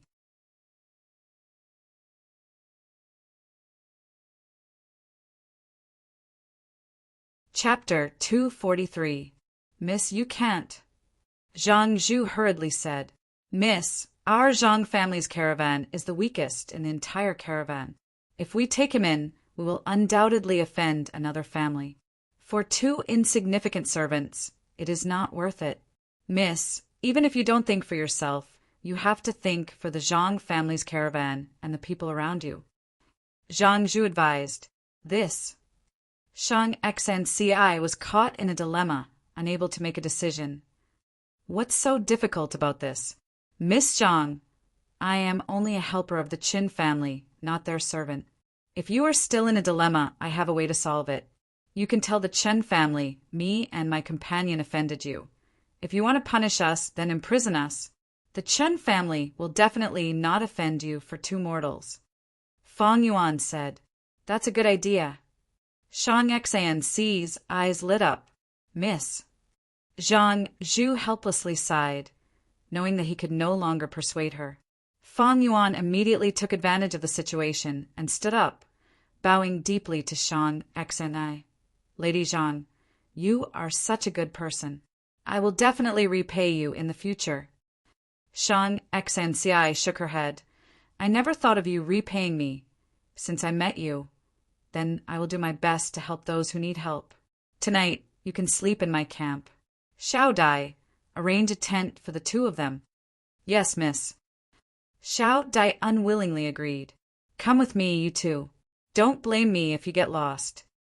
Xiao Dai did not give Fang Yuan any face and led the way. Looking at Fang and Bai's departing figures, Zhang Zhu deeply frowned. From the bottom of his heart, he did not like Fang and Bai, but as Zhang Xnci's bodyguard, he had to think of her safety. He decided to personally handle this matter. This was only a small tent, the space inside was narrow. But Fang and Bai did not care. They had even used a beast trap tree as a tent. This environment was already good enough. In the darkness, the two casually laid down. Fang Yuan reached out his hand and held Bai Ningbing's hand. Everything will be fine, Bai Yin. Bai Ningbing rolled her eyes. She naturally knew Fang Yuan's true intentions. He secretly transferred a portion of snow-silver primeval essence to Fang Yuan through his palm. Sleep early. Luckily, we met such a good person like Miss Zhang. Fang Yuan closed his eyes and started to cultivate secretly after he finished speaking. Now that he had already advanced to the second rank, his primeval essence was the scarlet steel sea. Although he could already use the 4 flavors liquor worm, Bai Ningbing's learning silver true essence was undoubtedly more outstanding. For Fang Yuan, as long as Bai Ningbing was around, the 4 flavors liquor worm was useless. Snow silver primeval essence cleansed his aperture. Fang Yuan's foundation rose rapidly. With the effect of breath concealment goo, he was not worried about his aura leaking. As long as he did not use goo worms outside his body, the disguise would not be broken.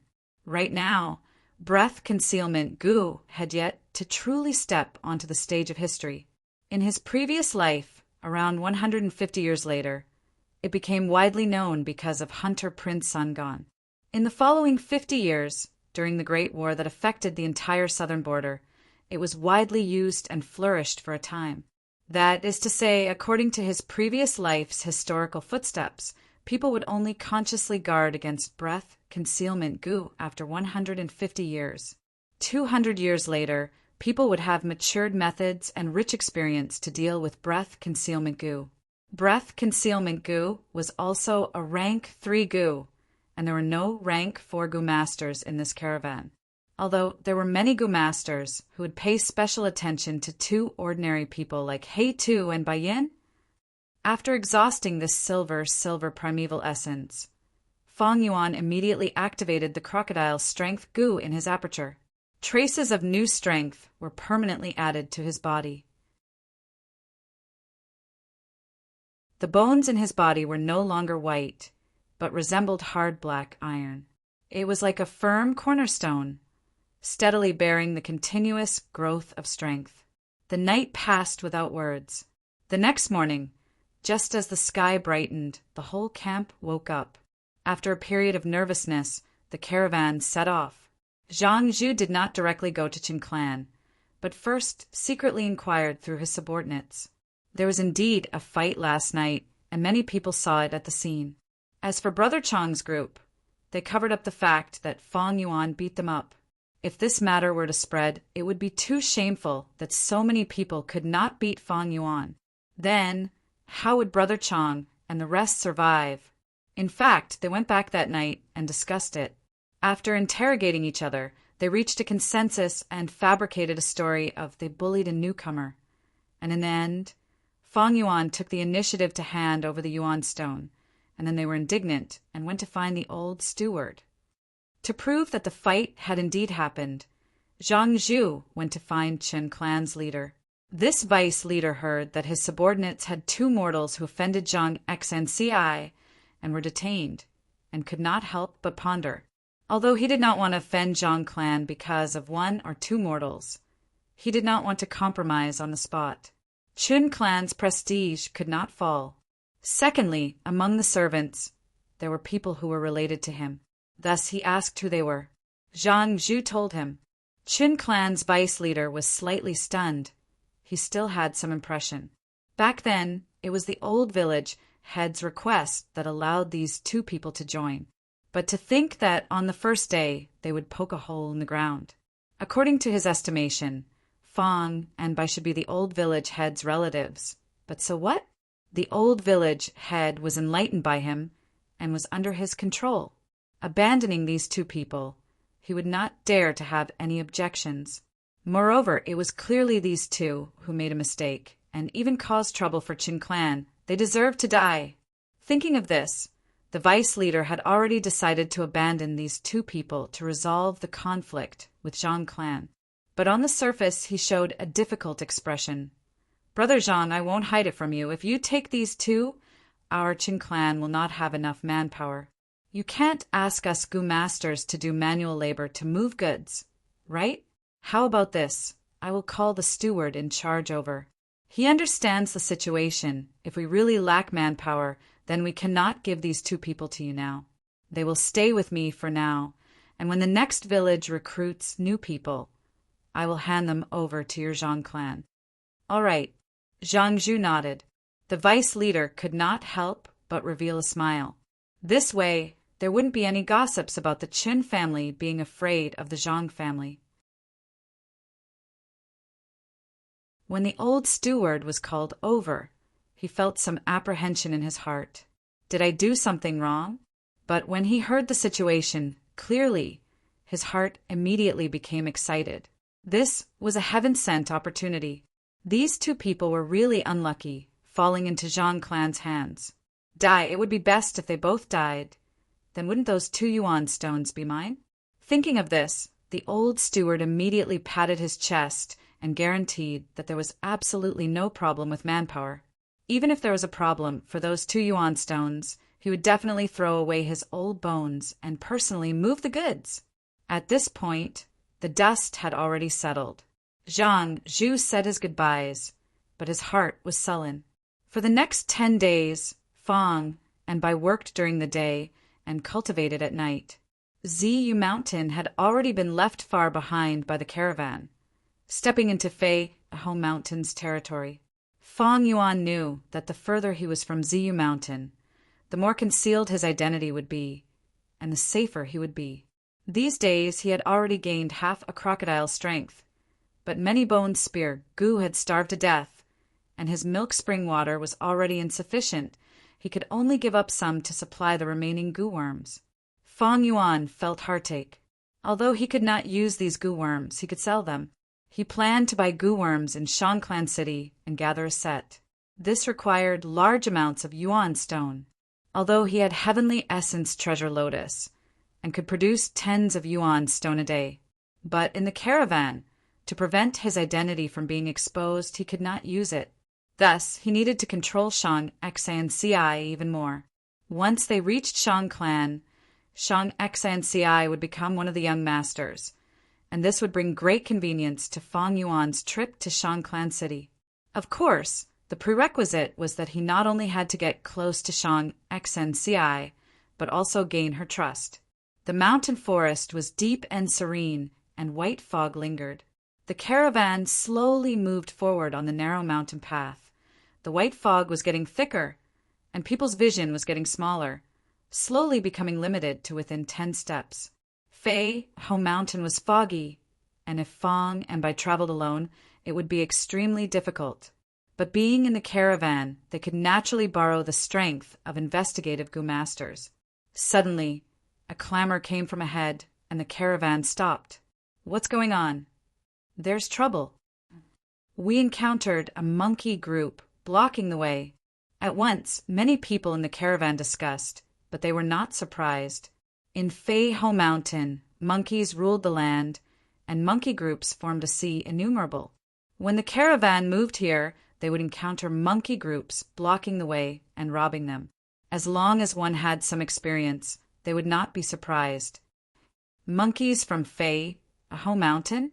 Hee, I've read about it in books. To think I can see it with my own eyes today." Bai Ningbing softly muttered with excitement.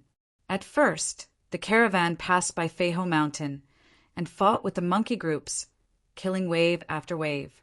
In the end, the caravan was either annihilated or returned in low spirits. Feiho Mountain was once thought of as a forbidden land that could not be used for trade. If it was any other mountain, the wild beasts would keep each other in check, and there would always be a gap to enter. But the wild beasts on Feiho Mountain were only bandit monkeys. They lived together, and although there were fights between monkey groups, once they encountered external enemies, all the bandit monkeys in the mountain would unite together. Such strength was not something a caravan could match. Even a large clan might not be able to exterminate these monkey groups until Heaven Crown Marquis appeared. This righteous path, rank 5 Gu Master went deep into Feiho Mountain, fighting his way to the mountain peak. Then he used a monkey language Gu to reach an agreement with the monkey emperor. Everything changed because of this. Feiho Mountain's trade route was opened. Now, this trade route was one of the 3 most important trade routes in southern border, connecting east and west, and its importance was self-evident. Those damned monkeys, they've appeared again. Right now, they are blocking our path. Everyone, you know the rules. I'll say the ugly words first. Whoever breaks the rules will implicate us. My Jia clan will be the first to not let him off. The caravan leader shouted coldly. That's natural. Brother Jialong is right. We will act according to the rules. If anyone tries to take advantage of us, we will expel him from the caravan.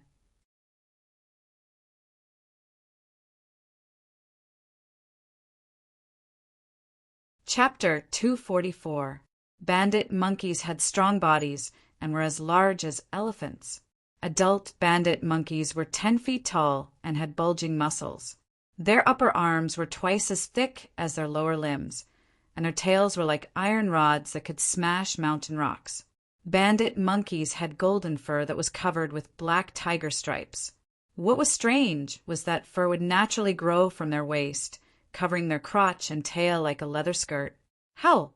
This bandit monkey group's Monkey King suddenly opened its huge mouth and let out a loud and clear howl. Their howl was as forceful as a lion or tiger's. Howl, howl, howl. The Monkey King's howl caused the monkeys to respond. For a moment, the wind and clouds surged and the sound waves spread, causing the white fog to disperse by lot. Everyone's field of vision suddenly widened. Only then did they realize that both sides of the mountain path were filled with bandit monkeys. More than 1,000 bandit monkeys had surrounded the caravan. Their bodies were huge, and the trees were as tall as their heads. Some saplings only reached their waist. At the front of the caravan, the even larger Monkey King was sitting on a stone stool. A gray stone wine jar that looked like a water jar was placed beside it, emitting a strong wine fragrance. After the Monkey King howled, it closed its mouth. The other bandit monkeys were still howling. This instead showed the Monkey King's imposing manner. Its gaze was calm and its eyes shone with brilliance as it sat motionlessly. In contrast, those ordinary bandit monkeys were staring at the caravan's goods, looking restless and eager to try. Monkeys, foxes, lycanthropes, these wild beasts all had intelligence. This bandit Monkey King's intelligence was only comparable to a 3-year-old child and not as good as the lightning lycanthropes, but it was smart enough to communicate. The caravan leader Jia Long squinted his eyes and looked at the Monkey King, suddenly saying, "Jia Yong, you go." "Yes, leader." Jia Yong stood up. He was tall and fat, with a big belly and looked very sturdy. He was a defense-type Gu Master, and his vital Gu was water armor Gu. He was a rank 2 Gu Master and specialized in water battles. One time he was swimming in the river and killed a turtle the size of a small boat. From its body, he obtained a turtle strength Gu. After using it, he gained a permanent turtle strength. Seeing Jia Yong approaching, the monkey's roars suddenly became louder, the sound waves shaking the forest. Jia Yong had a solemn expression on his face. He rolled up his sleeves and stood before the Monkey King. The Monkey King had a huge body. Even though it was sitting down, it was still a head taller than Jia Yong. It looked at Jia Yong and roared. Immediately, several bandit monkeys carried a stone table and walked over, huffing and puffing. The stone table was as large as a bed and extremely heavy. When it landed on the ground, a muffled sound could be heard. 2 more bandit monkeys brought over stone stools. They were placed in front of the Monkey King. The Monkey King patted the stone table, and the banging sound was like the beating of a drum. Jia Yong swallowed his saliva and sat down. He extended his right arm and placed his elbow on the table. The Monkey King also stretched out his left hand and clasped his hands together. A female bandit monkey beside him suddenly screamed. When Jia Yong and the Monkey King heard this model, they exerted their strength at the same time and started this unique contest.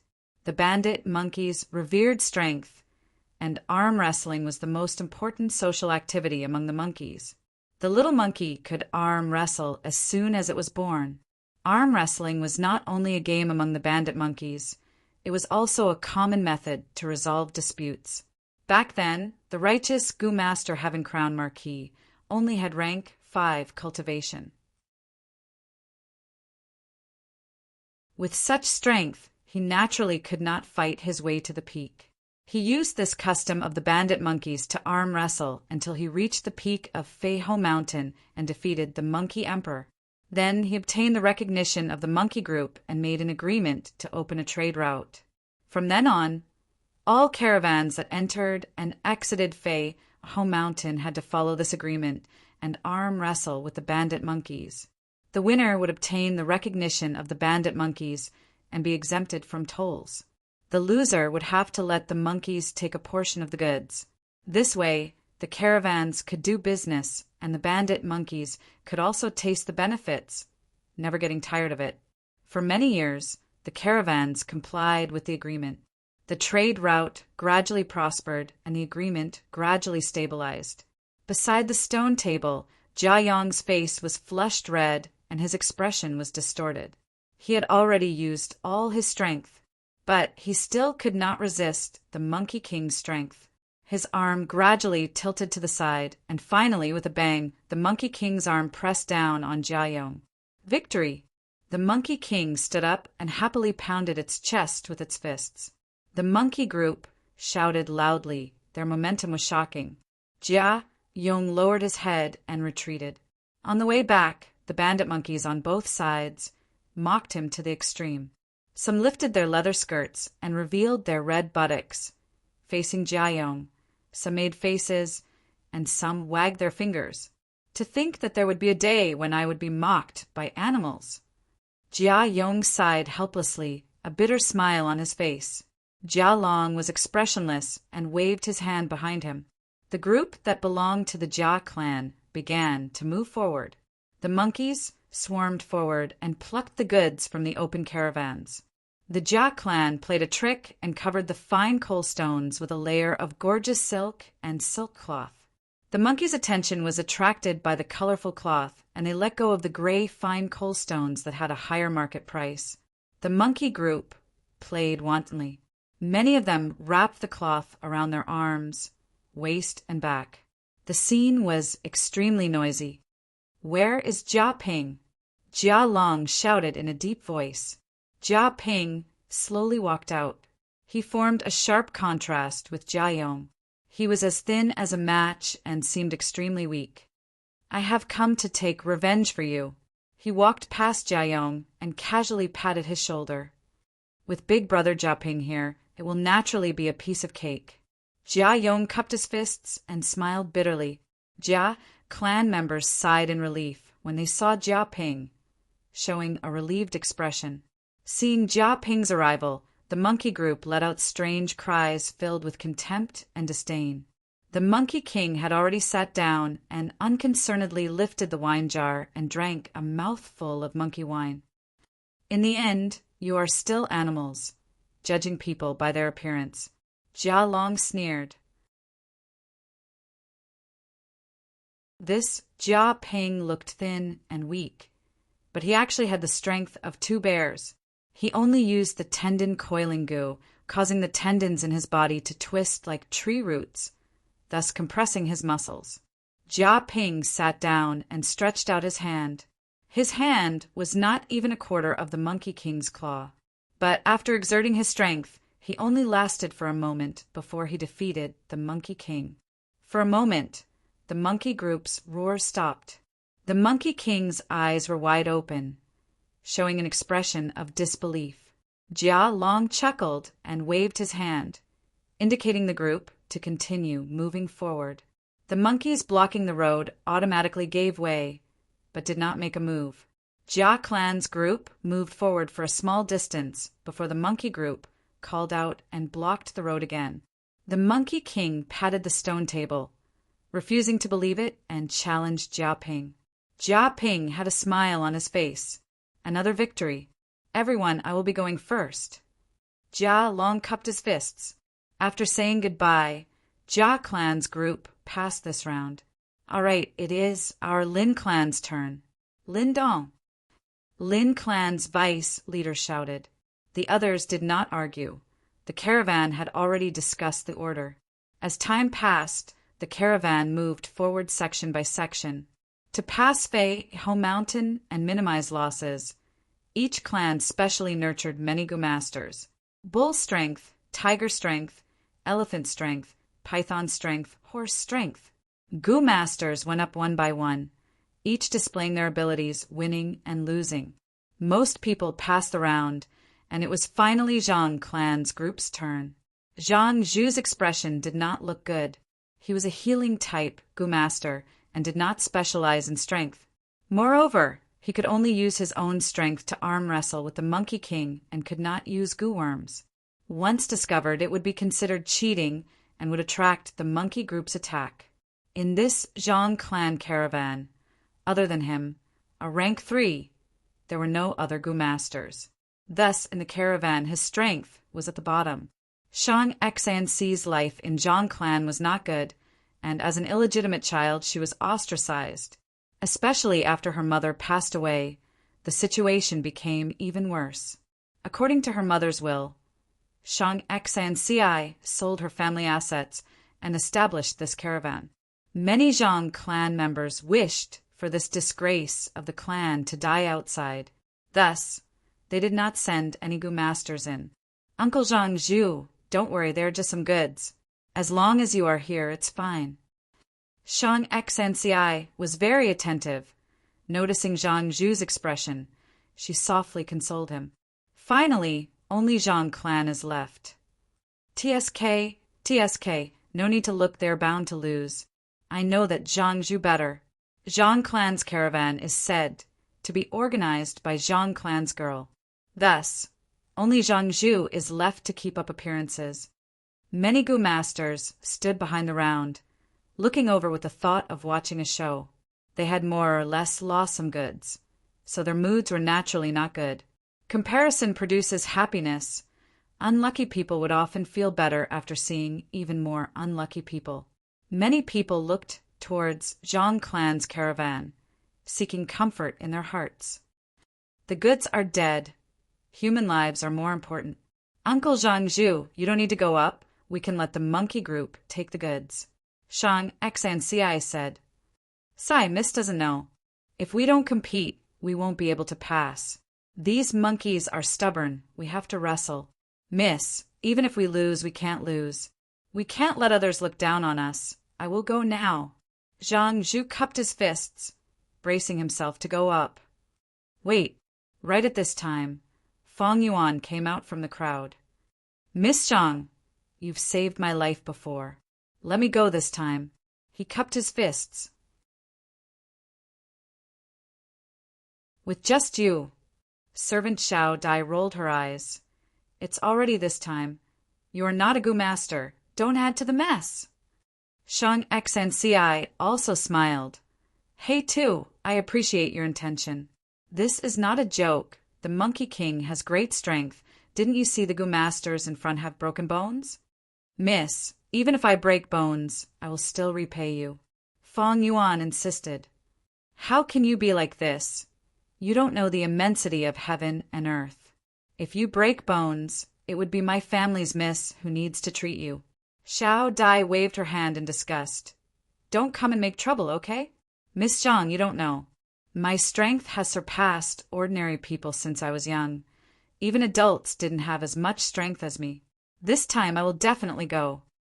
Saying so, Fong Yuan turned around and walked towards the Monkey King. Hey too! Shang Xanci wanted to stop him, but was stopped by Zhang Zhu. Miss, he is not an idiot. He definitely has the confidence to stand up. Sometimes we need to believe in others. Zhang Zhu persuaded. In fact, he had no confidence in Fong Yuan. He only felt that it was good to take this chance to teach this mortal a lesson. Look, the Zhang clan actually sent out a servant. Ha! Zhang clan has no one, so they sent a servant to embarrass themselves.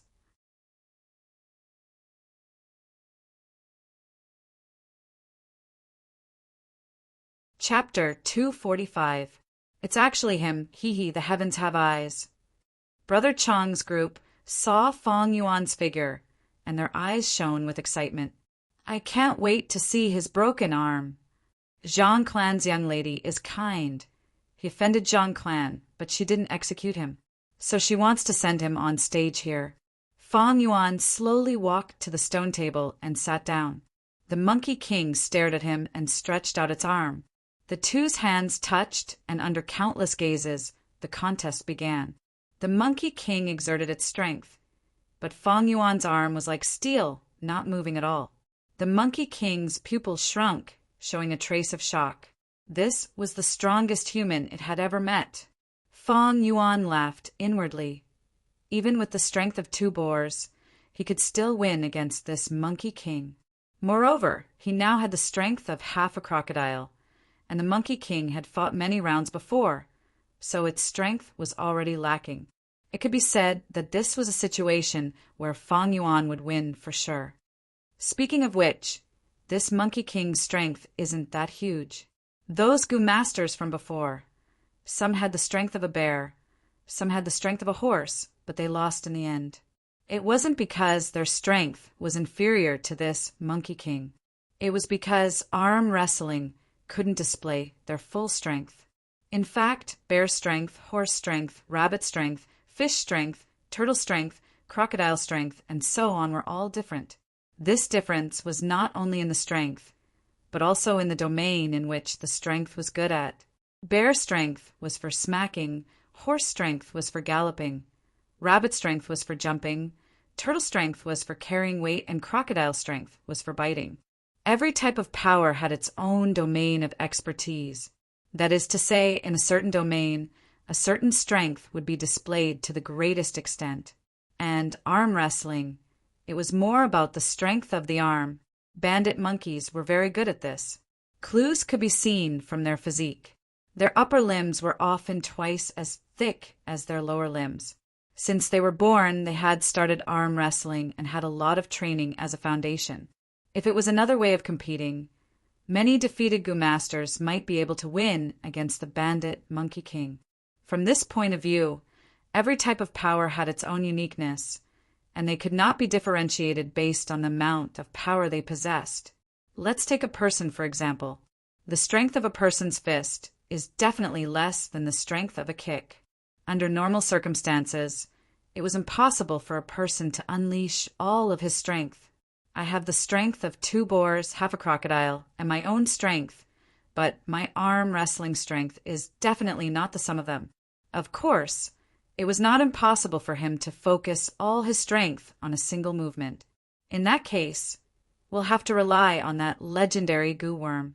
Arm wrestling could not fully display Fong Yuan's true strength, but in the end he had a deep foundation, so he would not be defeated. However, he couldn't make it so obvious. Thereupon, Fong Yuan deliberately revealed a strenuous expression. His arms trembled as if he was in a deadlock with the Monkey King. After that, he slowly suppressed the Monkey King step by step. When the results came out, almost everyone was stunned. He actually won. This person was born with divine strength. There was a slight commotion in the crowd, and gasps of surprise could be heard one after another. Find out who this person is. If possible, immediately recruit them.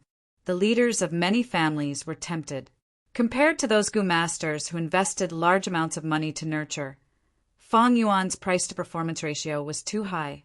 He did not need to invest at all and could be used to create profits for the caravan. Zhang clan's luck is good. They picked up a treasure. At once, many Gu masters looked at Zhang clan with envy. No wonder we couldn't beat him. Brother Chang and the rest were speechless at this scene. This is a monster. Now that I think about it, I was really lucky to not be beaten to death by him. Thinking back, they immediately felt a lingering fear. They originally wanted to find a chance to take revenge on Fang Yuan, but after seeing this, they no longer had any desire for revenge. Instead, they were worried that Fang Yuan would take the initiative to find trouble with them in the future. Chen clan's old steward's expression was ugly. To think that this fool had such brute strength. Oh no, I hope vice leader won't blame me. He carefully glanced at Chen clan's vice leader. Chen clan's vice leader frowned. He thought of many things. He started to suspect Zhang clan's intentions. Was it a trap to ask for Zhang clan's people? Zhang clan saw the value of the servant, so they purposely imprisoned him and then came to ask for him? The more he thought about it, the more reasonable he felt, and he couldn't help but snort coldly. Anyone who felt that they had been tricked and cheated would not be in a good mood. But the mistake had already been made. He could only pinch his nose and swallow this loss. I didn't see wrongly, right? Servant girl Xiao Dai covered her mouth. Seeing this result, she was shocked, speechless. The worry on Shang Xanxi's face disappeared, and her lips curled into a smile. Let's go. Zhang Zhu waved his hand, directing the caravan to move forward, his eyes emitting a complicated light. Fang Yuan and Zhang clan's caravan started to pass the checkpoint. Fang Yuan won 2 rounds in a row, and more than half of Zhang clan's caravan left. In the 3rd round, Fang Yuan purposely lost in order to disguise himself, and Zhang clan's caravan still lost a lot of goods. But even so, Fang Yuan's performance was enough to make everyone look at him in a different light. After returning to the caravan, he received a warm welcome. Miss Zhang, fortunately I did not disappoint you. He cupped his fists and said to Shang Xanxi. Shang Xanxi's beautiful eyes flashed, and she re-evaluated Fang Yuan, her voice as gentle as water. My mother said not to judge a book by its cover. Hey, too, you have given me a vivid lesson. I am really grateful to you. This is 150 yuan stone. It is a thank you gift. 150 yuan stone? Servant girl Xiao Dai was shocked. Miss, why did you give him so much? Fang Yuan took a step back and righteously rejected. Miss, I am here to repay your kindness, not because of these yuan stones. Please take back the yuan stone. I will not accept this reward. Xiao Dai quickly followed up. Miss, you see, he said he doesn't want it. You should keep it. Shang Xanxi insisted. This is not a reward. It is a thank you gift. It is my thank you gift. Fang Yuan's expression turned serious, and his tone was solemn. Don't mention 100 yuan stone. Even if it is 1,000 yuan stone, I will not accept it. Miss Zhang, although I am only a mortal, please do not insult me. Is that so? Shang Xanxi was helpless, and could only take back the yuan stone. Humph, at least you are tactful. Xiao Dai curled her lips.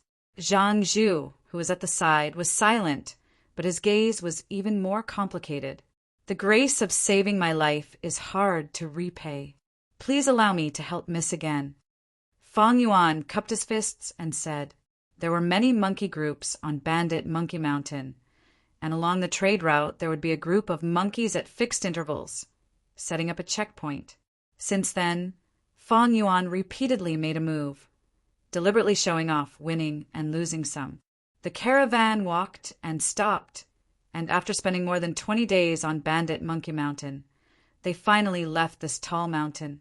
The caravan's goods were reduced by nearly half, and everyone's mood was inevitably down. Zhang family became the only happy team. Because of Fang Yuan's efforts, their losses were far less than expected. Fang Yuan became famous because of this, and many clans sent servants to find him. They all wanted to recruit Fang Yuan and gave generous conditions, but Fang Yuan rejected them all and still stayed in Zhang family. At least you still have some conscience. You did not waste Mrs. treatment of you. Xiao Dai changed her attitude towards Fang Yuan because of this. This little girl was straightforward and had no subtlety. Her attitude was never in Fang Yuan's consideration.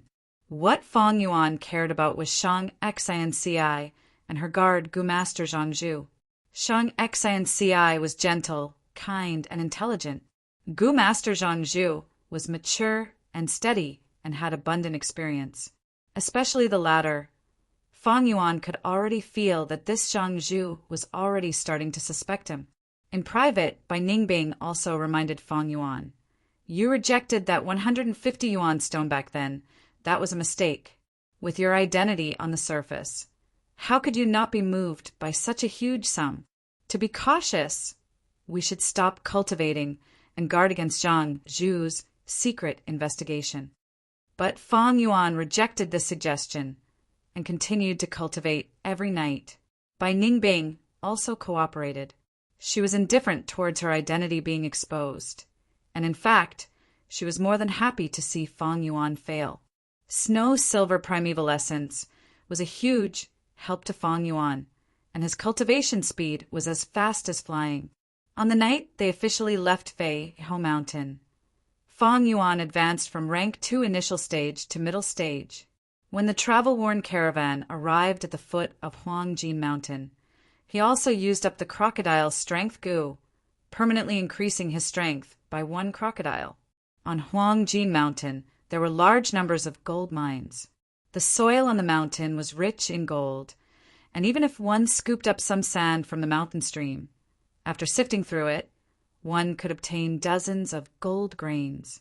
During the day, when sunlight shone on Huangjin Mountain, it would often reflect a layer of hazy golden light. The light shrouded the whole mountain, giving it a splendid and magnificent beauty. If this Huangjin Mountain was placed on Earth, it would definitely cause a reign of terror and war. But in this world, yuan stone was the currency and gold could only be regarded as a metal mineral. Its greatest use was as a supplementary material for Gu refinement. On Huangjin Mountain, there were 2 clans. On the Mountain Sun, there was Huang Clan Village. On the Mountain Shade, there was Jin Clan Village. One mountain could not accommodate 2 tigers from Qingmao Mountain. It could be seen that Huang Clan and Jin Clan did not have a harmonious relationship. The arrival of the caravan was naturally welcomed by the 2 clans. But the joint notice from the 2 clans also arrived. The caravan could only choose 1 village. If they chose Huang Clan, they could not enter Jin Clan, and vice versa. The caravan had many people, and there was a lot of mobility. Previously, the 2 clans had used the caravan to sneak attack each other. Thus they issued a strict order. As for which village to go, the caravan leaders had different opinions. They each had their own needs, and after some discussion, this mixed caravan was split into 2, and the 2 groups entered the 2 villages.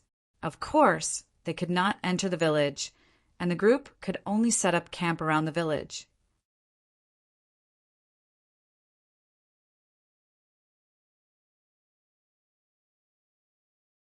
Chapter 246.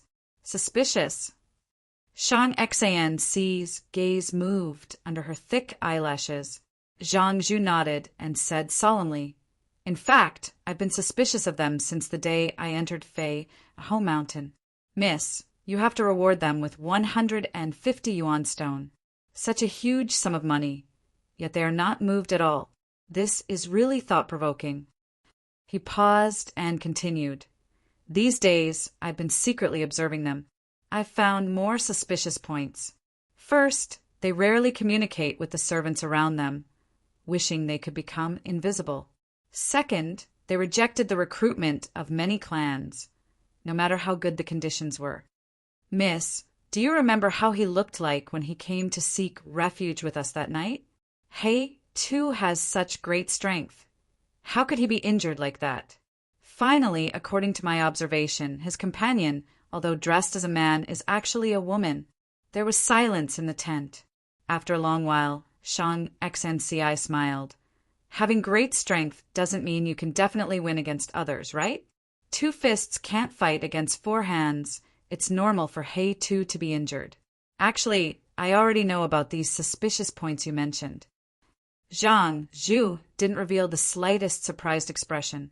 He understood Shang Xnci and knew her intelligence. Miss? Shang Xnci blinked. Her gentle and beautiful face revealed a trace of playfulness. Uncle Zhang Zhu, you've been holding it in for many days, right? You realize that I haven't dealt with this matter, so you came to remind me today. Zhang Zhu laughed. Miss, I can't hide anything from you. But why do you always let them stay by your side? Because I don't think they have any evil intentions. A light of wisdom flashed in Shang Xanci's eyes. We suspected them at Fei Ho Mountain. If they didn't stand up at that time, we wouldn't have seen any suspicious points. But why did they still stand up and help me? If they had ulterior motives, they would definitely hide at the side and watch the show, or accept the 150 yuan stone. But they didn't. When He Tu said he wanted to repay, his expression was so sincere that I felt what he said was true. He really wanted to repay this favor. Shang Xinci said. Zhang Zhu was speechless. But they definitely aren't simple. They definitely have a secret. Shang Xinci's smile was like a flower. Everyone has a secret. I also have a secret. Does having a secret mean that I'm a bad person?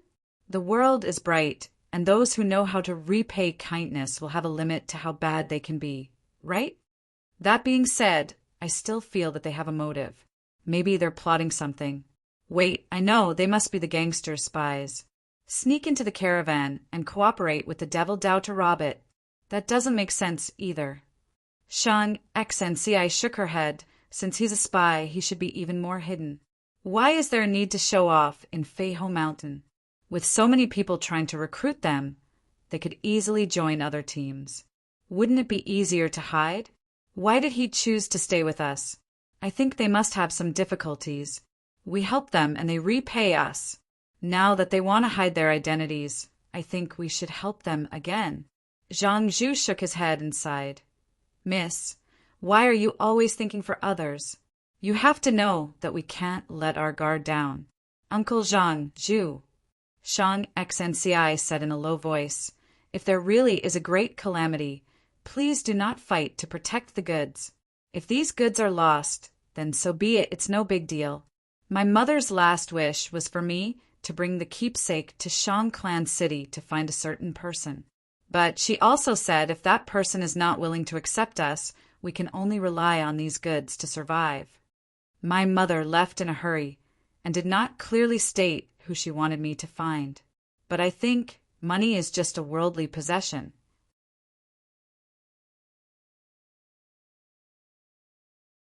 Mother has already left me. Uncle Zhang Zhu, you and Xiao Dai are my only remaining relatives. I don't want to see anything happen to you. Miss, please don't say that. Zhang Zhu's eyes reddened as he choked with sobs. Come, take a look, authentic Xinjia silk. All kinds of fine wine. I welcome everyone to taste it. Single breath golden light goo, only 50 yuan stone. Hawking sounds rose and fell as people moved about. In this temporary market, it was bustling with noise and excitement. Every time a caravan came, the village would feel like it was welcoming a festival. Not just the caravans, there were also people from Jin clan who came to sell their goods. The most common were large numbers of golden sculptures or utensils.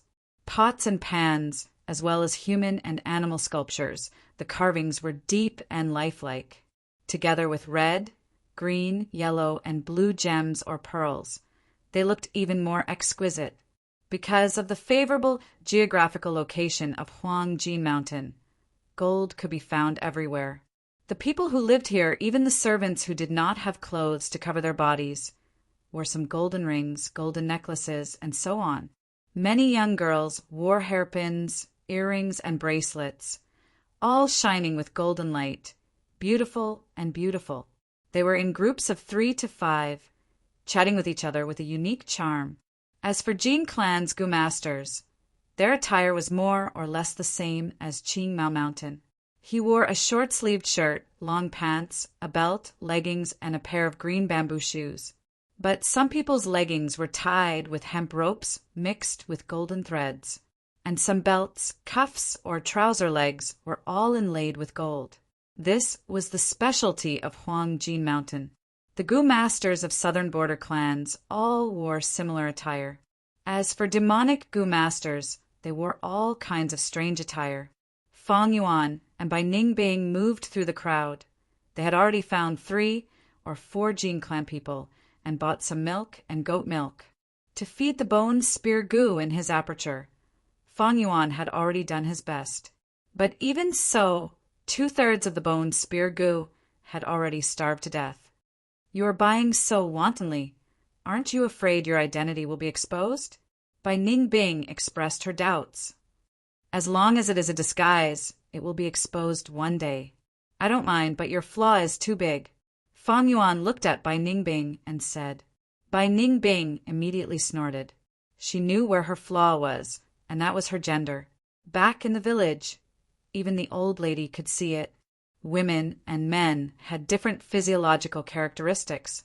To disguise this, a specific Gu worm was needed, but Bai Ningbing did not have it. Thus, even if she wore loose clothes, wore a straw hat, painted black, and tied her chest, she could not prevent her identity from being exposed after a long time. Fang Yuan continued. Thus, rather than hiding it, it is better to expose some of it. Let them feel that they have seen through many things and feel that the situation is under their control. That will make them feel more at ease. Exposure was necessary. It was not a bad thing. To get close to them, he had to expose his identity. Only then could he gain their trust.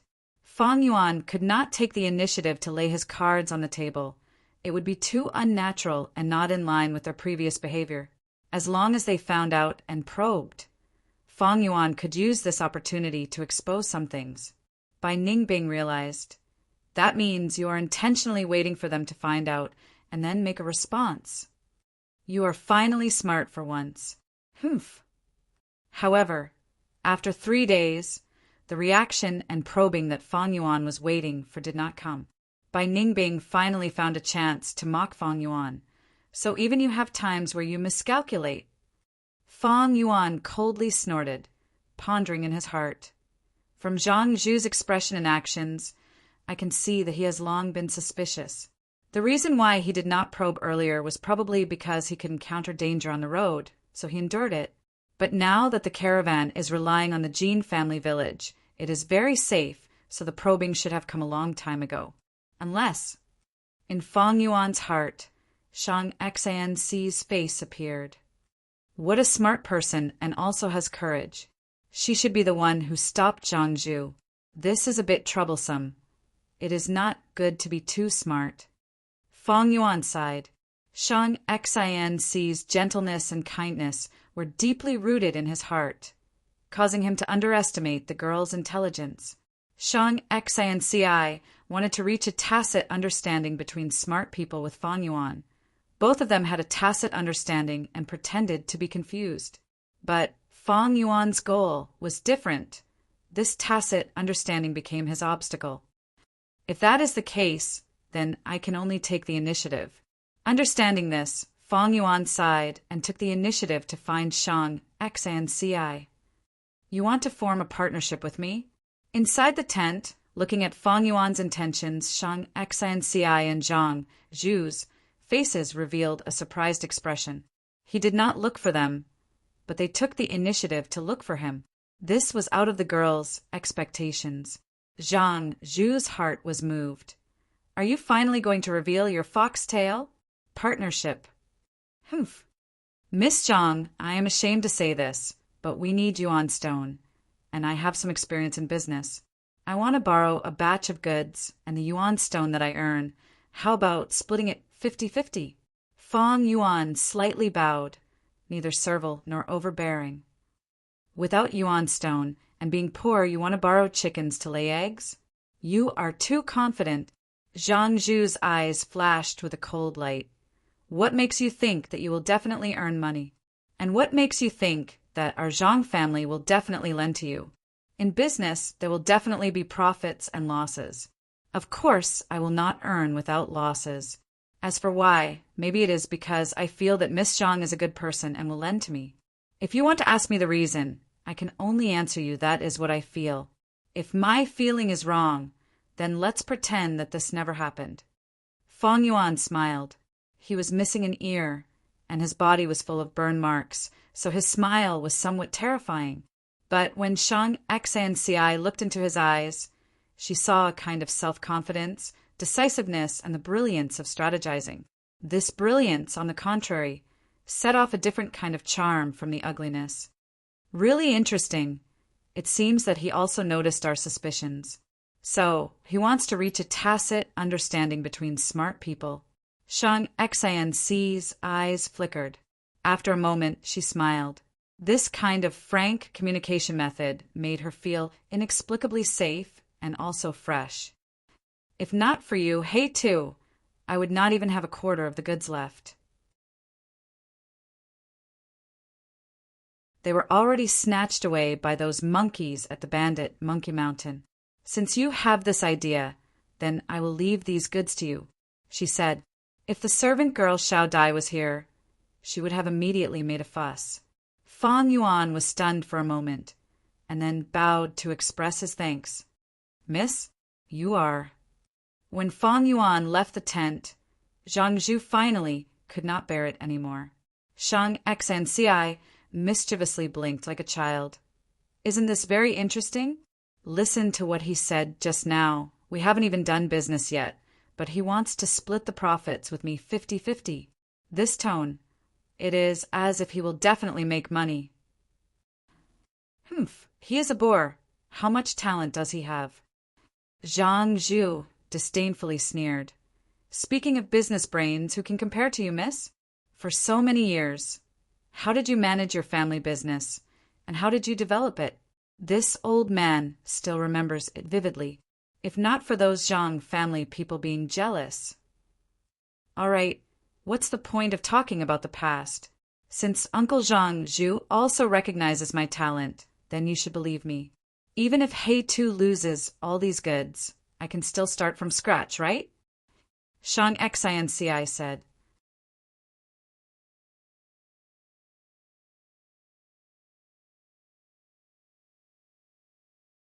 Chapter 247. So many goods, it won't be cheap. At least 50,000 yuan stone. The Jin clan Gu master looked at Fong Yuan suspiciously. After getting permission from Shang Xinci, Fong Yuan immediately found several Jin clan Gu masters. The person in front of him was already the sixth person. I don't have yuan stone. Fong Yuan shook his head, but I can use my goods to exchange for your goods. Barter? The Gu master slightly raised his brows, not very surprised. Bartering was also a common thing, especially in merchant caravans. To him, as long as the value was not too different, bartering was not a loss. Then what goods do you intend to use to exchange? Fong Yuan led him to look the goods on the spot. Jin clan's Gu master frowned. Your goods are cheaper than mine in the market, but in this golden mountain, you can sell them for a good price, right? Fong Yuan laughed. The Jin clan Gu master frowned even more. If the price is set too high, it won't sell anymore. Then sell them slowly. There will be a day when they are all sold out. Rare goods are more valuable. At that time, you can just sit at home and collect money. Fong Yuan smiled. The Gu master laughed heartily. He said so much just to lower the price. but his heart was already moved. "You are not bad. Although you are a mortal, you are neither servile nor overbearing. I have 3 shops. Are you interested in helping me? I will give you the status of a shopkeeper. We can discuss the salary." The Gu master patted Fang Yuan's shoulder. Fang Yuan tactfully refused, making this Gu master feel some regret. "Hey Tu, what the hell are you doing?" After this transaction, Xiao Dai ran over with a cold expression. "You actually exchanged all of Missy's goods? What are you trying to do? You are too daring." Xiao Dai stomped her feet in anger. "Don't you know, our goods are all carefully selected by Missy. If we transport them to Shanclan City, we can sell them for double the price. Quick, exchange them back." Fang Yuan's expression turned cold. "Your Missy has already lent all her goods to me. In other words, these goods are all mine." I'm handling my own goods. What's wrong with that?" Fang Yuan glanced at Little Butterfly with a cold glint in his eyes. Xiao Dai shuddered and felt her heart skip a beat. Fang Yuan decided to expose himself a little more. This was the first time he spoke to Little Butterfly without any pretense. Xiao Dai was originally eloquent, but at this moment there was a chill in her heart. I'll tell Miss, just you wait." She tried her best to hide her inner emotions, but she still ran away in a panic. Of course, her snitch did not cause any trouble to Fang Yuan. However, the servants that Shang Xi brought also had a lot of opinions about Fang Yuan's actions. Many people discussed in private, thinking that He Tu had gone mad. Fang Yuan knew the value of the original goods, which also made him realize Shang Xi's business talent. However, this was the first time the latter was doing business. Although he had talent, he lacked experience. Merchants did not simply transport goods to the terminal and earn a profit from the price difference. A real expert merchant earned money along the way. It was to use a keen eye to discover business opportunities in time, to be familiar with the specialties of each famous mountain and the needs of each big family, to establish a network of relationships and benefit from both sides. Of course, these requirements were too high for Shang Xi. After all, she was only 16 years old this year. Although she had talent, she was still a young girl. In Fang Yuan's previous life, he spent nearly 100 years doing business. He had mixed into a caravan and served as a leader. He had opened a shop and a stone gambling shop. He had also held an auction. In terms of experience and vision, the leaders and deputy leaders in the caravan were not even worthy of carrying Fang Yuan's shoes. Not to mention Shang Xi, who had just started doing business. There is still some distance to Shangliang Mountain. If I operate wholeheartedly, I can at least increase the value of this batch of goods by 7 or 8 times. This multiplier was already quite terrifying. Any higher, and Fang Yuan could not do it. Due to all kinds of practical conditions, 7 or 8 times was already the highest standard in this world. Of course, if I use illegal methods, not to mention 7 or 8 times, even 70 or 80 times is easy. Thinking of this, Fang Yuan could not help but think of a poem from his previous life. The law-abiding worries every day. The strong man sings happily every night. Harming others to benefit oneself rides horses and mules. The upright and fair starve. Repairing bridges and roads is blind. Killing and arson are many. I go to heaven and ask Buddha. Buddha says, I have no choice. Haha. The so-called system and laws are all used to oppress the masses and restrict the weak. No matter which world, it is the law of the jungle. Thus, even in the era of law, there were countless influential people who used loopholes in the system to escape the punishment of the law.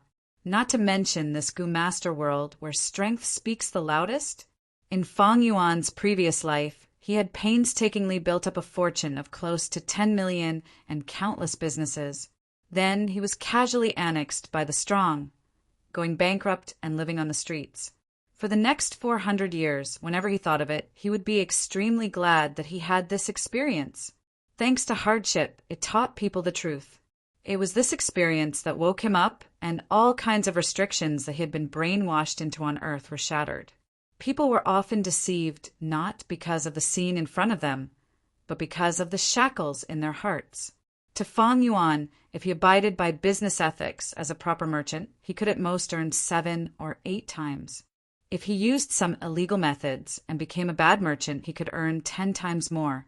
If he abandoned his duty and swindled to his heart's content, becoming an unscrupulous merchant, he could earn 10 times more. If he directly killed and looted, he did not even need to use capital. A business with no capital was always the most profitable. But Fang Yuan's current business had other motives. Thus, he could not use any illegal methods. This made him feel like his hands and feet were tied. However, on the night before the caravan was about to set off, a Jin clan Gu-master secretly came to find him. "I have a private transaction. Are you interested?" This Gu-master was one of the people who had bartered with Fang Yuan. Fang Yuan did not mind at first, but after 5 minutes he changed his mind. "You are saying someone wants to sell Jinzan grass." He was extremely astonished, even suspecting that he had heard wrongly.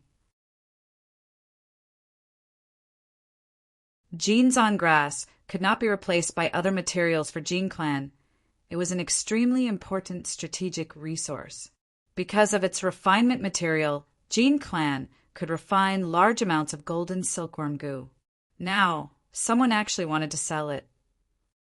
In Fang Yuan's memories, it was because Jin clan had a large amount of rank 3 golden silkworm goo that their strength increased greatly, allowing them to eliminate Huang clan and dominate a region. Wait a moment, Huang clan still exists now. That is to say, Jin clan has not completed the incomplete recipe for the golden silkworm goo? That's not right. According to this period of time, they should have made some progress. Otherwise, why would they plant large amounts of Jinzan grass? Fang Yuan's thoughts flashed like lightning. He purposely probed. "My goods are almost finished." Jinzan grass is an uncommon material, although it is rare. Very few people need it. Seeing Fang Yuan show signs of rejection, that Gu-master immediately became anxious. "This price is negotiable. We can discuss it properly." Fang Yuan's gaze flashed. Seeing that the other party was in a hurry, he continued to try to lower the price. After a few rounds of bargaining, the price of Jinzan grass was pushed to its lowest point, a tragic sight to behold.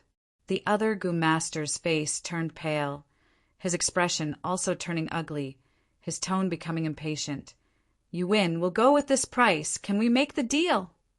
This price was very low, much lower than the cost of cultivating Jinzan grass itself.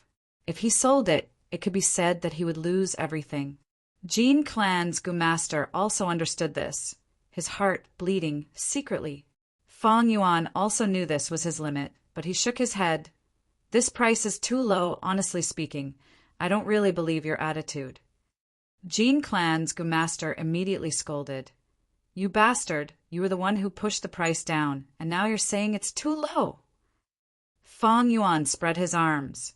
"You said it yourself, this is a private transaction. There is no proof of delivery. If you sell me fake goods, who can I reason with? Look, the caravan is leaving tomorrow. By then, even if I suffer a loss, I will have to leave." "Your suspicions are true." Jin clan's Gu-master's anger subsided. "Don't worry about the goods. They're 100% genuine. I'll tell you the truth. This was secretly taken out by my young master to sell." Fang Yuan's eyes shined with brilliance. At this point, he had finally obtained some useful information. He purposely exclaimed, "Your young master stole it!" This Jinzan grass is actually the clan leader's favorite plant. Thus, he specially planted 3 mu of it. Who asked our clan leader to have such a special hobby? So you don't have to worry, the Jinzan grass is not something important. Even if the son was found out, he would only be beaten and scolded. The Gu-master said. Fang Yuan heard this, and immediately understood. So it was like this.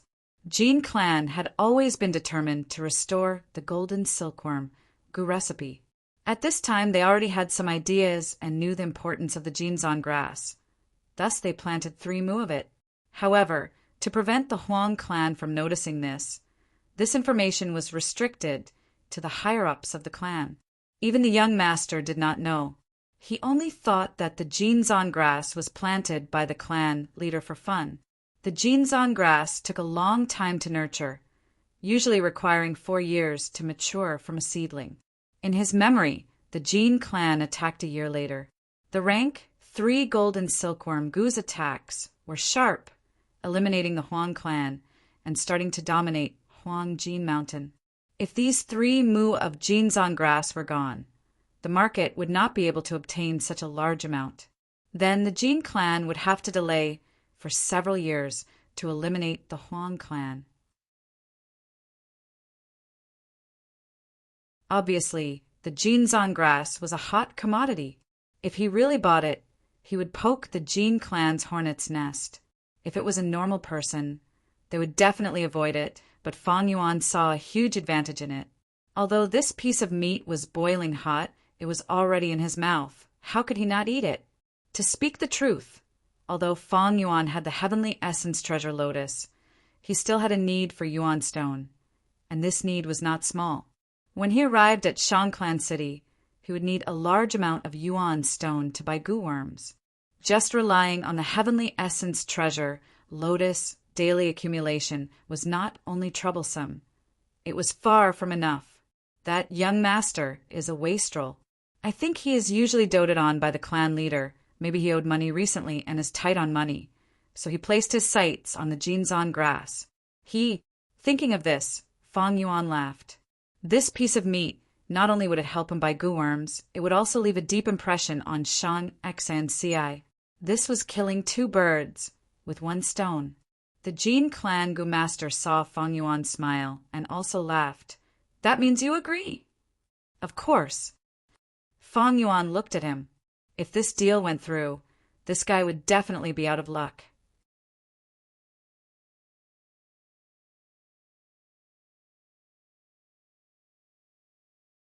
Chapter 248. Daybreak. The east was about to break. The first rays of the morning sun appeared. The cold air of the night condensed into dewdrops, remaining on the grass. Jin clan's temporary market was being dismantled. The tents were put away. The carpets on the ground were rolled up. The goods were wrapped and reloaded. After staying in Jin clan for a few days, the caravan prepared to set off again. To the merchants, no matter how many goods they sold or bought, they would still make a profit. Thus, although many people looked tired, they were filled with joy and smiles. Xiao Dai's expression was extremely ugly. Miss, I just checked. That He-Tu almost exchanged all the goods. Among them, I actually saw 3 carts full of Jinzan grass. Jinzan grass? Shang Xancii heard this and frowned. Xiao Dai was furious. She pulled Shang Xanci's arm and said, even an outsider like me knows that Jinzan grass cannot be sold. But he still exchanged so much. Miss, this He-Tu is messing around. Xiao Dai, calm down first, don't be impatient. Shang Xancii patted Xiao Dai's hand. These Jinzan grass should have been exchanged by him last night, I did not know. However, the other goods that he traded for had a certain logic to them as well. Think about it, it is already not bad for a mortal like him to be able to do this. Miss, why are you speaking up for him? I am doing this for your own good. These goods are originally ours. Why should we let an outsider squander them away? Most importantly, he can't afford it. Lord Zhangzhu, why don't you persuade Miss? Xiao Dai pouted. Zhangzhu sighed. Miss, Xiao Dai's words make sense. Lending them to him earlier was to test him. Now that we have seen through him, why should we let him continue? We all believe in misability, but if we can reduce our losses, why not try to do so? When we reach Shangclan City, we will be able to struggle less. This. Shang Xancii pondered. She was still young. Hesitation flashed in her eyes. Previously, She felt that the goods Fang Yuan exchanged were reasonable. But this jeans on grass, exchanging for so much jeans on grass, was definitely the biggest mistake. Jeans on grass might be easy to preserve, but there was little demand, it could not be sold. Hoarding so much in one go, sooner or later it would rot in one's hands. In the end, he had no choice but to lower the price and sell it. It could be said that he was destined to lose money.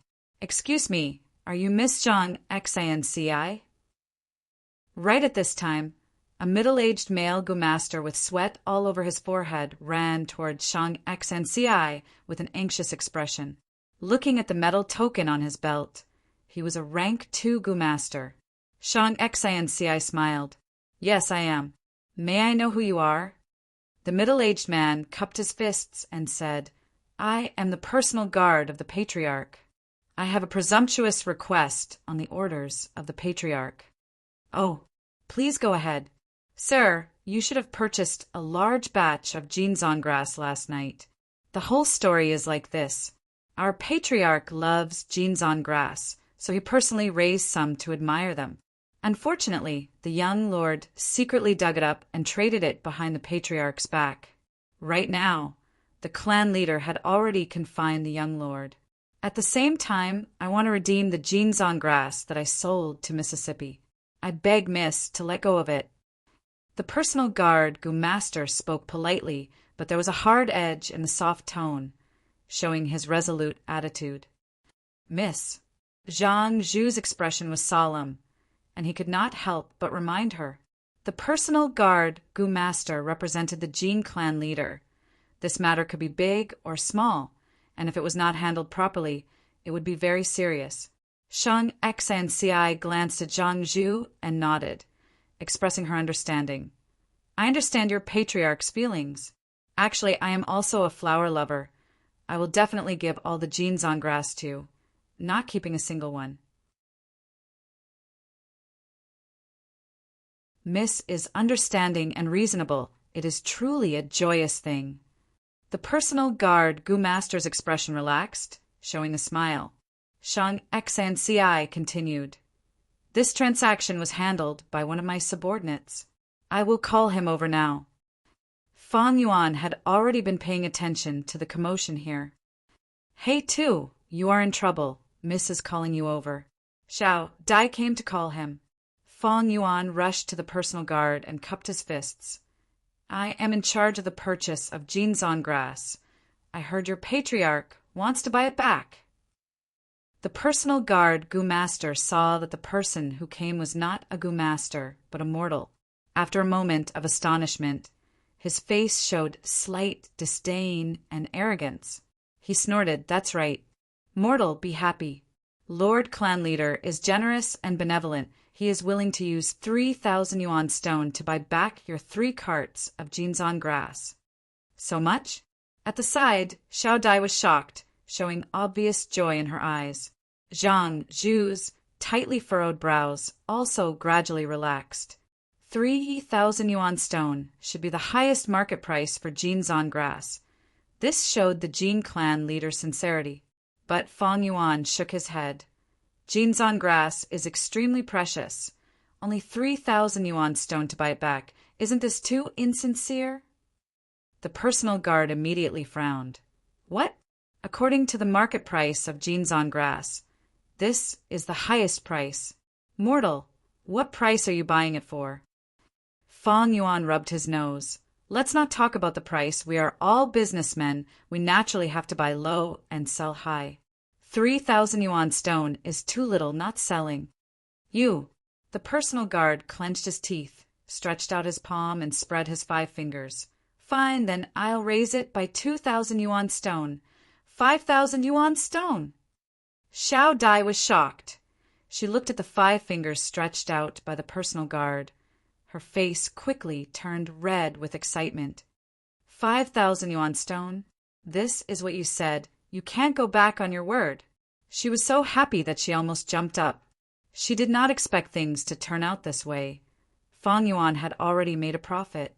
But Fang Yuan still shook his head. The personal guard's face turned cold and threatened. "Mortal, don't you think you are being greedy?" These jeans on grass originally belonged to my clan. The two of you are not allowed to make private deals. Without proof of transaction, I can even say that you secretly stole the jeans on grass."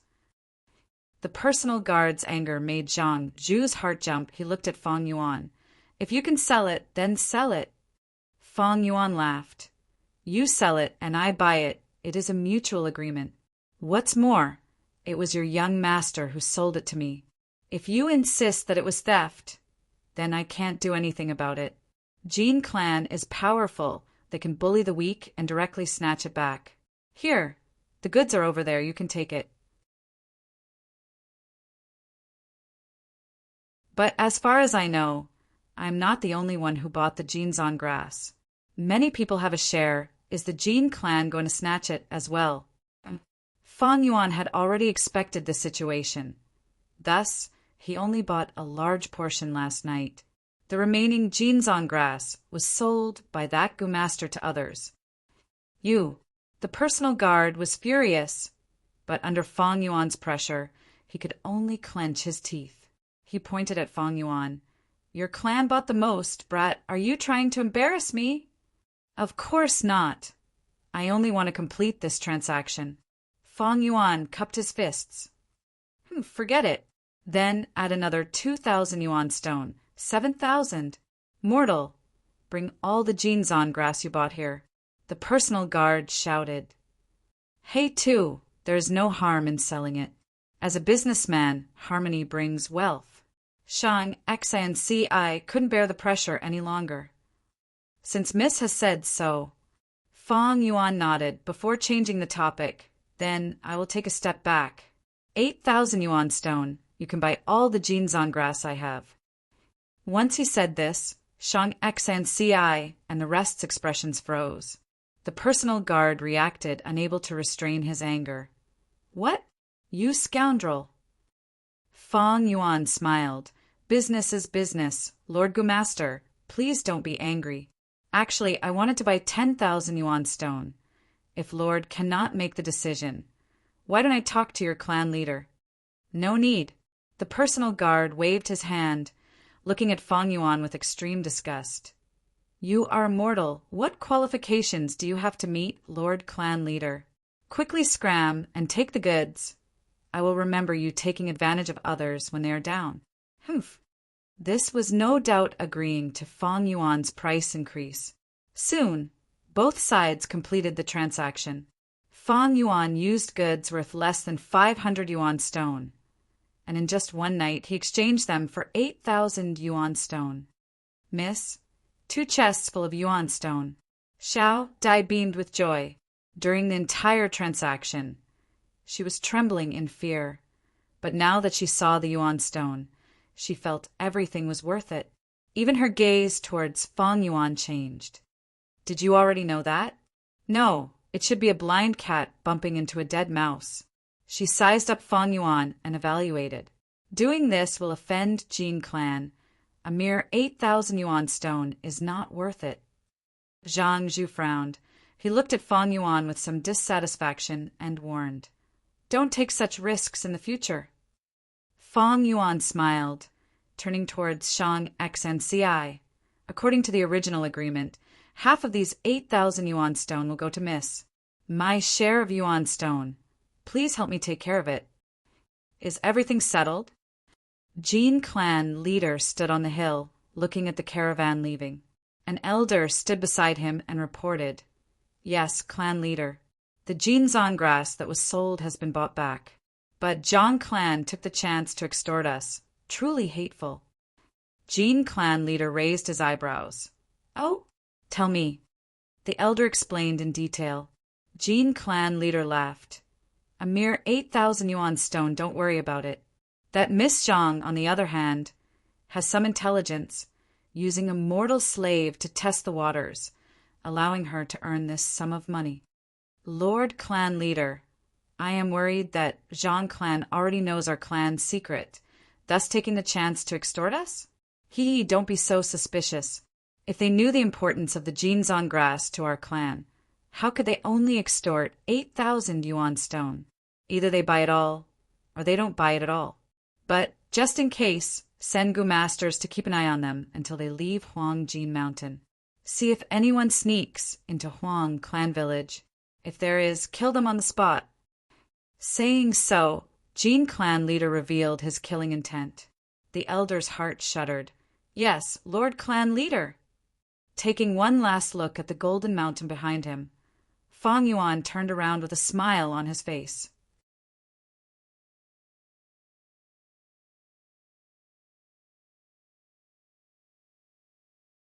Chapter 249. The caravan traveled west, crossing mountains and ridges. Half a month later, Fang Yuan and the others arrived at Soulwood Mountain, which was eerie and quiet with withered trees. He sold a small portion of his goods and bought a lot of special wood. 20 days later, they arrived at Giant Rain Mountain. The Giant Rain Mountain was full of potholes. These were all big holes made by the raindrops. When it rained here, each raindrop was as big as a wine jar and had a huge impact. Thus, the Tong family village on Giant Rain Mountain was built in the hollow of the mountain. If it was built in the open, it would be destroyed by the raindrops after a few rains. In the Tong family village, the golden oil lamps that Fang Yuan bought from Golden Mountain were very popular. During their stay, it rained 3 times. Fang Yuan collected many blue oil raindrops because of this. These raindrops were a type of material that had a wide range of uses.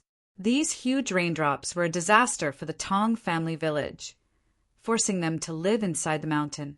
But they were also natural treasures and were their main commodity. After leaving Giant Rain Mountain, the caravan arrived at Square Brick Mountain. The stones on this mountain were very special. Every piece was in the shape of a brick, but they varied in size and thickness. The Dafeng family had lived on Square Brick Mountain for thousands of years and was a large family. Their residences were much better than the Tong family village and were made of bricks and tiles. The village was surrounded by tall walls.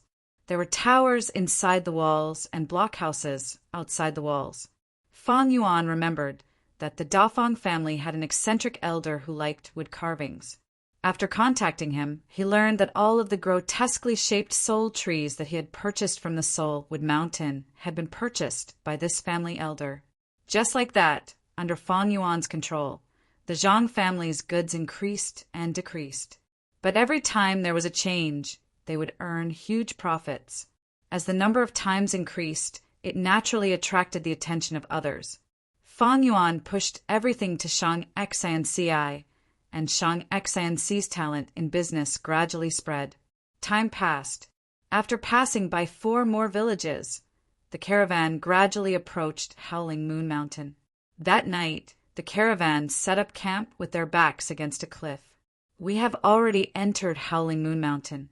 The next part of the journey will be barren mountains, filled with insects and beasts. There are no villages. From tonight onwards, everyone must be on guard. The Jia clan leader instructed. The vice leaders in the tent nodded. Shang Xianci's eyes brightened. This was the most dangerous part of the trade route up to this point. After this, they would reach Blood Tear Mountain. After a few more villages, they would reach Shang Liang Mountain, Shang Clan City. All right, next is to arrange the defensive positions for this week, the Jia clan leader said. An hour later, everyone finished their discussion and walked out of their tents. Zhang Zhu went up to her. Miss, dinner is ready. Are we inviting He too and Baiyin over? Of course. Shang Xianci nodded and said, I'm going to ask him for advice on how to be a merchant during the banquet. These days, Fang Yuan earned more than he lost. He sold the goods and earned 5 to 6 times the profit. Shao Shang Qin Shan. Shao Fang Yuan Lin Snow. According to the agreement, Fang Yuan gave half of his profits to Shang Xianci. But in Shang Xianci's heart, how could a mere yuan stone compare to Fang Yuan's business experience and insights? She had no cultivation talent and was only a mortal. Business was the ability she was most proud of. Yet in this field that she was proud of, Fang Yuan's strength made Shang Xnci admit that she was far inferior to Fang Yuan. Many of the seemingly absurd decisions showed shocking results in the subsequent transactions. Shang Xnci was not a person who gave up on herself. After understanding the gap between her and Fang Yuan, she would invite Fang Yuan to a banquet every day. Just a few pointers from Fang Yuan would benefit her greatly. She was extremely talented in business, like a sponge absorbing water. She grew rapidly. The more she interacted with Fang Yuan, the more she admired him. Sigh, young lady, you have to be careful. These two people obviously have a story. They're not ordinary people. Zhang Zhu sighed. His eyes revealed a worried expression. He was afraid that Shang Xnci would sink deeper and deeper. Don't worry, Uncle Zhang Zhu, I know what I'm doing. Shang Xnci was indeed intelligent. She never talked about other things with Fang Yuan, only business. He would not beat around the bush when he spoke, nor would he beat around the bush. She felt that although Fang Yuan and Bai Ningbing were mysterious, they were not dangerous. Fang Yuan relied on proper methods to do business and never reneged on his debts. Every profit he made, he would split it 50-50 with Shang Xnci. This kind of behavior, invisibly, gave Shang Xnci a sense of security. But tonight's banquet, Fang Yuan did not accept. I feel a bit tired today, so I won't be going. He waved his hand and said to Xiao Dai, who came to invite him. Not every time Shang Xnci invited him to a banquet, Fang Yuan would nod. Out of 3 banquets, Fang Yuan would only go once. Xiao Dai pouted, looked at Fang Yuan resentfully, mumbled a few words, then left. Previously, when Fang Yuan refused, Xiao Dai made a few noises, feeling indignant for her young lady. But as Fang Yuan earned more and more, Xiao Dai's attitude also changed. She was never indignant, but became accommodating and helpless. No matter what world, no matter what level, people with strength will always be respected. As Fang Yuan closed the tent, Bai Ningbing was already sitting cross-legged on one of the beds. In the darkness, her blue eyes glowed faintly. Previously, when Fang Yuan refused Xiao Dai, she was a bit surprised. But after a few times, Bai Ningbing realized the beauty of this. As the saying goes, those who are unaccountably solicitous are hiding evil intentions. Fang Yuan refusing the invitation, not accommodating Shang Xnci, would instead make the young lady feel that Fang Yuan had nothing to ask of her. Let's begin. Fang Yuan also sat cross-legged on the bed, with his back facing Bai Ningbing. Bai Ningbing's palms were placed on Fang Yuan's back, and 10% of her snow-silver primeval essence poured into Fang Yuan's body. Bone-flesh unity goo flashed with green-red light, and through its conversion, 6% of the snow-silver primeval essence entered Fang Yuan's aperture. Swish, swish, swish. Fang Yuan sank into his mind and concentrated, activating this primeval essence to cleanse his aperture's walls. When he was rank 1, his aperture could not endure such a huge cleansing force. But now that he was rank 2 middle stage, his aperture walls were deep enough to withstand the continuous cleansing of the snow-silver primeval essence. It was just that the duration could not be too long, and he needed to rest every once in a while. Water-like light fluctuated on the aperture walls, circulating. The pure white light continued to strengthen, and some places were already showing signs of solidification. Evidently, Fang Yuan was already 1 step away from rank 2 upper stage. Fang Yuan had rich cultivation experience and knew what to do. He planned to strike while the iron was hot and charge to rank 2 upper stage tonight. Time passed, and unknowingly it was already late at night. Howl! Suddenly, a wolf king's howl could be heard. The howl broke the silence of the camp, and soon after, countless wolf howls could be heard, responding to their king. Wolf attack! Wolf attack! Damn it! Wake up! There is a wolf group attacking the camp. So many wolves. There are simply too many to count.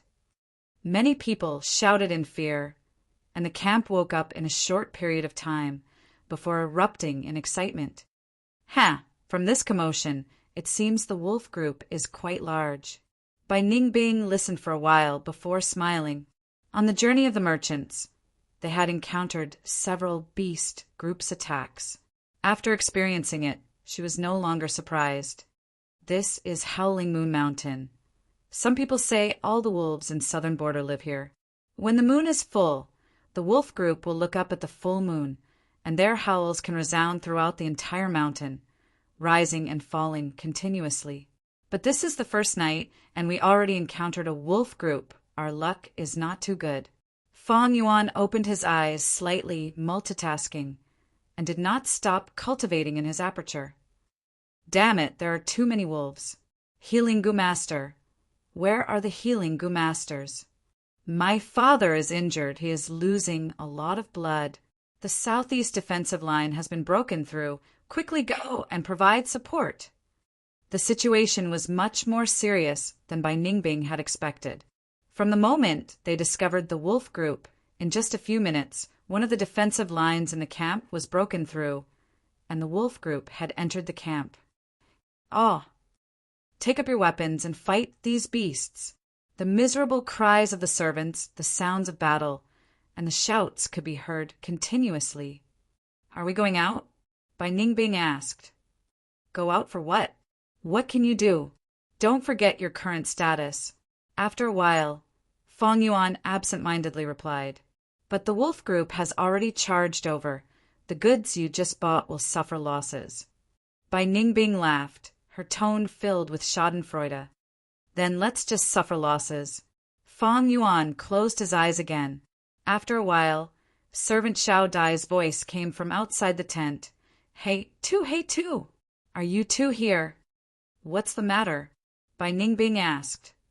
Heavens, you two are really here? Such a huge commotion, and you two were not woken up.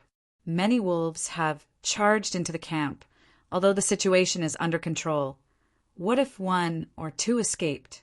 Young Miss asked me to call you over. With Lord Zhang Zhu's protection, it will be very safe over there. Xiao Dai shouted. No need. Since the situation is under control, let's not disturb your young miss. 1 or 2 wolves. With my strength, I can still deal with them. Fang Yuan said. Xiao Dai urged a few times, but was still rejected. Finally, she angrily stomped her feet outside the tent. You really can appreciate my kindness. Don't blame me for not reminding you too when you die. Humph. After saying this, she hurriedly left. The wolf group continued to attack for 15 minutes before retreating. The beast group attack this time caused the most disastrous loss since the caravan was established. 3 Gu masters died in battle, more than 10 were injured, countless servants died, and all kinds of goods were lost. Especially Zhang clan's goods, they suffered the most losses. These goods were all borrowed by Fang Yuan. After a rough estimation, in just one night, Fang Yuan had lost close to 1,000 yuan stone. After daybreak, when he counted the losses, he showed a bitter smile, but he did not mind it at all, because just last night he advanced to rank 2 upper stage. In just a few months, such a cultivation speed made by Ningbing, one of the people involved, secretly amazed.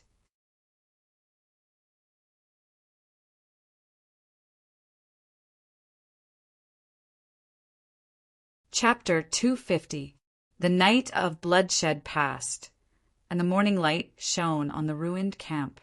In the heavy atmosphere, everyone cleaned up the battlefield, packed up their goods, and set off again with a heavy heart.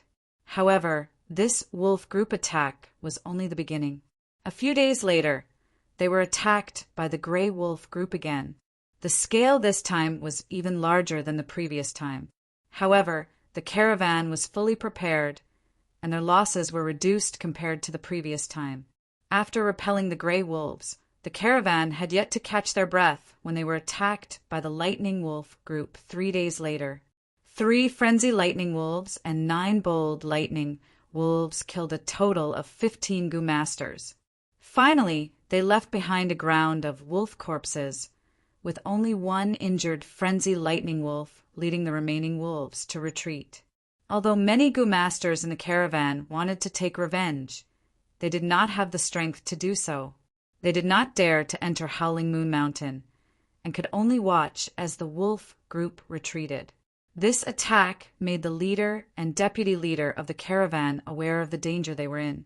That night, they decided to quicken their pace and leave Howling Moon Mountain as soon as possible. But even so, in the next half a month, they were still attacked by the wolf group frequently. Gray wolves, lightning wolves, snow wolves, two-headed wolves, and even blood-fanged wolf. After leaving Howling Moon Mountain, everyone in the caravan heaved a sigh of relief. After a period of peaceful days, when they entered White Tiger Mountain, they were attacked by a beast group again. This time it was the turtleback ape. These white apes were huge and had shells on their backs, with clear turtle patterns on the shells. Although the ape group's attack did not cause many casualties, many goods were lost, causing many people to bleed in their hearts. Fang Yuan's goods also met with misfortune. Of the dozen carriages, only less than half of the goods were left. The caravan's morale plummeted. These people worked so hard to earn money, but these losses made many people's efforts futile. This trip was a waste. I did some calculations yesterday. In total, I only earned less than 2,000 primal stones. My side is worse. We have already lost 30% of our goods. No matter how bad it is, can it be worse than the Zhang clan? They have already lost a huge portion of their goods. Sigh, if I knew this would happen, I would have stayed in the clan. Why would I take the risk and earn so little? Under such an atmosphere, 5 days later, a group of white tigers attacked. The caravan suffered losses again. Another 7 days later, a group of flaming tigers attacked. The caravan camp was engulfed in flames, and large amounts of goods were burned. Everyone's morale was at rock bottom, and many people had already lost everything. 10 days later, just as they were cheering for leaving White Tiger Mountain, a biao appeared. 5 tigers and 1 tiger, a tiger with wings. A tiger. This tiger was like a tiger with wings. A biao was at least 1,000 beast king. A tiger was at least 1,000 beast king. In order to resist this tiger, one of the deputy leaders of the caravan unfortunately lost his life. The ferocious tail followed the caravan, continuously harassing them for hundreds of li. In the end, after some discussion, the caravan decided to abandon the rook to protect the general, and they abandoned nearly 100 servants. Most of these servants were disabled. They wailed and cursed or cried and begged for mercy, but none of them could change their fates. After leaving the White Tiger Mountain, the caravan took a good rest and reorganized. The leaders of the various families were generous with their rewards. Finally, their morale was boosted and their spirits were lifted.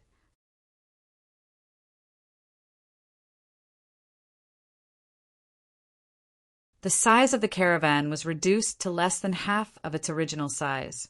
But after this cruel elimination and training, the caravan had the temperament of an elite. This is the most difficult time in my many years of doing business.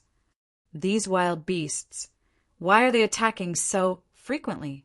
After this trip, I will retire. No matter what, we need to reevaluate the risk of this trade route. The main reason is because these mountains are uninhabited. Without a village to guard and clean up, these wild beasts are growing without restraint.